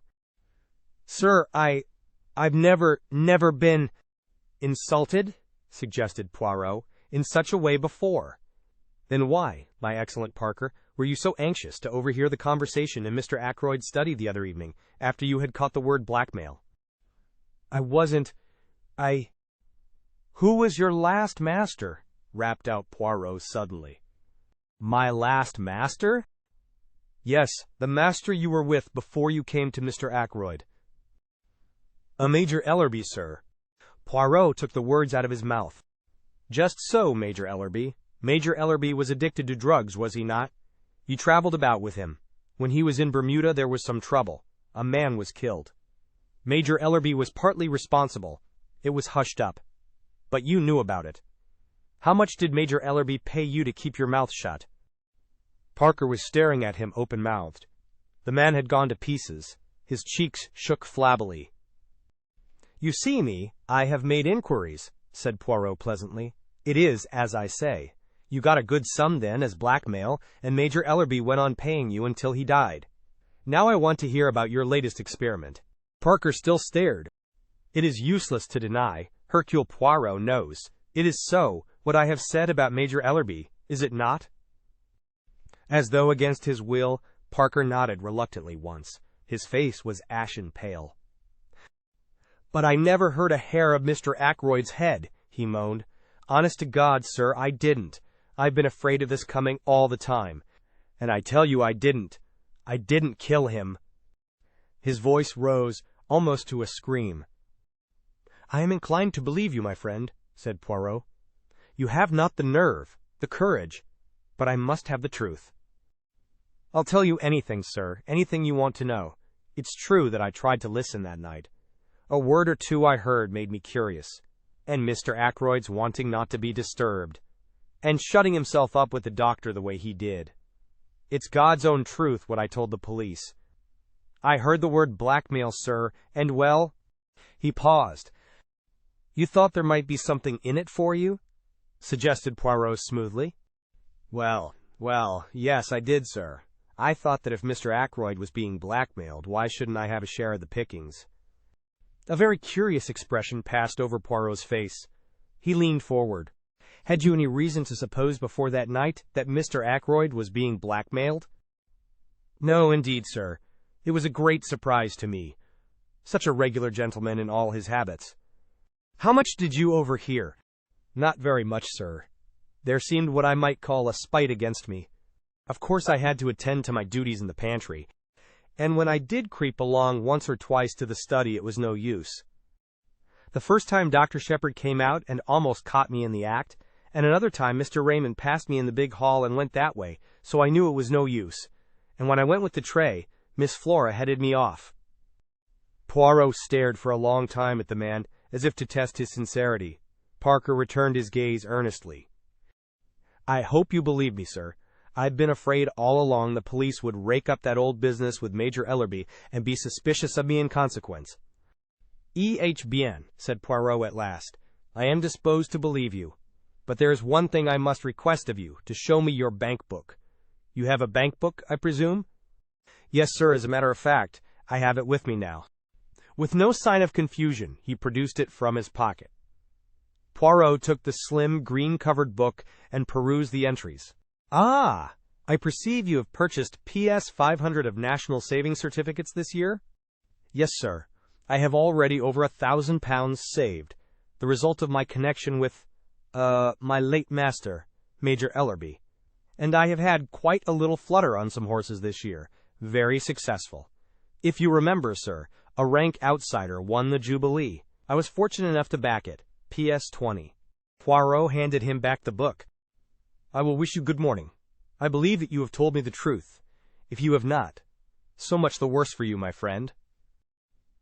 When Parker had departed, Poirot picked up his overcoat once more. "Going out again?" I asked. "Yes, we will pay a little visit to the good M. Hammond. You believe Parker's story? It is credible enough on the face of it. It seems clear that, unless he is a very good actor indeed, he genuinely believes it was Ackroyd himself who was the victim of blackmail. If so, he knows nothing at all about the Mrs. Ferrars business. Then in that case, who? Precisement! Who? But our visit to M. Hammond will accomplish one purpose. It will either clear Parker completely or else... Well, I fall into the bad habit of leaving my sentences unfinished this morning," said Poirot apologetically. "You must bear with me." "By the way," I said rather sheepishly, "I've got a confession to make. I'm afraid I have inadvertently let out something about that ring." "What ring?" "The ring you found in the Goldfish pond." "Ah, yes," said Poirot, smiling broadly. "I hope you're not annoyed? It was very careless of me." "But not at all, my good friend, not at all. I laid no commands upon you. You were at liberty to speak of it if you so wished. She was interested, your sister." "She was indeed. It created a sensation. All sorts of theories are flying about." "Ah, and yet it is so simple. The true explanation leapt to the eye, did it not?" "Did it?" I said dryly. Poirot laughed. "A wise man does not commit himself," he observed. "Is not that so? But here we are at Mr. Hammond's." The lawyer was in his office, and we were ushered in without any delay. He rose and greeted us in his dry, precise manner. Poirot came at once to the point. "Monsieur, I desire from you certain information, that is, if you will be so good as to give it to me. You acted, I understand, for the late Mrs. Ferrars of King's Paddock?" I noticed the swift gleam of surprise which showed in the lawyer's eyes before his professional reserve came down once more like a mask over his face. "Certainly. All her affairs passed through our hands." "Very good. Now before I ask you to tell me anything, I should like you to listen to the story Dr. Sheppard will relate to you. You have no objection, have you, my friend, to repeating the conversation you had with Mr. Ackroyd last Friday night?" "Not in the least," I said, and straightway began the recital of that strange evening. Hammond listened with close attention.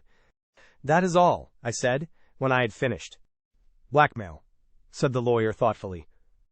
"You are surprised?" asked Poirot. The lawyer took off his pince-nez and polished them with his handkerchief. "No," he replied, "I can hardly say that I am surprised. I have suspected something of the kind for some time." "That brings us," said Poirot, "to the information for which I am asking. If anyone can give us an idea of the actual sums paid, you are the man, monsieur." "I see no object in withholding the information," said Hammond, after a moment or two. "During the past year, Mrs. Ferrars has sold out certain securities, and the money for them was paid into her account and not reinvested. As her income was a large one and she lived very quietly after her husband's death, it seems certain that these sums of money were paid away for some special purpose. I once sounded her on the subject, and she said that she was obliged to support several of her husband's poor relations. I let the matter drop, of course. Until now, I have always imagined that the money was paid to some woman who had had a claim on Ashley Ferrars. I never dreamed that Mrs. Ferrars herself was involved." "And the amount?" asked Poirot. "In all, I should say, the various sums totaled at least £20,000. £20,000! I exclaimed. "In 1 year!" "Mrs. Ferrars was a very wealthy woman," said Poirot dryly, "and the penalty for murder is not a pleasant one." "Is there anything else that I can tell you?" inquired Mr. Hammond. "I thank you, no," said Poirot, rising. "All my excuses for having deranged you." Not at all, not at all. The word derange, I remarked, when we were outside again, is applicable to mental disorder only. Ah, cried Poirot, never will my English be quite perfect. A curious language. I should then have said disarranged, n'est-ce pas? Disturbed is the word you had in mind. I thank you, my friend. The word exact, you are zealous for it. EHBN, what about our friend Parker now? With £20,000 in hand, would he have continued being a butler? Je ne pense pas. It is, of course, possible that he banked the money under another name, but I am disposed to believe he spoke the truth to us. If he is a scoundrel, he is a scoundrel on a mean scale. He has not the big ideas. That leaves us as a possibility Raymond or, well, Major Blunt. Surely not Raymond, I objected, since we know that he was desperately hard up for a matter of £500. That is what he says, yes. And as to Hector Blunt, I will tell you something as to the good Major Blunt, interrupted Poirot. It is my business to make inquiries. I make them. Bien, that legacy of which he speaks, I have discovered that the amount of it was close upon £20,000. What do you think of that? I was so taken aback that I could hardly speak. It's impossible, I said at last. A well-known man like Hector Blunt. Poirot shrugged his shoulders. Who knows? At least he is a man with big ideas. I confess that I hardly see him as a blackmailer, but there is another possibility that you have not even considered. What is that? The fire, my friend. Ackroyd himself may have destroyed that letter, blue envelope and all, after you left him. I hardly think that likely, I said slowly. And yet, of course, it may be so. He might have changed his mind. We had just arrived at my house, and on the spur of the moment I invited Poirot to come in and take potluck. I thought Caroline would be pleased with me, but it is hard to satisfy one's womenfolk. It appears that we were eating chops for lunch, the kitchen staff being regaled on tripe and onions, and 2 chops set before 3 people are productive of embarrassment. But Caroline is seldom daunted for long. With magnificent mendacity, she explained to Poirot that although James laughed at her for doing so, she adhered strictly to a vegetarian diet. She descanted ecstatically on the delights of nut cutlets, which I am quite sure she has never tasted, and ate a Welsh rarebit with gusto and frequent cutting remarks as to the dangers of flesh foods. Afterwards, when we were sitting in front of the fire and smoking, Caroline attacked Poirot directly. Not found Ralph Paton yet? She asked. Where should I find him, mademoiselle? I thought perhaps you'd found him in Cranchester, said Caroline, with intense meaning in her tone. Poirot looked merely bewildered. In Cranchester? But why in Cranchester? I enlightened him with a touch of malice. One of our ample staff of private detectives happened to see you in a car on the Cranchester Road yesterday, I explained. Poirot's bewilderment vanished. He laughed heartily. Ah, that! A simple visit to the dentist. C'est tout. My tooth, it aches. I go there. My tooth, it is at once better, I think, to return quickly. The dentist, he says, better to have it out, I argue. He insists. He has his way. That particular tooth, it will never ache again. Caroline collapsed rather like a pricked balloon. We fell to discussing Ralph Paton. A weak nature, I insisted, but not a vicious one. Ah, said Poirot, but weakness, where does it end? Exactly, said Caroline. Take James here, weak as water if I weren't about to look after him. My dear Caroline, I said irritably, can't you talk without dragging in personalities? You are weak, James, said Caroline, quite unmoved. I'm 8 years older than you are. Oh, I don't mind Monsieur Poirot knowing that. I should never have guessed it, mademoiselle, said Poirot, with a gallant little bow. 8 years older. But I've always considered it my duty to look after you. With a bad bringing up, heaven knows what mischief you might have got into by now.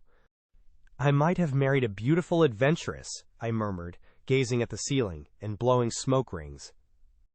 Adventuress, said Caroline with a snort. If we're talking of adventuresses. She left the sentence unfinished. Well, I said, with some curiosity. Nothing. But I can think of someone, not 100 miles away. Then she turned to Poirot suddenly. James sticks to it that you believe someone in the house committed the murder. All I can say is, you're wrong. I should not like to be wrong, said Poirot. It is not How do you say, my métier? I've got the facts pretty clearly, continued Caroline, taking no notice of Poirot's remark, from James and others. As far as I can see, of the people in the house, only two could have had the chance of doing it. Ralph Paton and Flora Ackroyd. My dear Caroline. Now, James, don't interrupt me. I know what I'm talking about. Parker met her outside the door, didn't he? He didn't hear her uncle saying goodnight to her. She could have killed him, then and there. Caroline. I'm not saying she did, James. I'm saying she could have done. As a matter of fact, though Flora is like all these young girls nowadays, with no veneration for their betters and thinking they know best on every subject under the sun, I don't for a minute believe she'd kill even a chicken. But there it is. Mr. Raymond and Major Blunt have alibis. Mrs. Ackroyd's got an alibi. Even that Russell woman seems to have one. And a good job for her it is. She has. Who is left? Only Ralph and Flora. And say what you will, I don't believe Ralph Paton is a murderer. A boy we've known all our lives. Poirot was silent for a minute, watching the curling smoke rise from his cigarette. When at last he spoke, it was in a gentle, far-away voice that produced a curious impression. It was totally unlike his usual manner. Let us take a man, a very ordinary man. A man with no idea of murder in his heart. There is in him somewhere a strain of weakness, deep down. It has so far never been called into play. Perhaps it never will be, and if so, he will go to his grave honored and respected by everyone. But let us suppose that something occurs. He is in difficulties, or perhaps not that even. He may stumble by accident on a secret involving life or death to someone. And his first impulse will be to speak out, to do his duty as an honest citizen. And then the strain of weakness tells. Here is a chance of money, a great amount of money. He wants money. He desires it. And it is so easy. He has to do nothing for it, just keep silence. That is the beginning. The desire for money grows. He must have more and more. He is intoxicated by the gold mine which is opened at his feet. He becomes greedy. And in his greed he overreaches himself. One can press a man as far as one likes, but with a woman one must not press too far. For a woman has at heart a great desire to speak the truth. How many husbands who have deceived their wives go comfortably to their graves, carrying their secret with them? How many wives who have deceived their husbands wreck their lives by throwing the fact in those same husbands' teeth? They have been pressed too far. In a reckless moment, which they will afterwards regret, bien entendu, they fling safety to the winds and turn at bay, proclaiming the truth with great momentary satisfaction to themselves. So it was, I think, in this case. The strain was too great. And so there came your proverb, the death of the goose that laid the golden eggs. But that is not the end. Exposure faced the man of whom we are speaking. And he is not the same man he was, say, a year ago. His moral fiber is blunted, he is desperate. He is fighting a losing battle, and he is prepared to take any means that come to his hand, for exposure means ruin to him. And so, the dagger strikes. He was silent for a moment. It was as though he had laid a spell upon the room. I cannot try to describe the impression his words produced. There was something in the merciless analysis, and the ruthless power of vision which struck fear into both of us. Afterwards, he went on softly, the danger removed, he will be himself again, normal, kindly, but if the need again arises, then once more he will strike. Caroline roused herself at last. You are speaking of Ralph Paton, she said. You may be right. You may not, but you have no business to condemn a man unheard. The telephone bell rang sharply. I went out into the hall and took off the receiver. What? I said. Yes, Dr. Sheppard speaking. I listened for a minute or two, then replied briefly. Replacing the receiver, I went back into the drawing room. Poirot, I said, they have detained a man at Liverpool. His name is Charles Kent, and he is believed to be the stranger who visited Fernly that night. They want me to go to Liverpool at once and identify him. Chapter 18. Charles Kent. Half an hour later saw Poirot, myself, and Inspector Raglan in the train on the way to Liverpool. The inspector was clearly very excited. We may get a line on the blackmailing part of the business, if on nothing else," he declared jubilantly. "He's a rough customer, this fella, by what I heard over the phone. Takes dope, too. We ought to find it easy to get what we want out of him. If there was the shadow of a motive, nothing's more likely than that he killed Mr. Ackroyd. But in that case, why is young Paton keeping out of the way? The whole thing's a muddle, that's what it is. By the way, Monsieur Poirot, you were quite right about those fingerprints. They were Mr. Ackroyd's own. I had rather the same idea myself, but I dismissed it as hardly feasible." I smiled to myself. Inspector Raglan was so very plainly saving his face. "As regards this man," said Poirot, "he is not yet arrested, E.H.?" "No, detained under suspicion." "And what account does he give of himself?"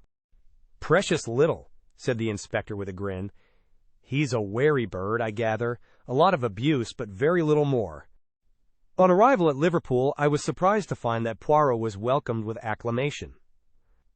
Superintendent Hayes, who met us, had worked with Poirot over some case long ago, and had evidently an exaggerated opinion of his powers. "Now we've got Monsieur Poirot here, we shan't be long," he said cheerfully. "I thought you'd retired, monsieur?" "So I had, my good Hayes, so I had. But how tedious is retirement! You cannot imagine to yourself the monotony with which day comes after day." "Very likely. So you've come to have a look at our own particular find? Is this Dr. Sheppard? Think you'll be able to identify him, sir?" "I'm not very sure," I said doubtfully. "How did you get hold of him?" inquired Poirot. "Description was circulated, as you know. In the press and privately. Not much to go on, I admit. This fellow has an American accent, all right, and he doesn't deny that he was near King's Abbot that night. Just asks what the hell it is to do with us, and that he'll see us in blank before he answers any questions." "Is it permitted that I, too, see him?" asked Poirot. The superintendent closed one eye knowingly. "Very glad to have you, sir. You've got permission to do anything you please. Inspector Japp of Scotland Yard was asking after you the other day. Said he'd heard you were connected unofficially with this case. Where's Captain Paton hiding, sir? Can you tell me that?" "I doubt if it would be wise at the present juncture," said Poirot primly, and I bit my lips to prevent a smile. The little man really did it very well. After some further parley, we were taken to interview the prisoner. He was a young fellow, I should say not more than 22 or 3, tall, thin, with slightly shaking hands, and the evidences of considerable physical strength somewhat run to seed. His hair was dark, but his eyes were blue and shifty, seldom meeting the glance squarely. I had all along cherished the illusion that there was something familiar about the figure I had met that night, but if this were indeed he, I was completely mistaken. He did not remind me in the least of anyone I knew. "Now then, Kent," said the superintendent, "stand up. Here are some visitors come to see you. Recognize any of them?" Kent glared at us sullenly, but did not reply. I saw his glance waver over the 3 of us, and come back to rest on me. "Well, sir," said the superintendent to me, "what do you say?" "The height's the same," I said, "and as far as general appearance goes, it might well be the man in question. Beyond that, I couldn't go." "What the hell's the meaning of all this?" asked Kent. "What have you got against me? Come on, out with it! What am I supposed to have done?" I nodded my head. "It's the man," I said. "I recognize the voice." "Recognize my voice, do you? Where do you think you heard it before?" "On Friday evening last, outside the gates of Fernly Park. You asked me the way there." "I did I?" "Do you admit it?" asked the inspector. "I don't admit anything. Not till I know what you've got on me." "Have you not read the papers in the last few days?" asked Poirot, speaking for the first time. The man's eyes narrowed. "So that's it, is it? I saw an old gent had been croaked at Fernly. Trying to make out I did the job, are you?" "You were there that night," said Poirot quietly. "How do you know, mister?" "By this." Poirot took something from his pocket and held it out. It was the goose quill we had found in the summer house. At the sight of it, the man's face changed. He half held out his hand. "Snow," said Poirot thoughtfully. "No, my friend, it is empty. It lay where you dropped it, in the summer house that night." Charles Kent looked at him uncertainly. "You seem to know a hell of a lot about everything, you little foreign cock duck. Perhaps you remember this, The papers say that the old gent was croaked between 9:45 and 10 o'clock? That is so, agreed Poirot. Yes, but is it really so? That's what I'm getting at. This gentleman will tell you, said Poirot. He indicated Inspector Raglan. The latter hesitated, glanced at Superintendent Hayes, then at Poirot, and finally, as though receiving sanction, he said, That's right, between 9:45 and 10 o'clock. Then you've nothing to keep me here for, said Kent. I was away from Fernly Park by 25 minutes past 9. You can ask at the Dog and Whistle. That's a saloon about a mile out of Fernly on the road to Cranchester. I kicked up a bit of a row there, I remember. As near as nothing to 9:45 it was. How about that? Inspector Raglan wrote down something in his notebook. Well? Demanded Kent. Inquiries will be made, said the inspector. If you've spoken the truth, you won't have anything to complain about. What were you doing at Fernly Park anyway? Went there to meet someone. Who? That's none of your business. You'd better keep a civil tongue in your head, my man, the superintendent warned him. To hell with a civil tongue. I went there on my own business, and that's all there is to it. If I was clear away before the murder was done, that's all that concerns the cops. Your name, it is Charles Kent, said Poirot. Where were you born? The man stared at him. Then he grinned. I'm a full-blown Britisher, all right, he said. Yes, said Poirot meditatively. I think you are. I fancy you were born in Kent. The man stared. Why's that? Because of my name? What's that to do with it? Is a man whose name is Kent bound to be born in that particular county? Under certain circumstances, I can imagine he might be, said Poirot very deliberately. Under certain circumstances you comprehend. There was so much meaning in his voice as to surprise the two police officers. As for Charles Kent, he flushed a brick red, and for a moment I thought he was going to spring at Poirot. He thought better of it, however, and turned away with a kind of laugh. Poirot nodded as though satisfied, and made his way out through the door. He was joined presently by the two officers. We'll verify that statement, remarked Raglan. I don't think he's lying, though. But he's got to come clear with a statement as to what he was doing at Fernly. It looks to me as though we'd got our blackmailer all right. On the other hand, granted his story's correct, he couldn't have had anything to do with the actual murder. He'd got £10 on him when he was arrested, rather a large sum. I fancy that £40 went to him.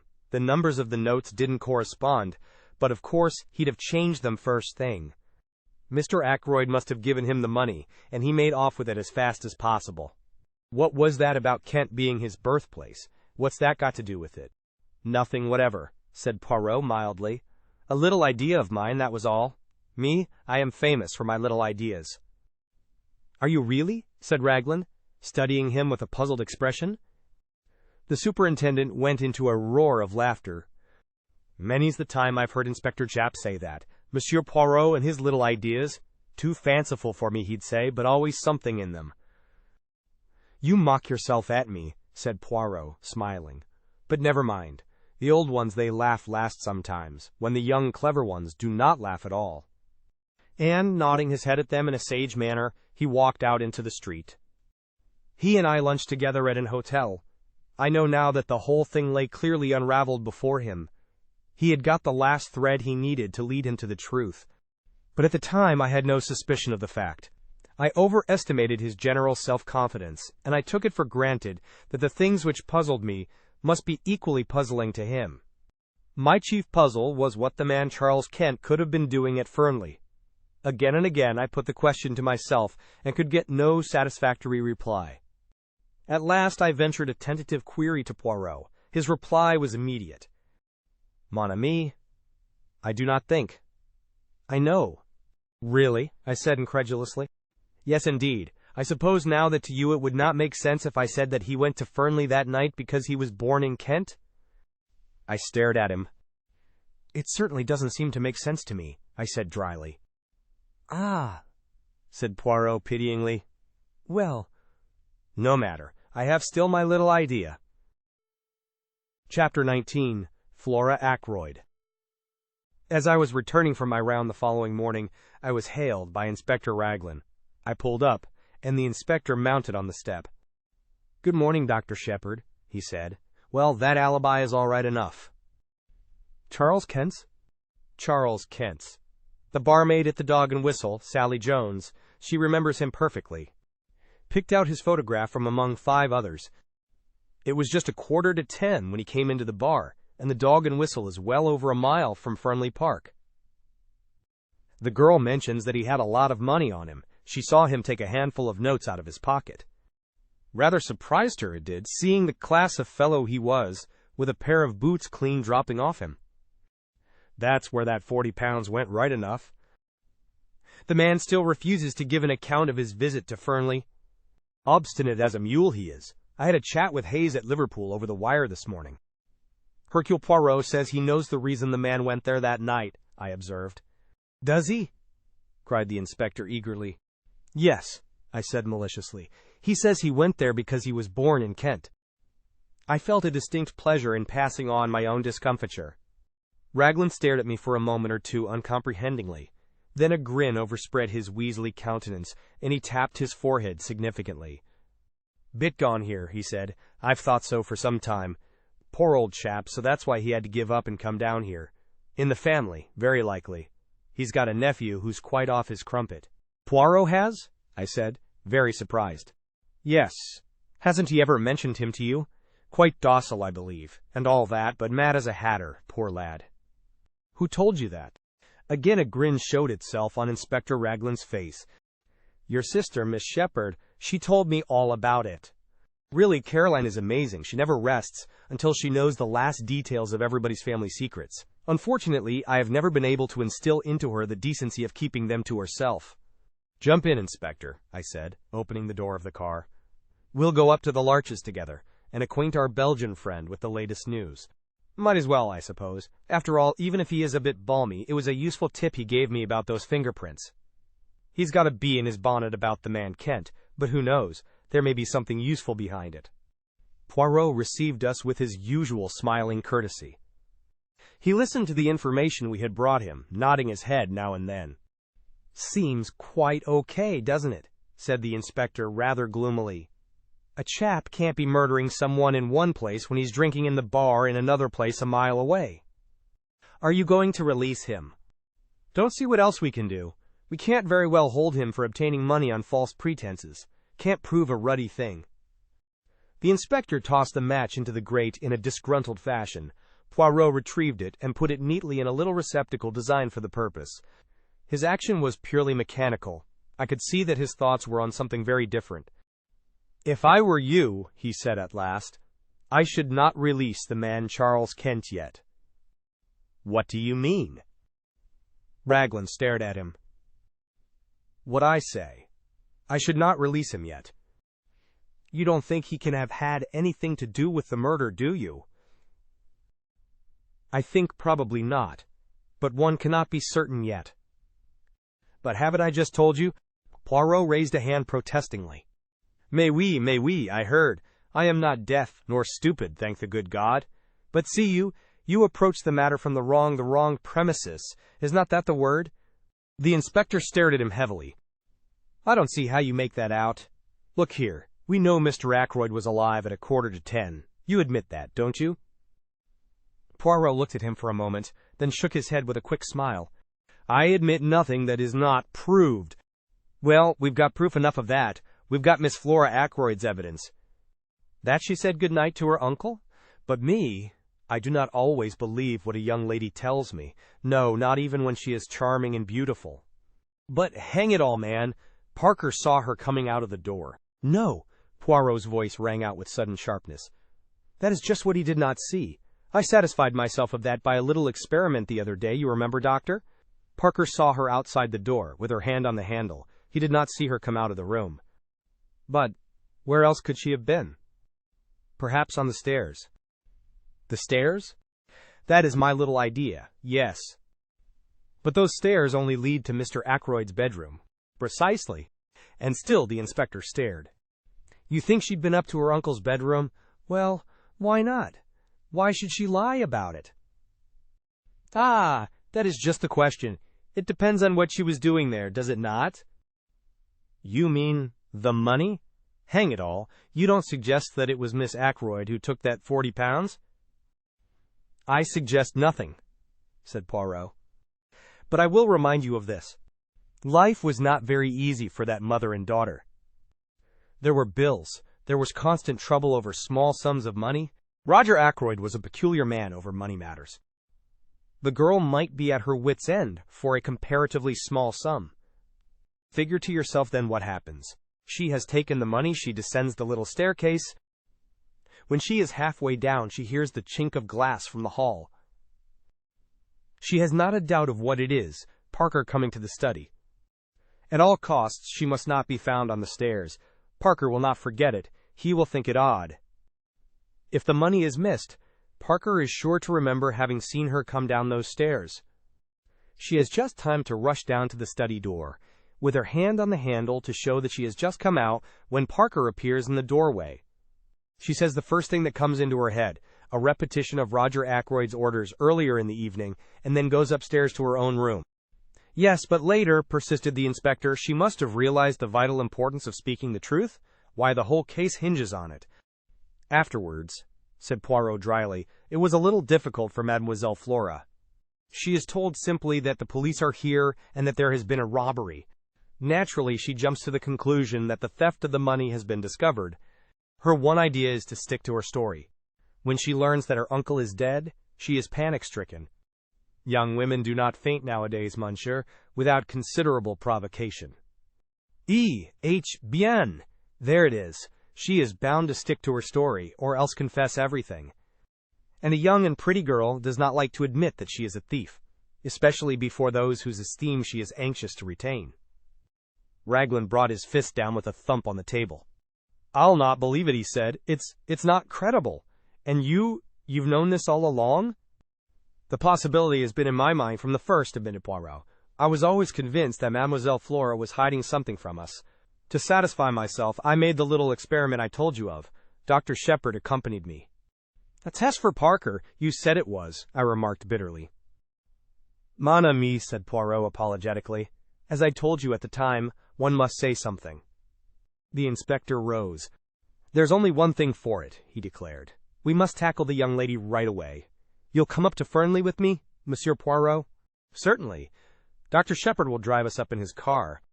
I acquiesced willingly. On inquiry from Miss Ackroyd, we were shown into the billiard room. Flora and Major Hector Blunt were sitting on the long window seat. Good morning, Miss Ackroyd, said the inspector. Can we have a word or two alone with you?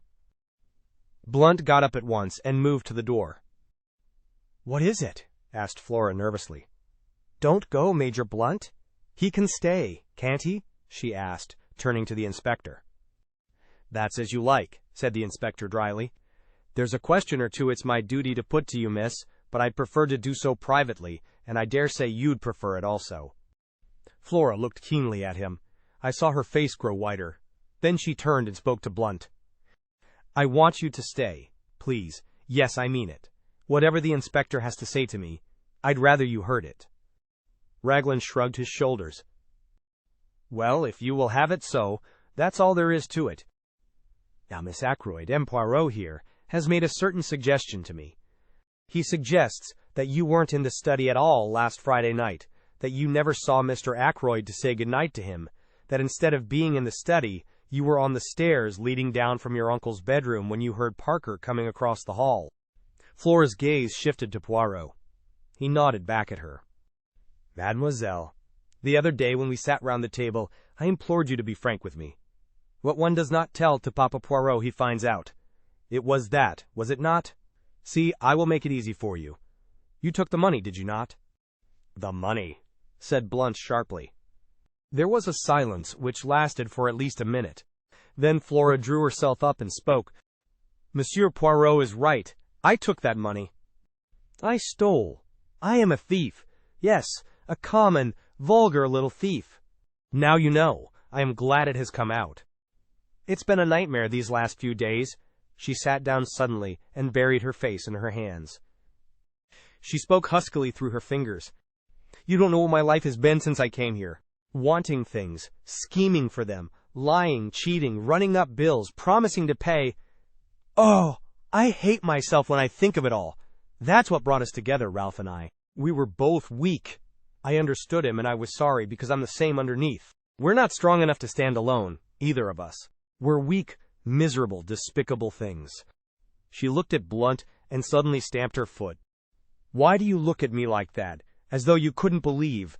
I may be a thief, but at any rate, I'm real now.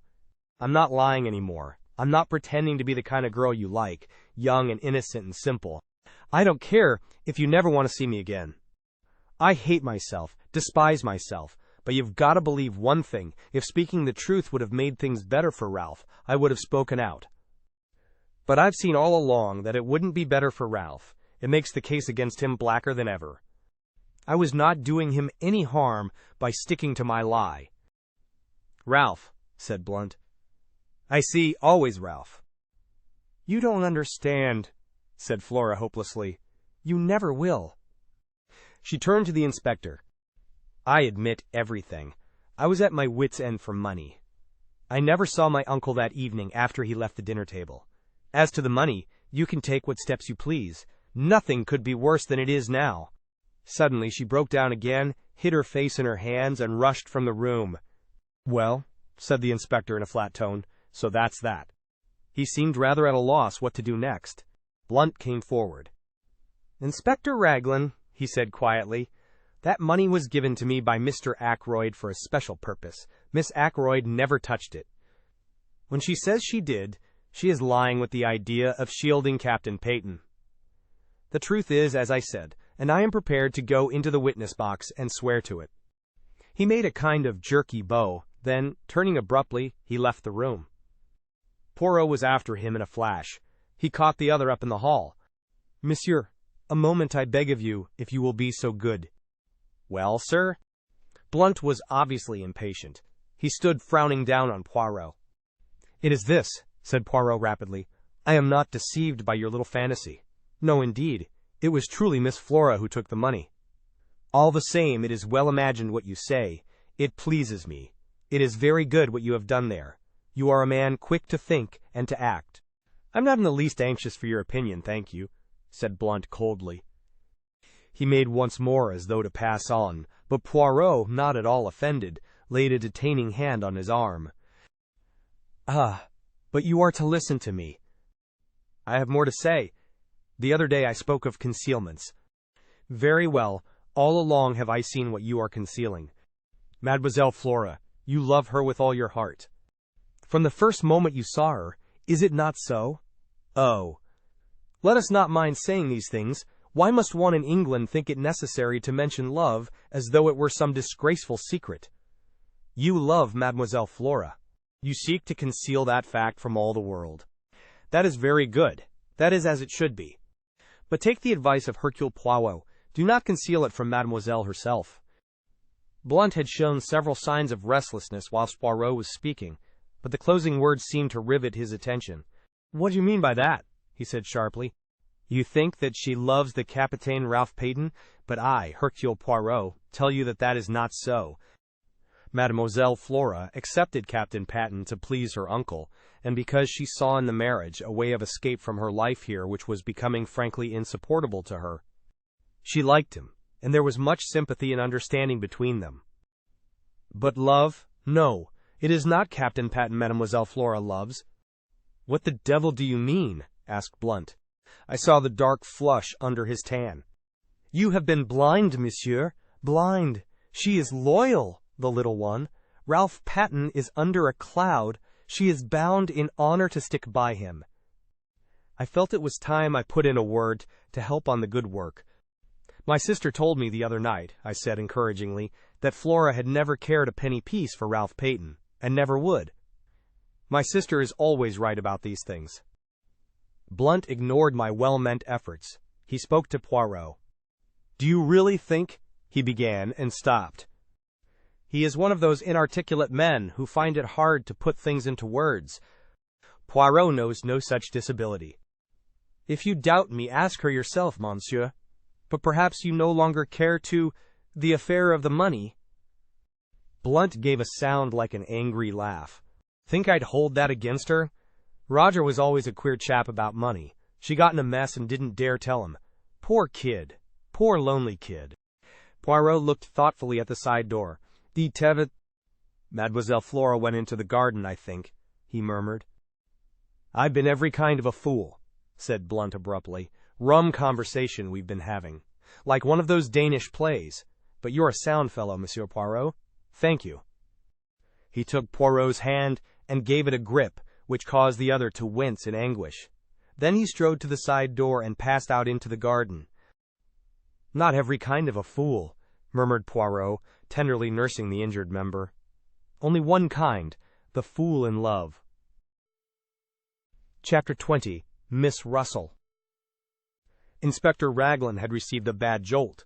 He was not deceived by Blunt's valiant lie, any more than we had been. Our way back to the village was punctuated by his complaints. This alters everything, this does. I don't know whether you've realized it, Monsieur Poirot.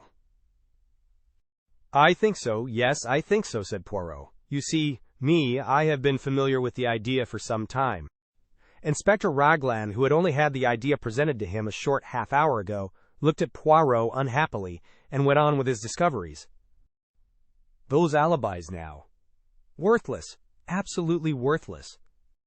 Got to start again. Find out what everyone was doing from 9:30 onwards. 9:30. That's the time we've got to hang on to. You were quite right about the man Kent. We don't release him yet a while.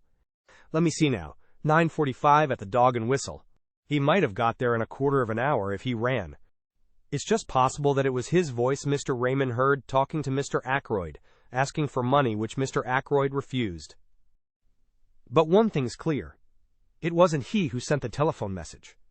The station is half a mile in the other direction, over a mile and a half from the Dog and Whistle, and he was at the Dog and Whistle until about 10 minutes past 10. Dang that telephone call. We always come up against it. We do indeed, agreed Poirot. It is curious. It's just possible that if Captain Paton climbed into his uncle's room and found him there murdered, he may have sent it. Got the wind up, thought he'd be accused, and cleared out. That's possible, isn't it? Why should he have telephoned? May have had doubts if the old man was really dead, thought he'd get the doctor up there as soon as possible, but didn't want to give himself away. Yes, I say now, how's that for a theory? Something in that, I should say. The inspector swelled his chest out importantly. He was so plainly delighted with himself that any words of ours would have been quite superfluous. We arrived back at my house at this minute, and I hurried in to my surgery patients, who had all been waiting a considerable time, leaving Poirot to walk to the police station with the inspector.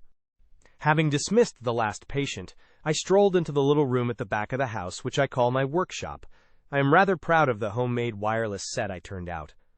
Caroline hates my workroom. I keep my tools there, and Annie is not allowed to wreak havoc with a dustpan and brush.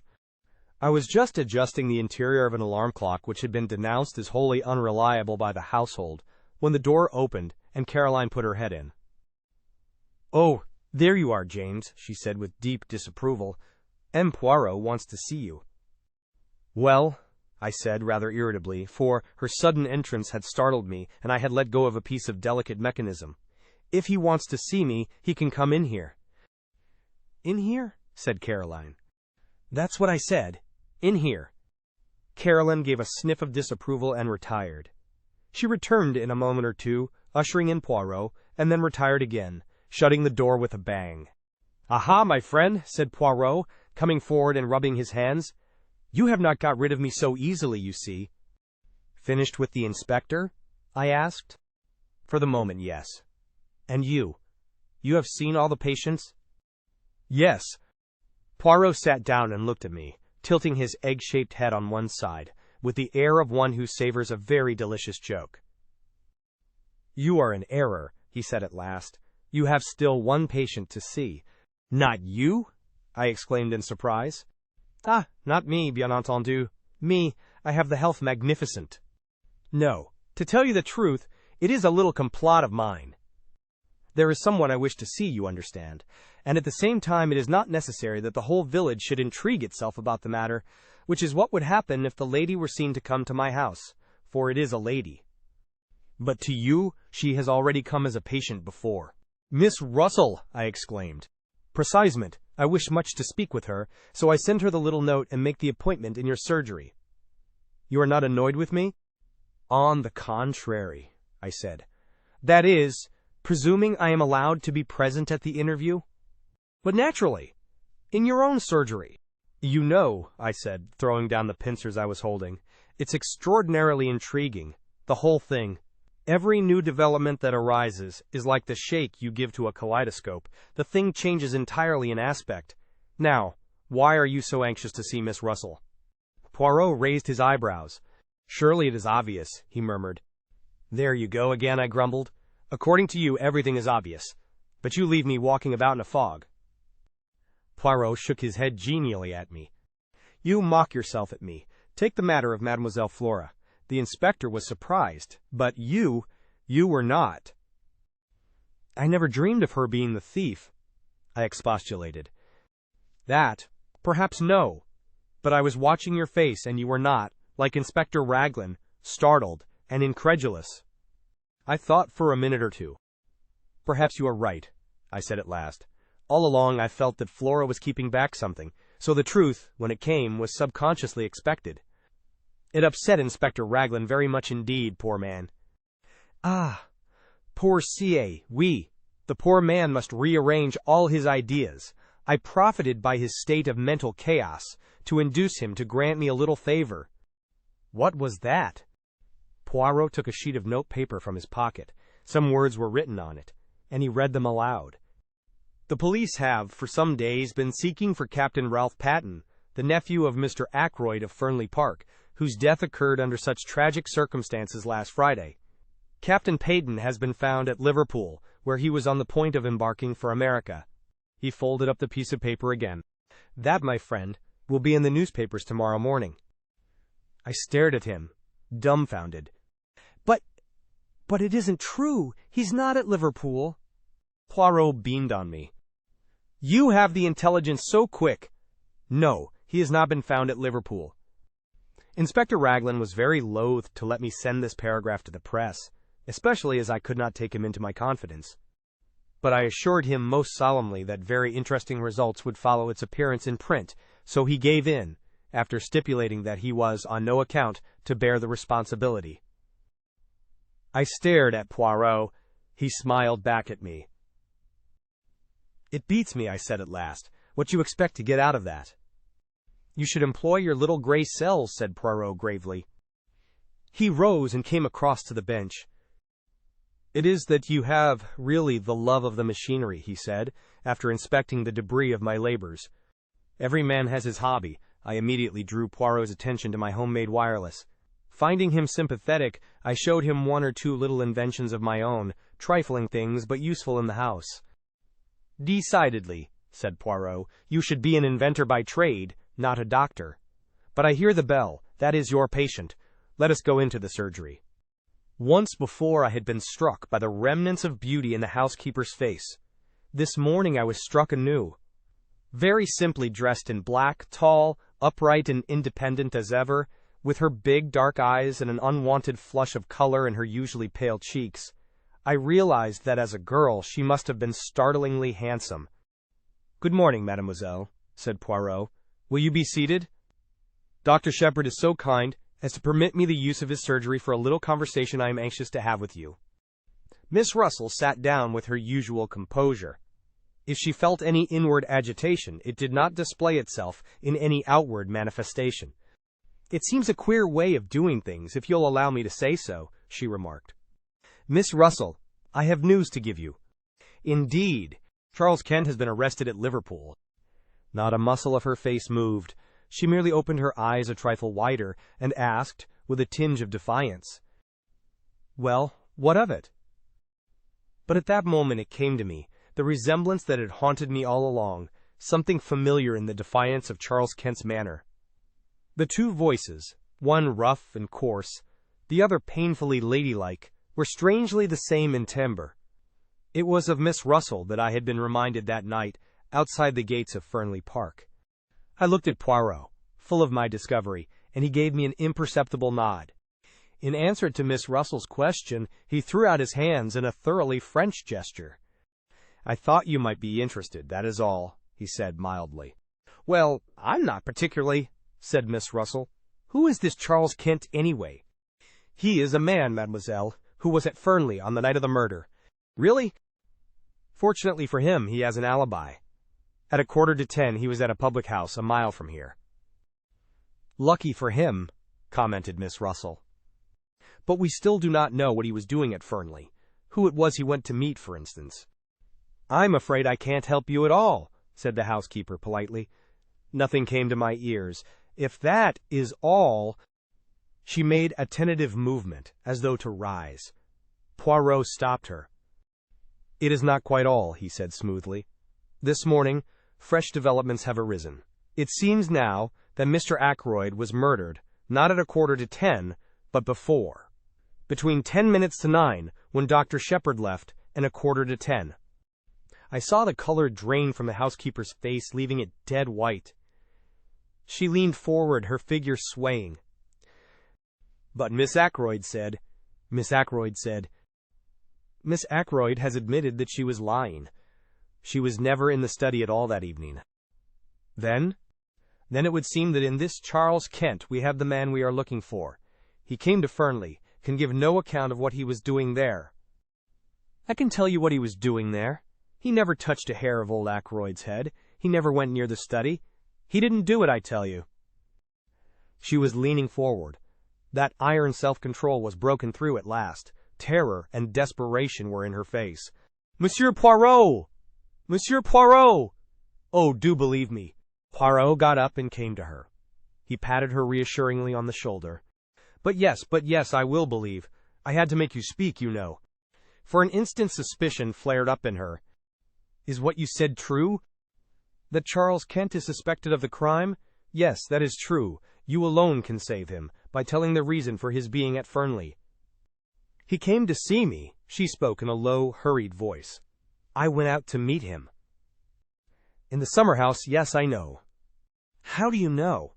Mademoiselle, it is the business of Hercule Poirot to know things. I know that you went out earlier in the evening, that you left a message in the summer house, to say what time you would be there. Yes, I did. I had heard from him, saying he was coming. I dared not let him come to the house. I wrote to the address he gave me, and said I would meet him in the summer house, and described it to him so that he would be able to find it. Then I was afraid he might not wait there patiently, and I ran out and left a piece of paper to say I would be there about 9:10. I didn't want the servants to see me, so I slipped out through the drawing-room window.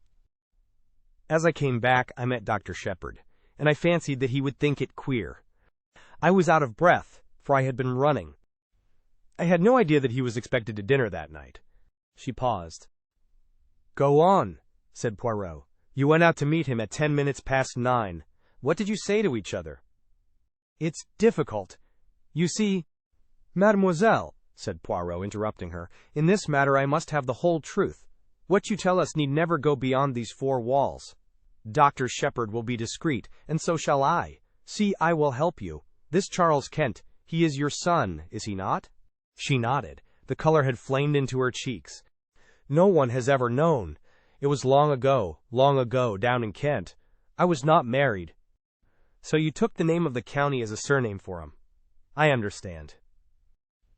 I got work. I managed to pay for his board and lodging. I never told him that I was his mother. But he turned out badly. He drank, then took to drugs. I managed to pay his passage out to Canada. I didn't hear of him for a year or two. Then somehow or other he found out that I was his mother.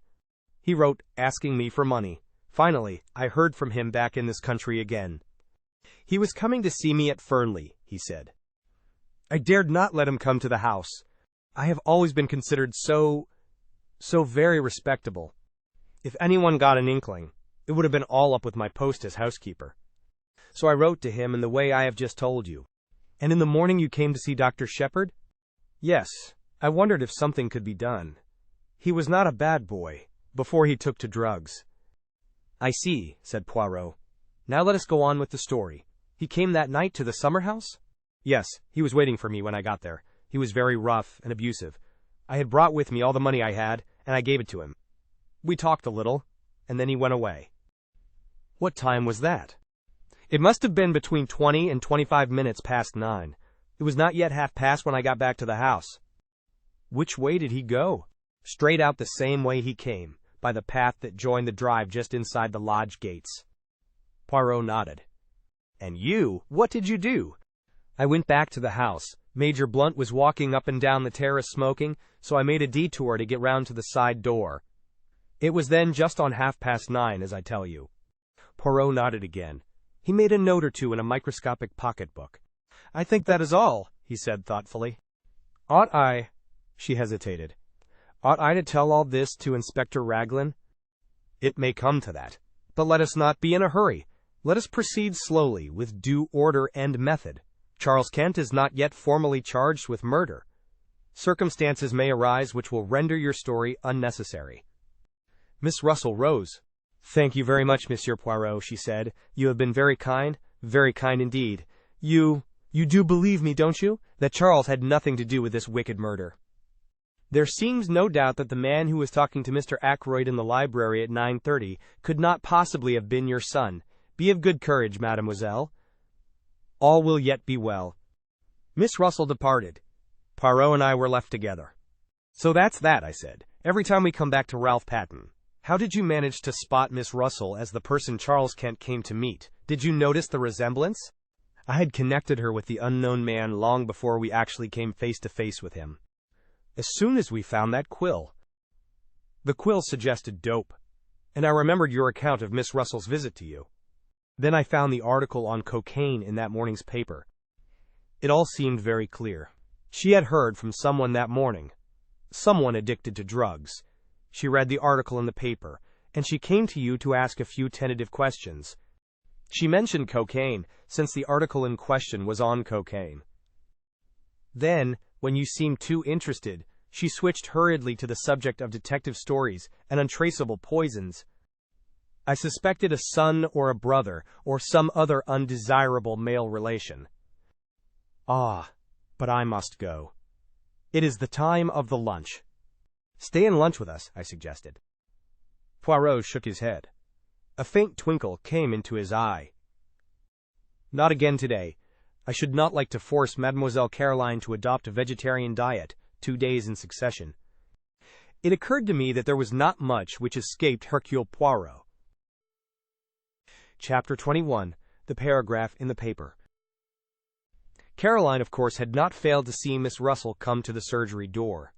I had anticipated this, and had ready an elaborate account of the lady's bad knee. But Caroline was not in a cross-questioning mood. Her point of view was that she knew what Miss Russell had really come for, and that I didn't. Pumping you, James, said Caroline. Pumping you in the most shameless manner, I've not a doubt. It's no good interrupting. I dare say you hadn't the least idea she was doing it even. Men are so simple. She knows that you are in Monsieur Poirot's confidence, and she wants to find out things. Do you know what I think, James? I couldn't begin to imagine. You think so many extraordinary things. It's no good being sarcastic. I think Miss Russell knows more about Mr. Ackroyd's death than she is prepared to admit. Caroline leaned back triumphantly in her chair. Do you really think so? I said absently. You are very dull today, James. No animation about you. It's that liver of yours. Our conversation then dealt with purely personal matters. The paragraph inspired by Poirot duly appeared in our daily paper the next morning. I was in the dark as to its purpose, but its effect on Caroline was immense. She began by stating, most untruly, that she had said as much all along. I raised my eyebrows but did not argue. Caroline, however, must have felt a prick of conscience, for she went on. I mayn't have actually mentioned Liverpool, but I knew he'd try to get away to America. That's what Crippen did. Without much success, I reminded her. Poor boy, and so they've caught him. I consider, James, that it's your duty to see that he isn't hung. What do you expect me to do? Why, you're a medical man, aren't you? You've known him from a boy upwards. Not mentally responsible. That's the line to take, clearly. I read only the other day that they're very happy in Broadmoor. It's quite like a high-class club. But Caroline's words had reminded me of something. I never knew that Poirot had an imbecile nephew, I said curiously. Didn't you? Oh, he told me all about it.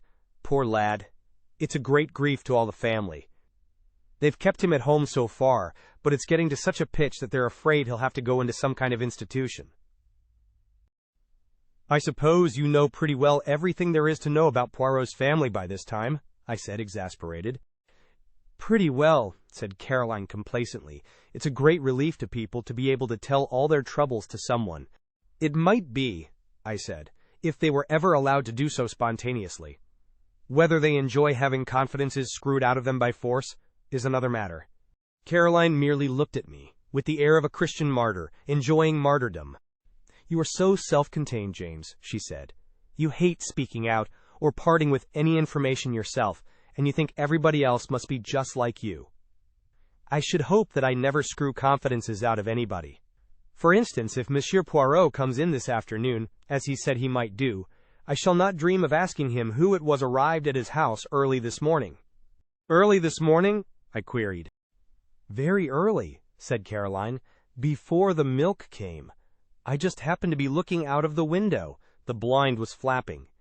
It was a man. He came in a closed car, and he was all muffled up.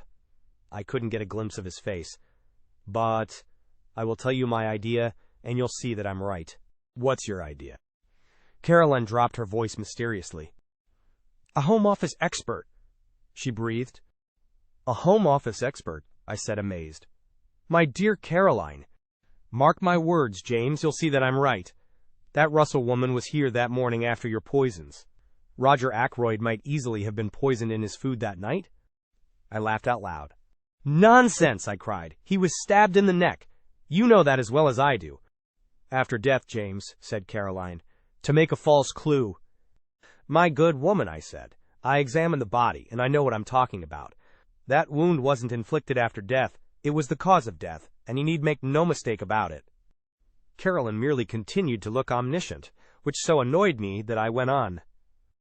Perhaps you will tell me, Caroline, if I have a medical degree or if I have not. You have the medical degree, I dare say, James, at least I know you have, but you've no imagination whatever. Having endowed you with a treble portion, there was none left over for me, I said dryly. I was amused to notice Caroline's maneuvers that afternoon when Poirot duly arrived. My sister, without asking a direct question, skirted the subject of the mysterious guest in every way imaginable. By the twinkle in Poirot's eyes, I saw that he realized her object. He remained blandly impervious, and blocked her bowling so successfully that she herself was at a loss how to proceed. Having, I suspect, quietly enjoyed the little game, he rose to his feet and suggested a walk. It is that I need to reduce the figure a little, he explained. You will come with me, Doctor? And perhaps later Miss Caroline will give us some tea. Delighted, said Caroline. Won't your, guest come in also? You are too kind, said Poirot. But no, my friend reposes himself. Soon you must make his acquaintance. MS. Quite an old friend of yours, so somebody told me, said Caroline, making one last valiant effort. Did they? Murmured Poirot. Well, we must start. Our tramp took us in the direction of Fernly. I had guessed beforehand that it might do so. I was beginning to understand Poirot's methods. Every little irrelevancy had a bearing upon the whole. I have a commission for you, my friend, he said at last. Tonight, at my house, I desire to have a little conference. You will attend, will you not? Certainly, I said. Good. I need also all those in the house. That is to say, Mrs. Ackroyd, Mademoiselle Flora, Major Blunt, M. Raymond. I want you to be my ambassador. This little reunion is fixed for 9 o'clock. You will ask them. Yes? With pleasure, but why not ask them yourself? Because they will then put the questions, why? What for? They will demand what my idea is. And, as you know, my friend, I much dislike to have to explain my little ideas until the time comes. I smiled a little. My friend Hastings, he of whom I told you, used to say of me that I was the human oyster. But he was unjust. Of facts, I keep nothing to myself, but to everyone his own interpretation of them. When do you want me to do this? Now, if you will. We are close to the house. Aren't you coming in? No, me. I will promenade myself in the grounds. I will rejoin you by the lodge gates in a quarter of an hour's time. I nodded, and set off on my task. The only member of the family at home proved to be Mrs. Ackroyd, who was sipping an early cup of tea. She received me very graciously. "So grateful to you, doctor," she murmured, "for clearing up that little matter with Monsieur Poirot. But life is one trouble after another. You have heard about Flora, of course?" "What exactly?" I asked cautiously. "This new engagement. Flora and Hector Blunt. Of course not such a good match as Ralph would have been. But after all, happiness comes first. What dear Flora needs is an older man, someone steady and reliable, and then Hector is really a very distinguished man in his way. You saw the news of Ralph's arrest in the paper this morning?" "Yes," I said, "I did." "Horrible." Mrs. Ackroyd closed her eyes and shuddered. "Geoffrey Raymond was in a terrible way.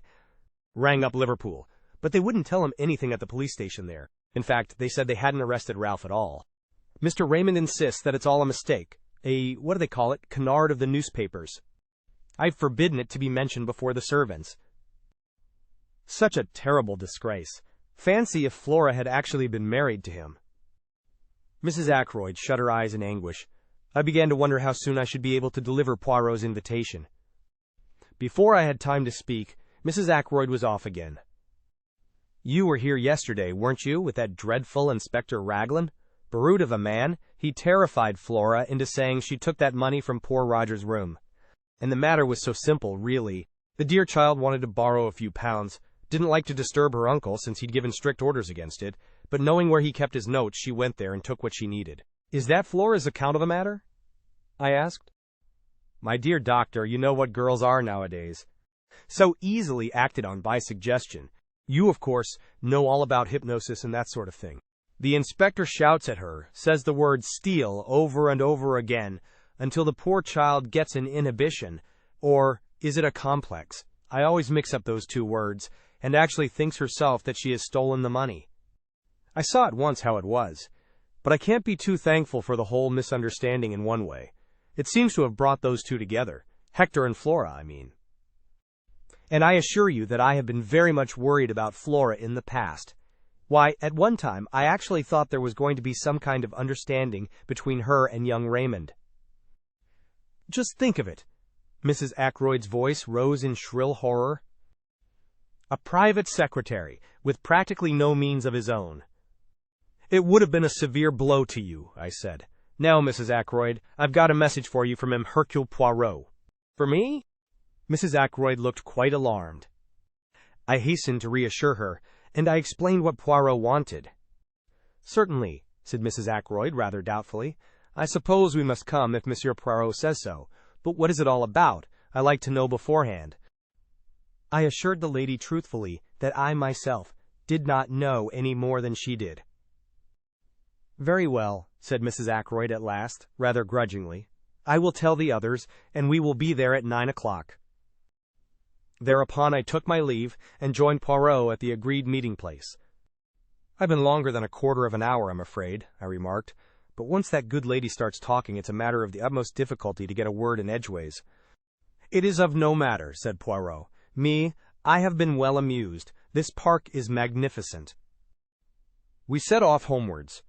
When we arrived, to our great surprise, Caroline, who had evidently been watching for us, herself opened the door. She put her fingers to her lips. Her face was full of importance and excitement. "Ursula, she said, "the parlourmaid from Fernly. She's here. I've put her in the dining room. She's in a terrible way, poor thing. Says she must see Monsieur Poirot at once. I've done all I could. Taken her a cup of hot tea. It really goes to one's heart to see anyone in such a state." "In the dining room?" asked Poirot. "This way," I said, and flung open the door. Ursula was sitting by the table. Her arms were spread out in front of her, and she had evidently just lifted her head from where it had been buried. Her eyes were red with weeping. "Ursula," I murmured. But Poirot went past me with outstretched hands. "No," he said, "that is not quite right, I think. It is not Ursula, is it, my child, but Ursula Paton, Mrs. Ralph Paton." Chapter 22. Ursula's Story. For a moment or two the girl looked mutely at Poirot. Then, her reserve breaking down completely, she nodded her head once and burst into an outburst of sobs. Caroline pushed past me, and putting her arm round the girl, patted her on the shoulder. There, my dear," she said soothingly. It will be all right. You'll see, everything will be all right. Buried under curiosity and scandal-mongering, there is a lot of kindness in Caroline. For the moment, even the interest of Poirot's revelation was lost in the sight of the girl's distress. Presently Ursula sat up and wiped her eyes. "This is very weak and silly of me," she said. "No, no, my child," said Poirot kindly. "We can all realize the strain of this last week." "It must have been a terrible ordeal," I said. "And then to find that you knew," continued Ursula. "How did you know? Was it Ralph who told you?" Poirot shook his head. "You know what brought me to you tonight," went on the girl.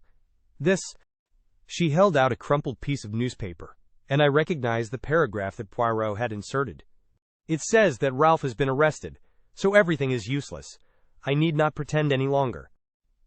"Newspaper paragraphs are not always true, mademoiselle," murmured Poirot, having the grace to look ashamed of himself. "All the same, I think you will do well to make a clean breast of things. The truth is what we need now." The girl hesitated, looking at him doubtfully. "You do not trust me," said Poirot gently. "Yet all the same you came here to find me, did you not? Why was that?" "Because I don't believe that Ralph did it," said the girl in a very low voice. "And I think that you are clever, and will find out the truth. And also—" "Yes?" "I think you are kind." Poirot nodded his head several times. "It is very good that— yes, it is very good. Listen, I do in verity believe that this husband of yours is innocent, but the affair marches badly. If I am to save him, I must know all there is to know, even if it should seem to make the case against him blacker than before." "How well you understand," said Ursula. "So you will tell me the whole story, will you not, from the beginning?" "You're not going to send me away, I hope," said Caroline, settling herself comfortably in an armchair. "What I want to know," she continued, "is why this child was masquerading as a parlor-maid." "Masquerading?" I queried. "That's what I said. Why did you do it, child? For a wager?" "For a living," said Ursula dryly. And encouraged, she began the story which I reproduce here in my own words. Ursula Bourne, it seemed, was one of a family of 7, impoverished Irish gentlefolk. On the death of her father, most of the girls were cast out into the world to earn their own living. Ursula's eldest sister was married to Captain Folliot. It was she whom I had seen that Sunday, and the cause of her embarrassment was clear enough now. Determined to earn her living, and not attracted to the idea of being a nursery governess, the one profession open to an untrained girl, Ursula preferred the job of parlor-maid. She scorned to label herself a lady parlor-maid. She would be the real thing, her reference being supplied by her sister. At Fernly, despite an aloofness which, as has been seen, caused some comment, she was a success at her job, quick, competent, and thorough. "I enjoyed the work," she explained, "and I had plenty of time to myself." And then came her meeting with Ralph Paton, and the love affair which culminated in a secret marriage. Ralph had persuaded her into that, somewhat against her will.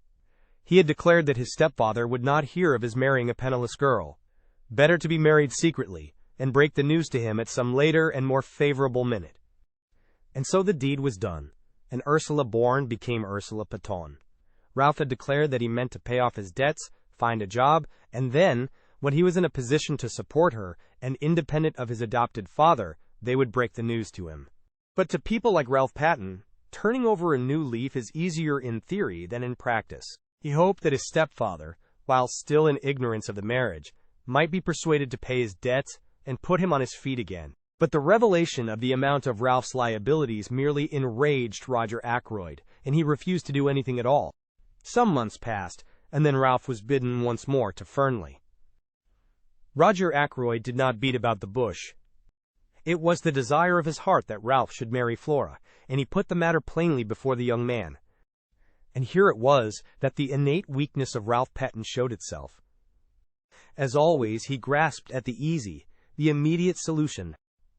As far as I could make out, neither Flora nor Ralph made any pretense of love. It was, on both sides, a business arrangement. Roger Ackroyd dictated his wishes. They agreed to them. Flora accepted a chance of liberty, money, and an enlarged horizon, Ralph, of course, was playing a different game. But he was in a very awkward hole, financially. He seized at the chance. His debts would be paid. He could start again with a clean sheet. His was not a nature to envisage the future, but I gather that he saw vaguely the engagement with Flora being broken off after a decent interval had elapsed. Both Flora and he stipulated that it should be kept a secret for the present. He was anxious to conceal it from Ursula. He felt instinctively that her nature, strong and resolute, with an inherent distaste for duplicity, was not one to welcome such a course. Then came the crucial moment when Roger Ackroyd, always high-handed, decided to announce the engagement. He said no word of his intention to Ralph, only to Flora, and Flora, apathetic, raised no objection. On Ursula, the news fell like a bombshell. Summoned by her, Ralph came hurriedly down from town. They met in the wood, where part of their conversation was overheard by my sister. Ralph implored her to keep silent for a little while longer. Ursula was equally determined to have done with concealments. She would tell Mr. Ackroyd the truth, without any further delay. Husband and wife parted acrimoniously. Ursula, steadfast in her purpose, sought an interview with Roger Ackroyd that very afternoon, and revealed the truth to him. Their interview was a stormy one. It might have been even more stormy had not Roger Ackroyd been already obsessed with his own troubles. It was bad enough, however. Ackroyd was not the kind of man to forgive the deceit that had been practiced upon him.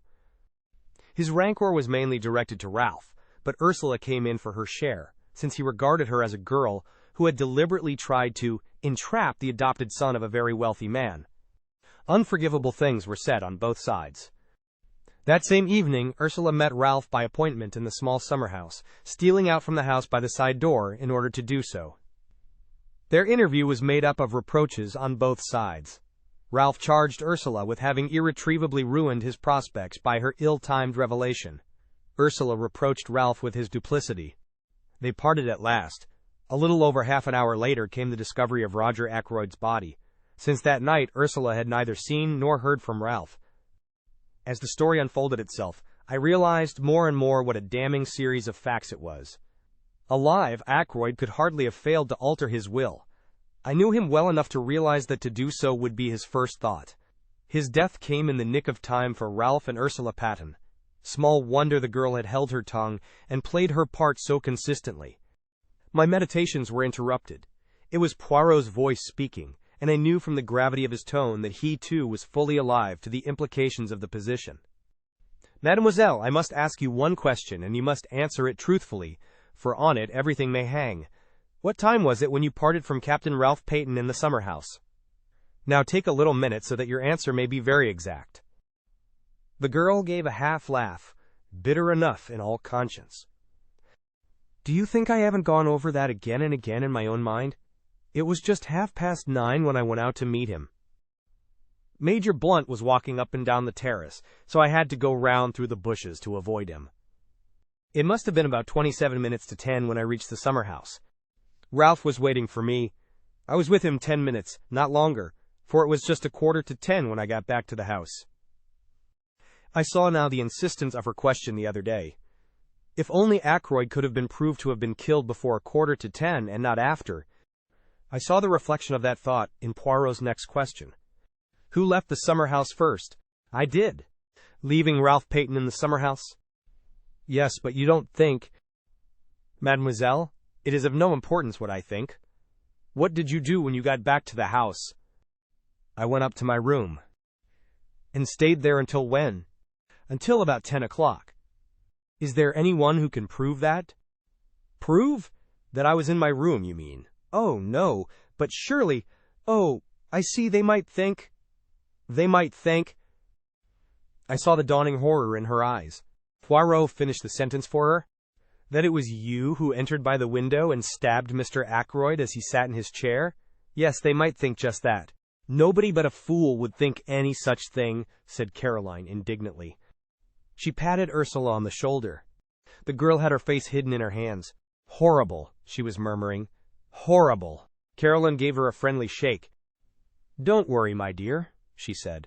"Monsieur Poirot doesn't think that, really. As for that husband of yours, I don't think much of him, and I tell you so candidly." running away and leaving you to face the music." But Ursula shook her head energetically. "Oh no," she cried. "It wasn't like that at all. Ralph would not run away on his own account. I see now. If he heard of his stepfather's murder, he might think himself that I had done it." "He wouldn't think any such thing," said Caroline. "I was so cruel to him that night, so hard and bitter. I wouldn't listen to what he was trying to say, wouldn't believe that he really cared. I just stood there telling him what I thought of him, and saying the coldest, cruelest things that came into my mind, trying my best to hurt him." "Do him no harm," said Caroline. "Never worry about what you say to a man. They're so conceited that they never believe you mean it if it's unflattering," Ursula went on, nervously twisting and untwisting her hands. "When the murder was discovered, and he didn't come forward, I was terribly upset. Just for a moment I wondered. But then I knew he couldn't. But I wished he would come forward and say openly that he'd had nothing to do with it. I knew that he was very fond of Dr. Sheppard, and I fancied that perhaps Dr. Sheppard might know where he was hiding." She turned to me. "That's why I said what I did to you that day. I thought, if you knew where he was, you might pass on the message to him." I exclaimed. "Why should James know where he was?" demanded Caroline sharply. "It was very unlikely, I know," admitted Ursula. "But Ralph had often spoken of Dr. Sheppard, and I knew that he would be likely to consider him as his best friend and King's Abbot." "My dear child," I said, "I have not the least idea where Ralph Paton is at the present moment." "That is true enough," said Poirot. "But—" Ursula held out the newspaper cutting in a puzzled fashion. "Ah, that," said Poirot, slightly embarrassed. "A bagatelle, mademoiselle? A rien du tout? Not for a moment do I believe that Ralph Paton has been arrested." "But then—" began the girl slowly. Poirot went on quickly. "There is one thing I should like to know. Did Captain Paton wear shoes or boots that night?" Ursula shook her head. "I can't remember." "A pity. But how should you? Now, madame," he smiled at her, his head on one side, his forefinger wagging eloquently. "No questions. And do not torment yourself. Be of good courage, and place your faith in Hercule Poirot."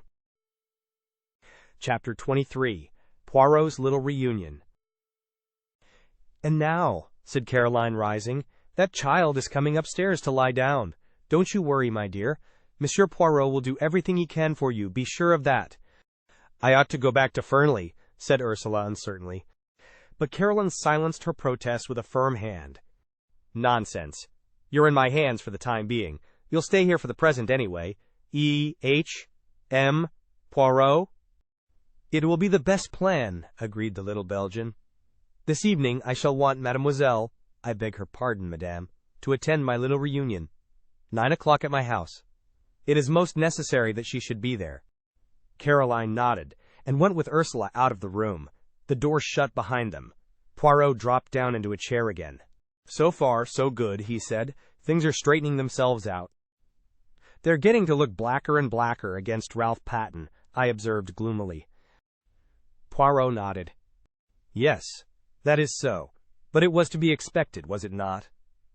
I looked at him, slightly puzzled by the remark.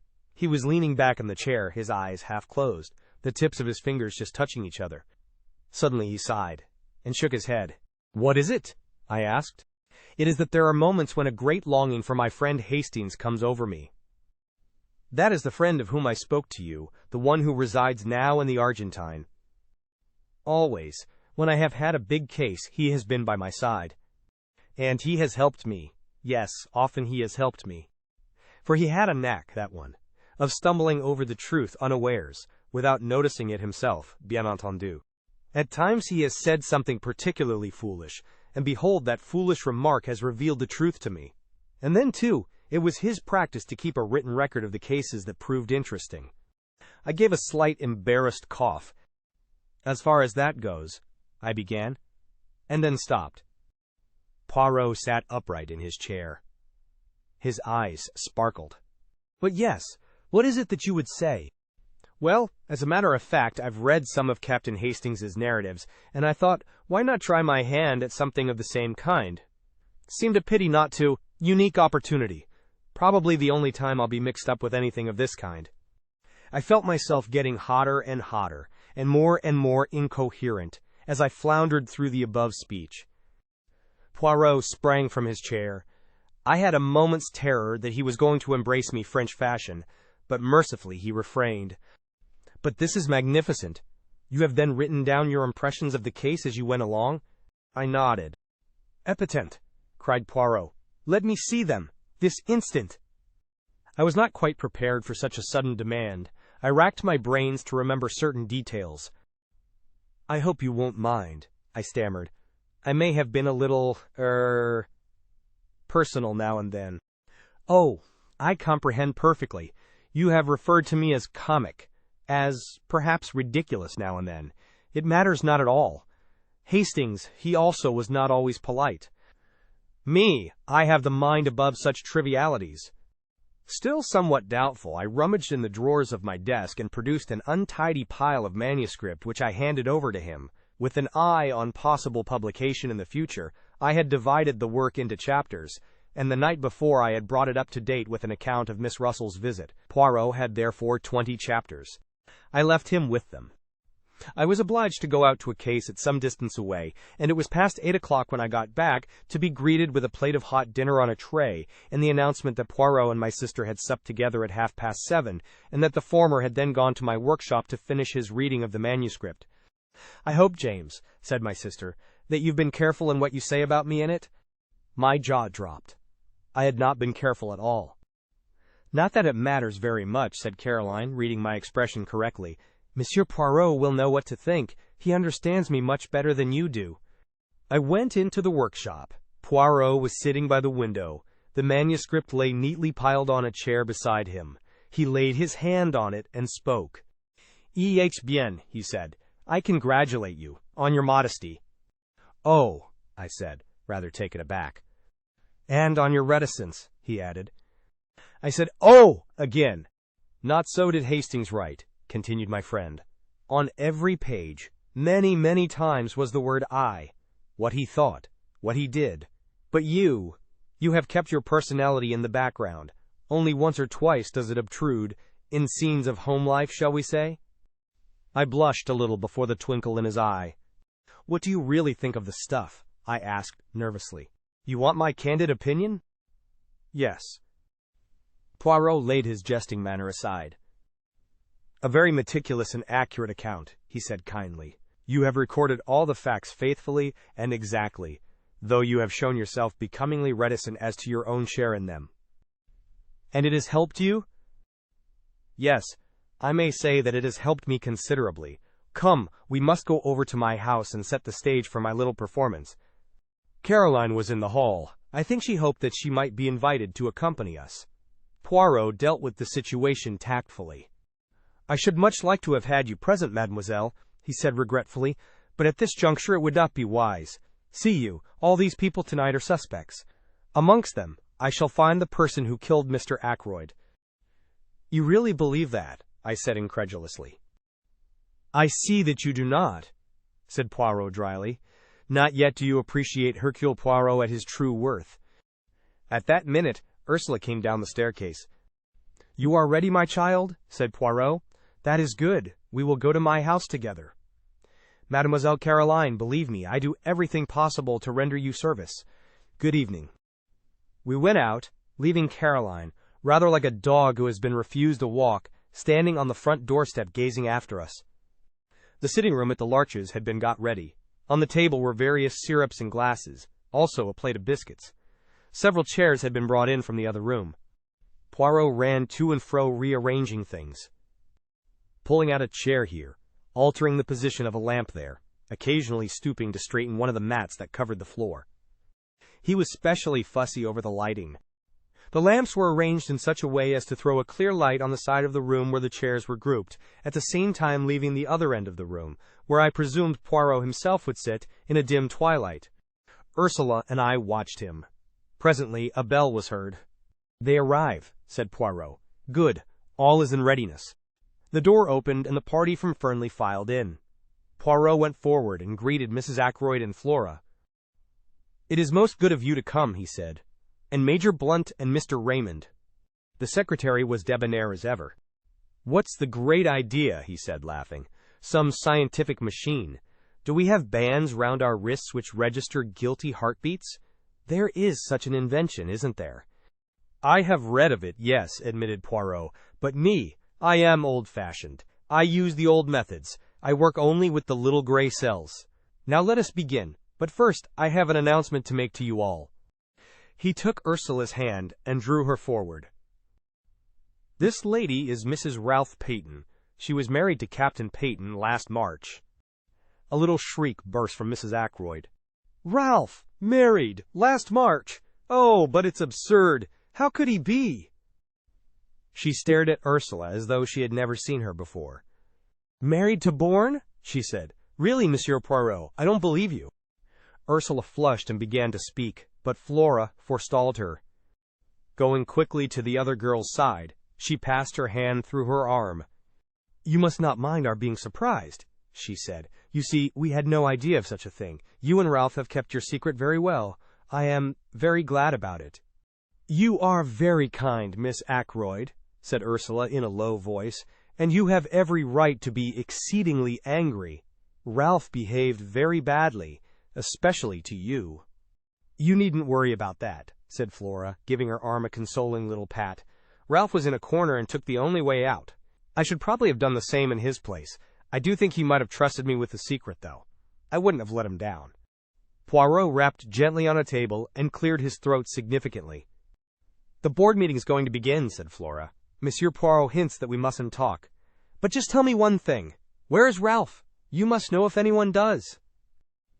But I don't, cried Ursula almost in a wail. That's just it, I don't. Isn't he detained at Liverpool? Asked Raymond. It said so in the paper. He is not at Liverpool, said Poirot shortly. In fact, I remarked, no one knows where he is. Excepting Hercule Poirot, E.H., said Raymond. Poirot replied seriously to the other's banter. Me, I know everything. Remember that. Geoffrey Raymond lifted his eyebrows. Everything? He whistled. Phew, that's a tall order. Do you mean to say you can really guess where Ralph Paton is hiding? I asked incredulously. You call it guessing. I call it knowing, my friend. In Cranchester? I hazarded. No, replied Poirot gravely, not in Cranchester. He said no more, but at a gesture from him, the assembled party took their seats. As they did so, the door opened once more, and two other people came in and sat down near the door. They were Parker and the housekeeper. The number is complete, said Poirot. Everyone is here. There was a ring of satisfaction in his tone, and with the sound of it I saw a ripple of something like uneasiness pass over all those faces grouped at the other end of the room. There was a suggestion in all this as of a trap that had closed. Poirot read from a list in an important manner. Mrs. Ackroyd, Miss Flora Ackroyd, Major Blunt, Mr. Geoffrey Raymond, Mrs. Ralph Paton, John Parker, Elizabeth Russell. He laid the paper down on the table. What's the meaning of all this? Began Raymond. The list I have just read, said Poirot, is a list of suspected persons. Every one of you present had the opportunity to kill Mr. Ackroyd. With a cry, Mrs. Ackroyd sprang up, her throat working. I don't like it, she wailed. I don't like it. I would much prefer to go home. You cannot go home, madame, said Poirot sternly, until you have heard what I have to say. He paused a moment, then cleared his throat. I will start at the beginning. When Miss Ackroyd asked me to investigate the case, I went up to Fernly Park with the good Dr. Sheppard. I walked with him along the terrace, where I was shown the footprints on the windowsill. From there, Inspector Raglan took me along the path which leads to the drive. My eye was caught by a little summer-house, and I searched it thoroughly. I found two things, a scrap of starched cambric and an empty goose quill. The scrap of cambric immediately suggested to me a maid's apron. When Inspector Raglan showed me his list of the people in the house, I noticed at once that one of the maids, Ursula Bourne, the parlor-maid, had no real alibi. According to her own story, she was in her bedroom from 9:30 until 10. But supposing that instead, she was in the summer-house. If so, she must have gone there to meet someone. Now we know from Dr. Sheppard that someone from outside did come to the house that night, the stranger whom he met just by the gate. At a first glance it would seem that our problem was solved, and that the stranger went to the summer-house to meet Ursula'S. It was fairly certain that he did go to the summer-house because of the Goose quill. That suggested at once to my mind a taker of drugs, and one who had acquired the habit on the other side of the Atlantic, where sniffing snow is more common than in this country. The man whom Dr. Sheppard met had an American accent, which fitted in with that supposition. But I was held up by one point. The times did not fit. Ursula'S could certainly not have gone to the summer-house before 9:30, whereas the man must have got there by a few minutes past 9. I could, of course, assume that he waited there for half an hour. The only alternative supposition was that there had been 2 separate meetings in the summer-house that night. Bien, as soon as I went into that alternative, I found several significant facts. I discovered that Miss Russell, the housekeeper, had visited Dr. Sheppard that morning, and had displayed a good deal of interest in cures for victims of the drug habit. Taking that in conjunction with the Goose quill, I assumed that the man in question came to Fernly to meet the housekeeper, and not Ursula'S. Who, then, did Ursula'S come to the rendezvous to meet? I was not long in doubt. First I found a ring, a wedding ring, with "From R" and a date inside it. Then I learnt that Ralph Paton had been seen coming up the path which led to the summer-house at 25 minutes past 9, and I also heard of a certain conversation which had taken place in the wood near the village that very afternoon, a conversation between Ralph Paton and some unknown girl. So I had my facts succeeding each other in a neat and orderly manner. A secret marriage, an engagement announced on the day of the tragedy, the stormy interview in the wood, and the meeting arranged for the summer-house that night. Incidentally, this proved to me one thing, that both Ralph Paton and Ursula'S, or Paton, had the strongest motives for wishing Mr. Ackroyd out of the way. And it also made one other point unexpectedly clear. It could not have been Ralph Paton who was with Mr. Ackroyd in the study at 9:30. So we come to another and most interesting aspect of the crime. Who was it in the room with Mr. Ackroyd at 9:30? Not Ralph Paton, who was in the summer-house with his wife. Not Charles Kent, who had already left. Who, then? I posed my cleverest, my most audacious question. Was anyone with him? Poirot leaned forward and shot the last words triumphantly at us, drawing back afterwards with the air of one who has made a decided hit. Raymond, however, did not seem impressed, and lodged a mild protest. I don't know if you're trying to make me out a liar, Monsieur Poirot, but the matter does not rest on my evidence alone, except perhaps as to the exact words used. Remember, Major Blunt also heard Mr. Ackroyd talking to someone. He was on the terrace outside, and couldn't catch the words clearly, but he distinctly heard the voices. Poirot nodded. I have not forgotten, he said quietly, but Major Blunt was under the impression that it was you to whom Mr. Ackroyd was speaking.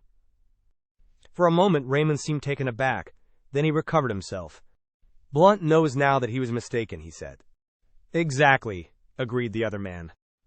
Yet there must have been some reason for his thinking so, mused Poirot. Oh, no, he held up his hand in protest. I know the reason you will give, but it is not enough. We must seek elsewhere. I will put it this way. From the beginning of the case I have been struck by one thing, the nature of those words which Mr. Raymond overheard. It has been amazing to me that no one has commented on them, has seen anything odd about them. He paused a minute and then quoted softly, The calls on my purse have been so frequent of late that I fear it is impossible for me to accede to your request. Does nothing strike you as odd about that? I don't think so, said Raymond. He has frequently dictated letters to me, using almost exactly those same words. Exactly, cried Poirot. That is what I seek to arrive at. Would any man use such a phrase in talking to another? Impossible that that should be part of a real conversation. Now, if he had been dictating a letter— You mean he was reading a letter aloud? Said Raymond slowly. Even so, he must have been reading to someone. But why? We have no evidence that there was anyone else in the room. No other voice but Mr. Ackroyd's was heard, remember. Surely a man wouldn't read letters of that type aloud to himself, not unless he was, well, going balmy. You have all forgotten one thing, said Poirot softly, the stranger who called at the house the preceding Wednesday. They all stared at him. But yes, said Poirot, nodding encouragingly, on Wednesday. The young man was not of himself important, but the firm he represented interested me very much. "The dictaphone company," gasped Raymond. "I see it now. A dictaphone. That's what you think?" Poirot nodded. "Mr. Ackroyd had promised to invest in a dictaphone, you remember. Me. I had the curiosity to inquire of the company in question. Their reply is that Mr. Ackroyd did purchase a dictaphone from their representative. Why he concealed the matter from you, I do not know." "He must have meant to surprise me with it," murmured Raymond. "He had quite a childish love of surprising people. Meant to keep it up his sleeve for a day or so. Probably was playing with it like a new toy." "Yes, it fits in. You're quite right, no one would use quite those words in casual conversation." "It explains, too," said Poirot, "why Major Blunt thought it was you who were in the study. Such scraps as came to him were fragments of dictation, and so his subconscious mind deduced that you were with him. His conscious mind was occupied with something quite different, the white figure he had caught a glimpse of. He fancied it was Miss Ackroyd. Really, of course, it was Ursula Bourne's white apron he saw as she was stealing down to the summer house." Raymond had recovered from his first surprise. "All the same," he remarked, "this discovery of yours, brilliant though it is, I'm quite sure I should never have thought of it, leaves the essential position unchanged. Mr. Ackroyd was alive at 9:30, since he was speaking into the dictaphone. It seems clear that the man Charles Kent was really off the premises by then. As to Ralph Paton?" He hesitated, glancing at Ursula. Her color flared up, but she answered steadily enough. "Ralph and I parted just before 9:45. He never went near the house, I am sure of that. He had no intention of doing so. The last thing on earth he wanted was to face his stepfather. He would have funked it badly."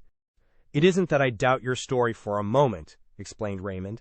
"I've always been quite sure Captain Paton was innocent, but one has to think of a court of law, and the questions that would be asked.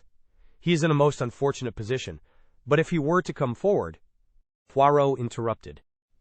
"That is your advice, yes? That he should come forward?" "Certainly, if you know where he is."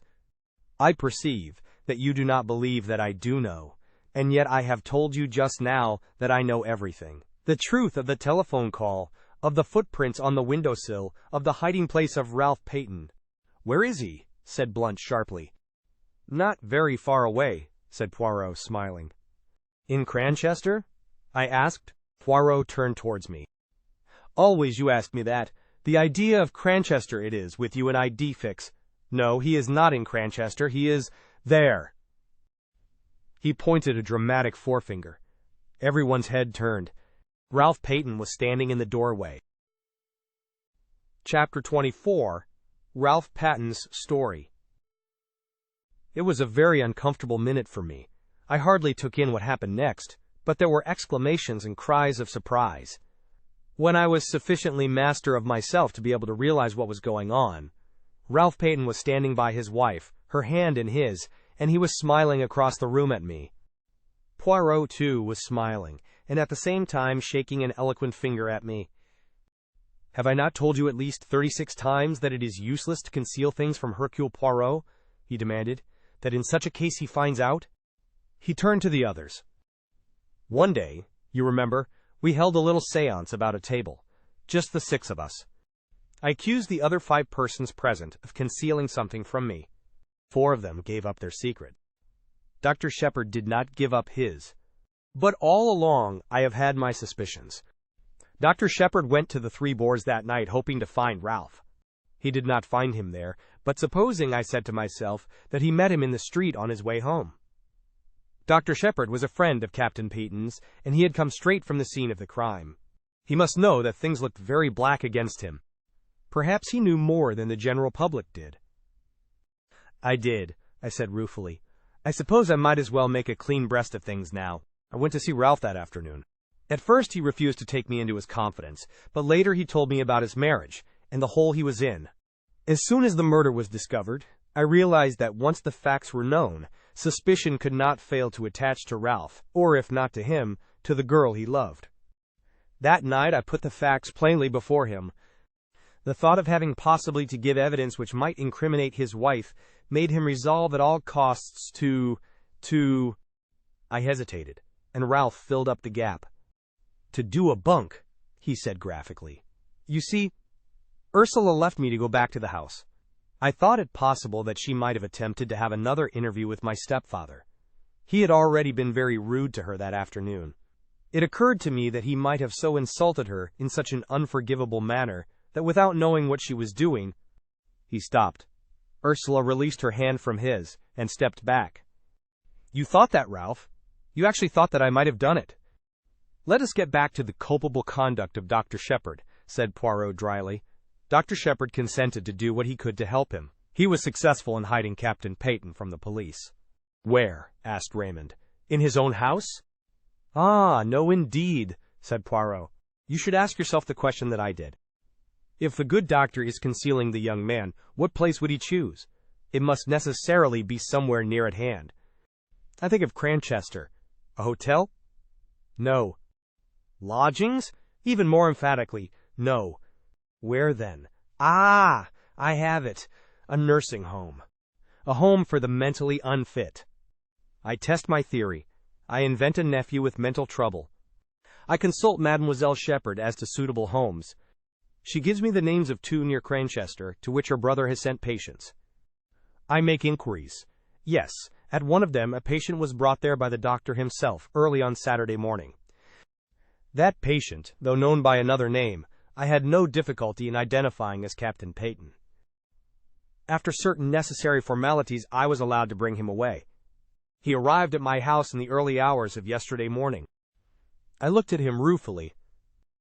"Caroline's Home Office expert," I murmured. "And to think I never guessed." "You see now why I drew attention to the reticence of your manuscript," murmured Poirot. "It was strictly truthful as far as it went. But it did not go very far, my friend?" I was too abashed to argue. "Dr. Sheppard has been very loyal," said Ralph. "He has stood by me through thick and thin. He did what he thought was the best. I see now from what Monsieur Poirot has told me that it was not really the best. I should have come forward and faced the music. You see, in the home, we never saw a newspaper. I knew nothing of what was going on." "Dr. Sheppard has been a model of discretion," said Poirot dryly. "But me, I discover all the little secrets. It is my business." "Now we can have your story of what happened that night," said Raymond impatiently. "You know it already," said Ralph. "There's very little for me to add.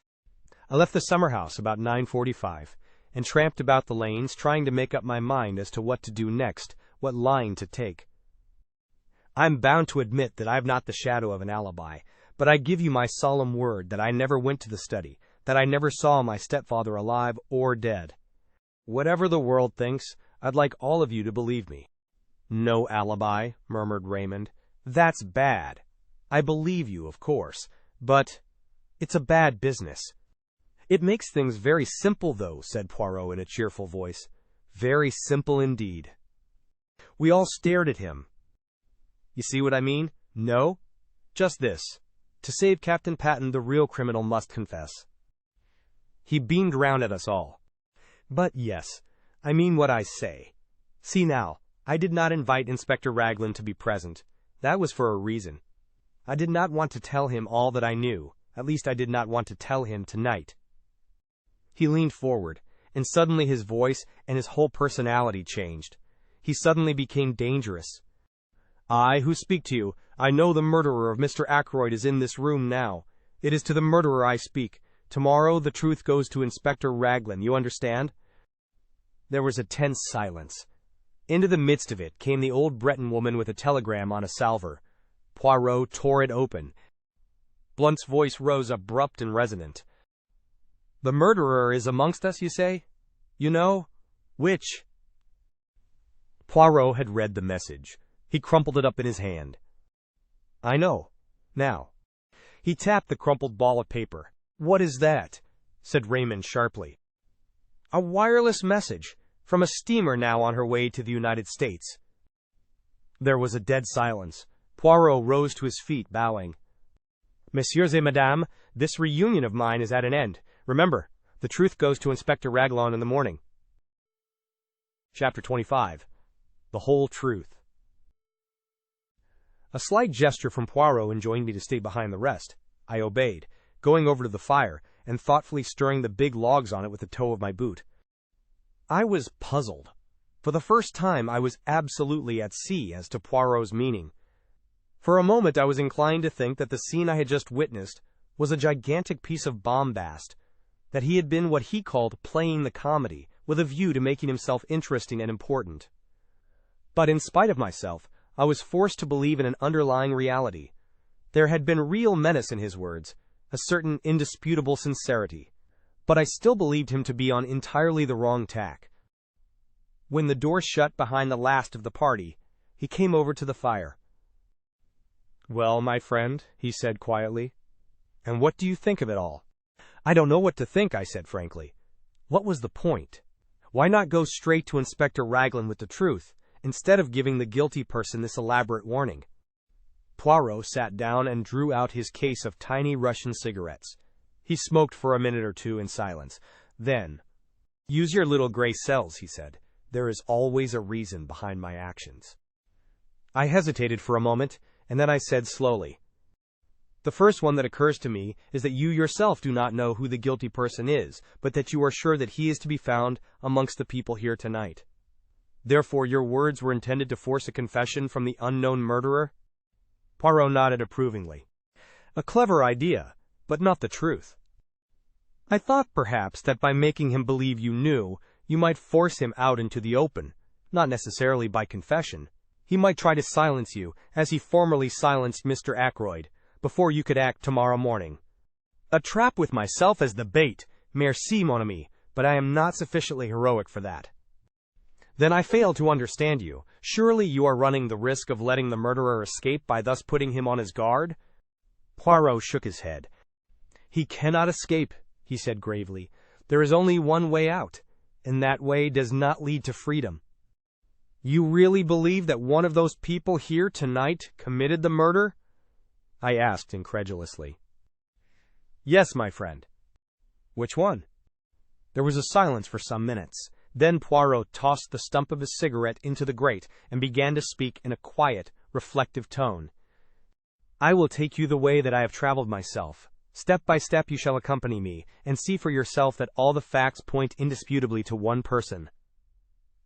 Now, to begin with, there were two facts and one little discrepancy in time which especially attracted my attention. The first fact was the telephone call.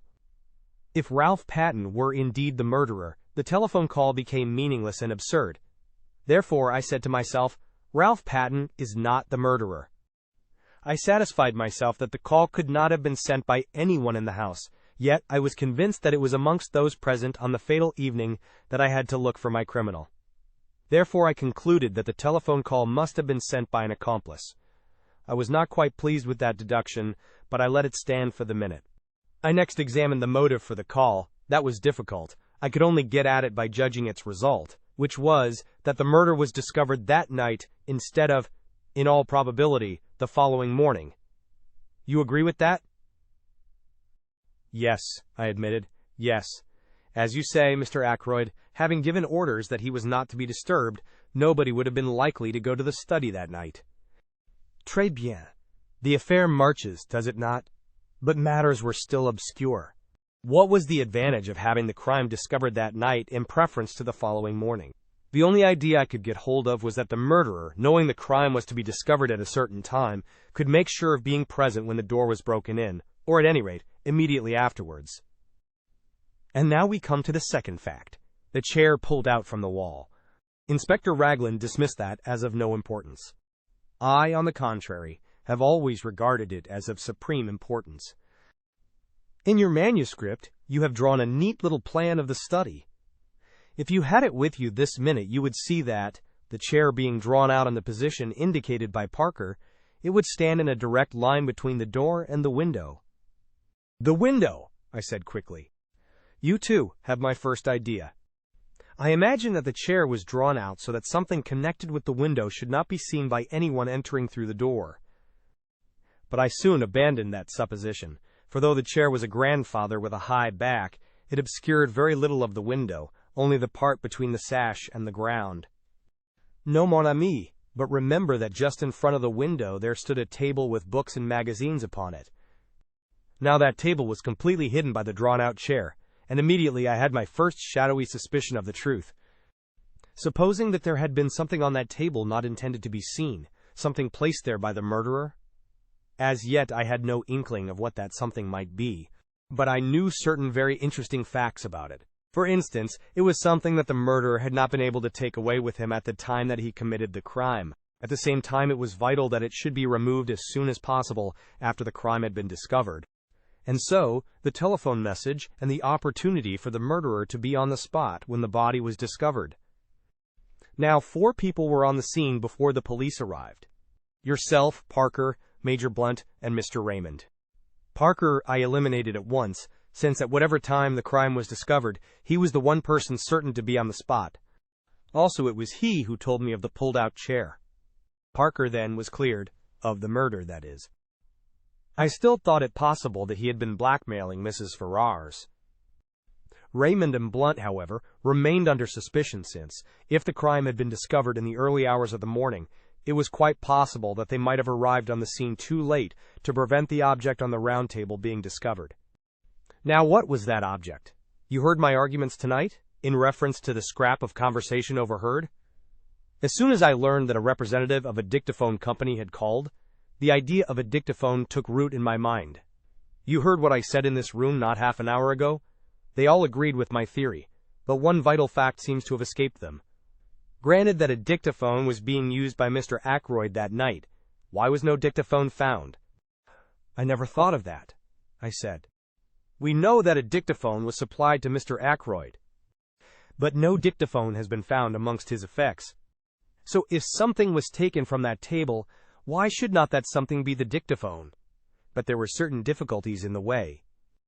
The attention of everyone was, of course, focused on the murdered man. I think anyone could have gone to the table unnoticed by the other people in the room. But a dictaphone has a certain bulk. It cannot be slipped casually into a pocket. There must have been a receptacle of some kind capable of holding it. You see where I am arriving? The figure of the murderer is taking shape. A person who was on the scene straightway, but who might not have been if the crime had been discovered the following morning. A person carrying a receptacle into which the dictaphone might be fitted. I interrupted. But why remove the dictaphone? What was the point? You are like Mr. Raymond. You take it for granted that what was heard at 9:30 was Mr. Ackroyd's voice speaking into a dictaphone. But consider this useful invention for a little minute. You dictate into it, do you not? And at some later time a secretary or a typist turns it on, and the voice speaks again. You mean? I gasped. Poirot nodded. Yes, I mean that. At 9:30 Mr. Ackroyd was already dead. It was the dictaphone speaking, not the man. And the murderer switched it on. Then he must have been in the room at that minute? Possibly, but we must not exclude the likelihood of some mechanical device having been applied, something after the nature of a time lock, or even of a simple alarm clock. But in that case we must add 2 qualifications to our imaginary portrait of the murderer. It must be someone who knew of Mr. Ackroyd's purchase of the dictaphone, and also someone with the necessary mechanical knowledge. I had got thus far in my own mind when we came to the footprints on the window ledge. Here there were 3 conclusions open to me. 1. They might really have been made by Ralph Paton. He had been at Fernly that night, and might have climbed into the study and found his uncle dead there. That was one hypothesis. 2. There was the possibility that the footmarks might have been made by somebody else who happened to have the same kind of studs in his shoes. But the inmates of the house had shoes soled with crepe rubber, and I declined to believe in the coincidence of someone from outside having the same kind of shoes as Ralph Paton wore. Charles Kent, as we know from the barmaid of the Dog and Whistle, had on a pair of boots clean dropping off him. 3. Those prints were made by someone deliberately trying to throw suspicion on Ralph Paton. To test this last conclusion, it was necessary to ascertain certain facts. 1 pair of Ralph's shoes had been obtained from the 3 Boars by the police. Neither Ralph nor anyone else could have worn them that evening, since they were downstairs being cleaned. According to the police theory, Ralph was wearing another pair of the same kind, and I found out that it was true that he had 2 pairs. Now, for my theory to be proved correct, it was necessary for the murderer to have worn Ralph's shoes that evening, in which case Ralph must have been wearing yet a 3rd pair of footwear of some kind. I could hardly suppose that he would bring 3 pairs of shoes all alike. The third pair of footwear were more likely to be boots. I got your sister to make inquiries on this point, laying some stress on the color, in order, I admit it frankly, to obscure the real reason for my asking. You know the result of her investigations. Ralph Paton had had a pair of boots with him. The first question I asked him when he came to my house yesterday morning was what he was wearing on his feet on the fatal night. He replied at once that he had worn boots. He was still wearing them, in fact, having nothing else to put on. So we get a step further in our description of the murderer, a person who had the opportunity to take these shoes of Ralph Paton's from the Three Boars that day. He paused and then said, with a slightly raised voice, "There is one further point. The murderer must have been a person who had the opportunity to purloin that dagger from the silver table. You might argue that anyone in the house might have done so, but I will recall to you that Miss Ackroyd was very positive that the dagger was not there when she examined the silver table." He paused again.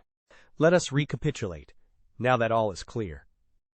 A person who was at the Three Boars earlier that day, a person who knew Ackroyd well enough to know that he had purchased a dictaphone, a person who was of a mechanical turn of mind, who had the opportunity to take the dagger from the silver table before Miss Flora arrived, who had with him a receptacle suitable for hiding the dictaphone, such as a black bag, and who had the study to himself for a few minutes after the crime was discovered while Parker was telephoning for the police.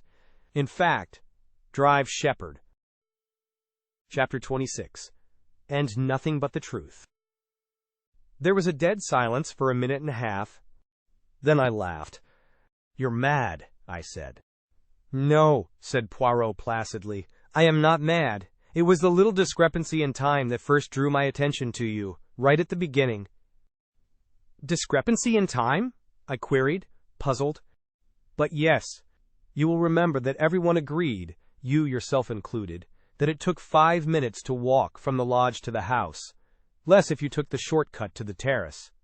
But you left the house at 10 minutes to 9, both by your own statement and that of Parker, and yet it was 9 o'clock as you passed through the lodge gates." It was a chilly night, not an evening a man would be inclined to dawdle. Why had you taken 10 minutes to do a 5 minutes walk?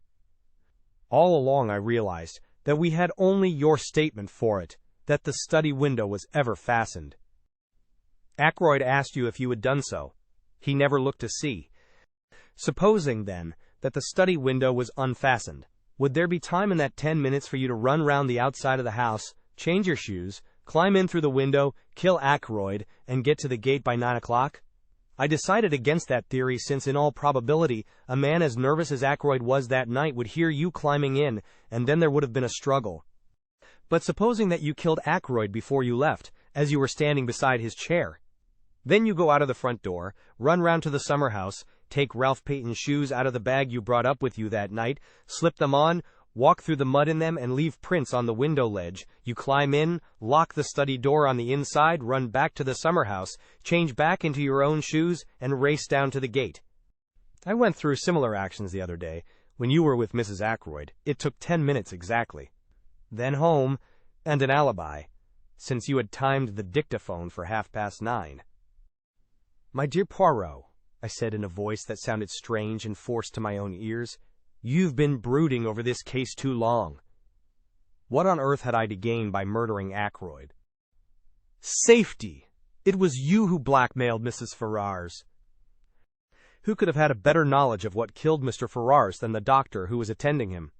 When you spoke to me that first day in the garden, you mentioned a legacy received about a year ago. I have been unable to discover any trace of a legacy. You had to invent some way of accounting for Mrs. Ferrars' £20,000. It has not done you much good. You lost most of it in speculation. Then you put the screw on too hard, and Mrs. Ferrars took a way out that you had not expected. If Ackroyd had learnt the truth, he would have had no mercy on you. You were ruined forever. "And the telephone call?" I asked, trying to rally.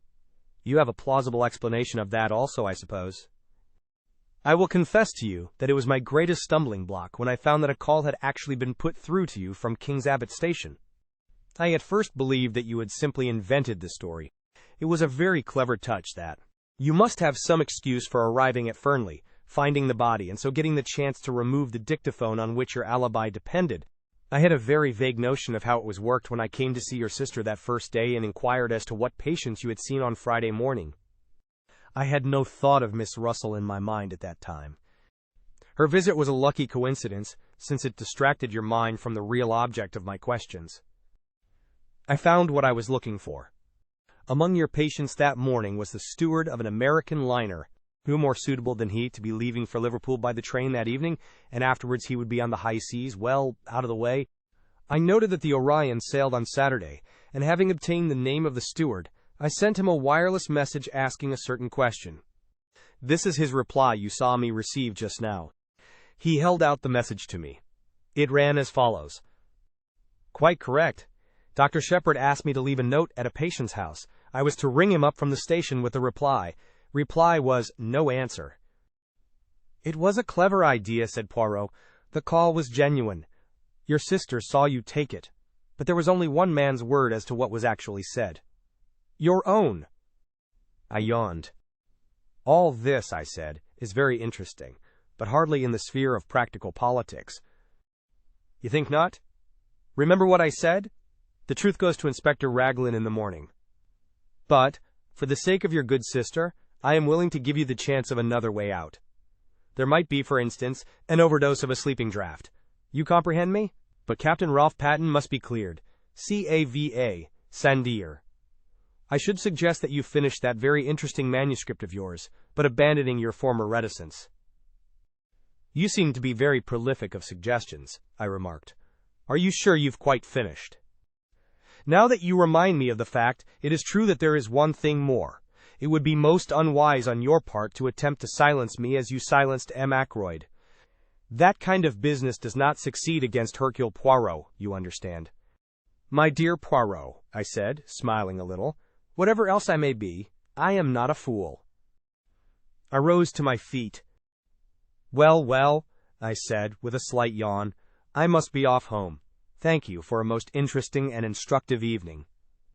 Poirot also rose and bowed with his accustomed politeness as I passed out of the room. Chapter 27. Apologia. 5 a.m. I am very tired, but I have finished my task. My arm aches from writing. A strange end to my manuscript. I meant it to be published someday as the history of one of Poirot's failures. Odd how things pan out. All along I've had a premonition of disaster, from the moment I saw Ralph Paton and Mrs. Ferrars with their heads together. I thought then that she was confiding in him. As it happened, I was quite wrong there, but the idea persisted even after I went into the study with Ackroyd that night, until he told me the truth. Poor old Ackroyd. I'm always glad that I gave him a chance. I urged him to read that letter before it was too late. Or let me be honest. Didn't I subconsciously realize that with a pig-headed chap like him, it was my best chance of getting him not to read it? His nervousness that night was interesting psychologically.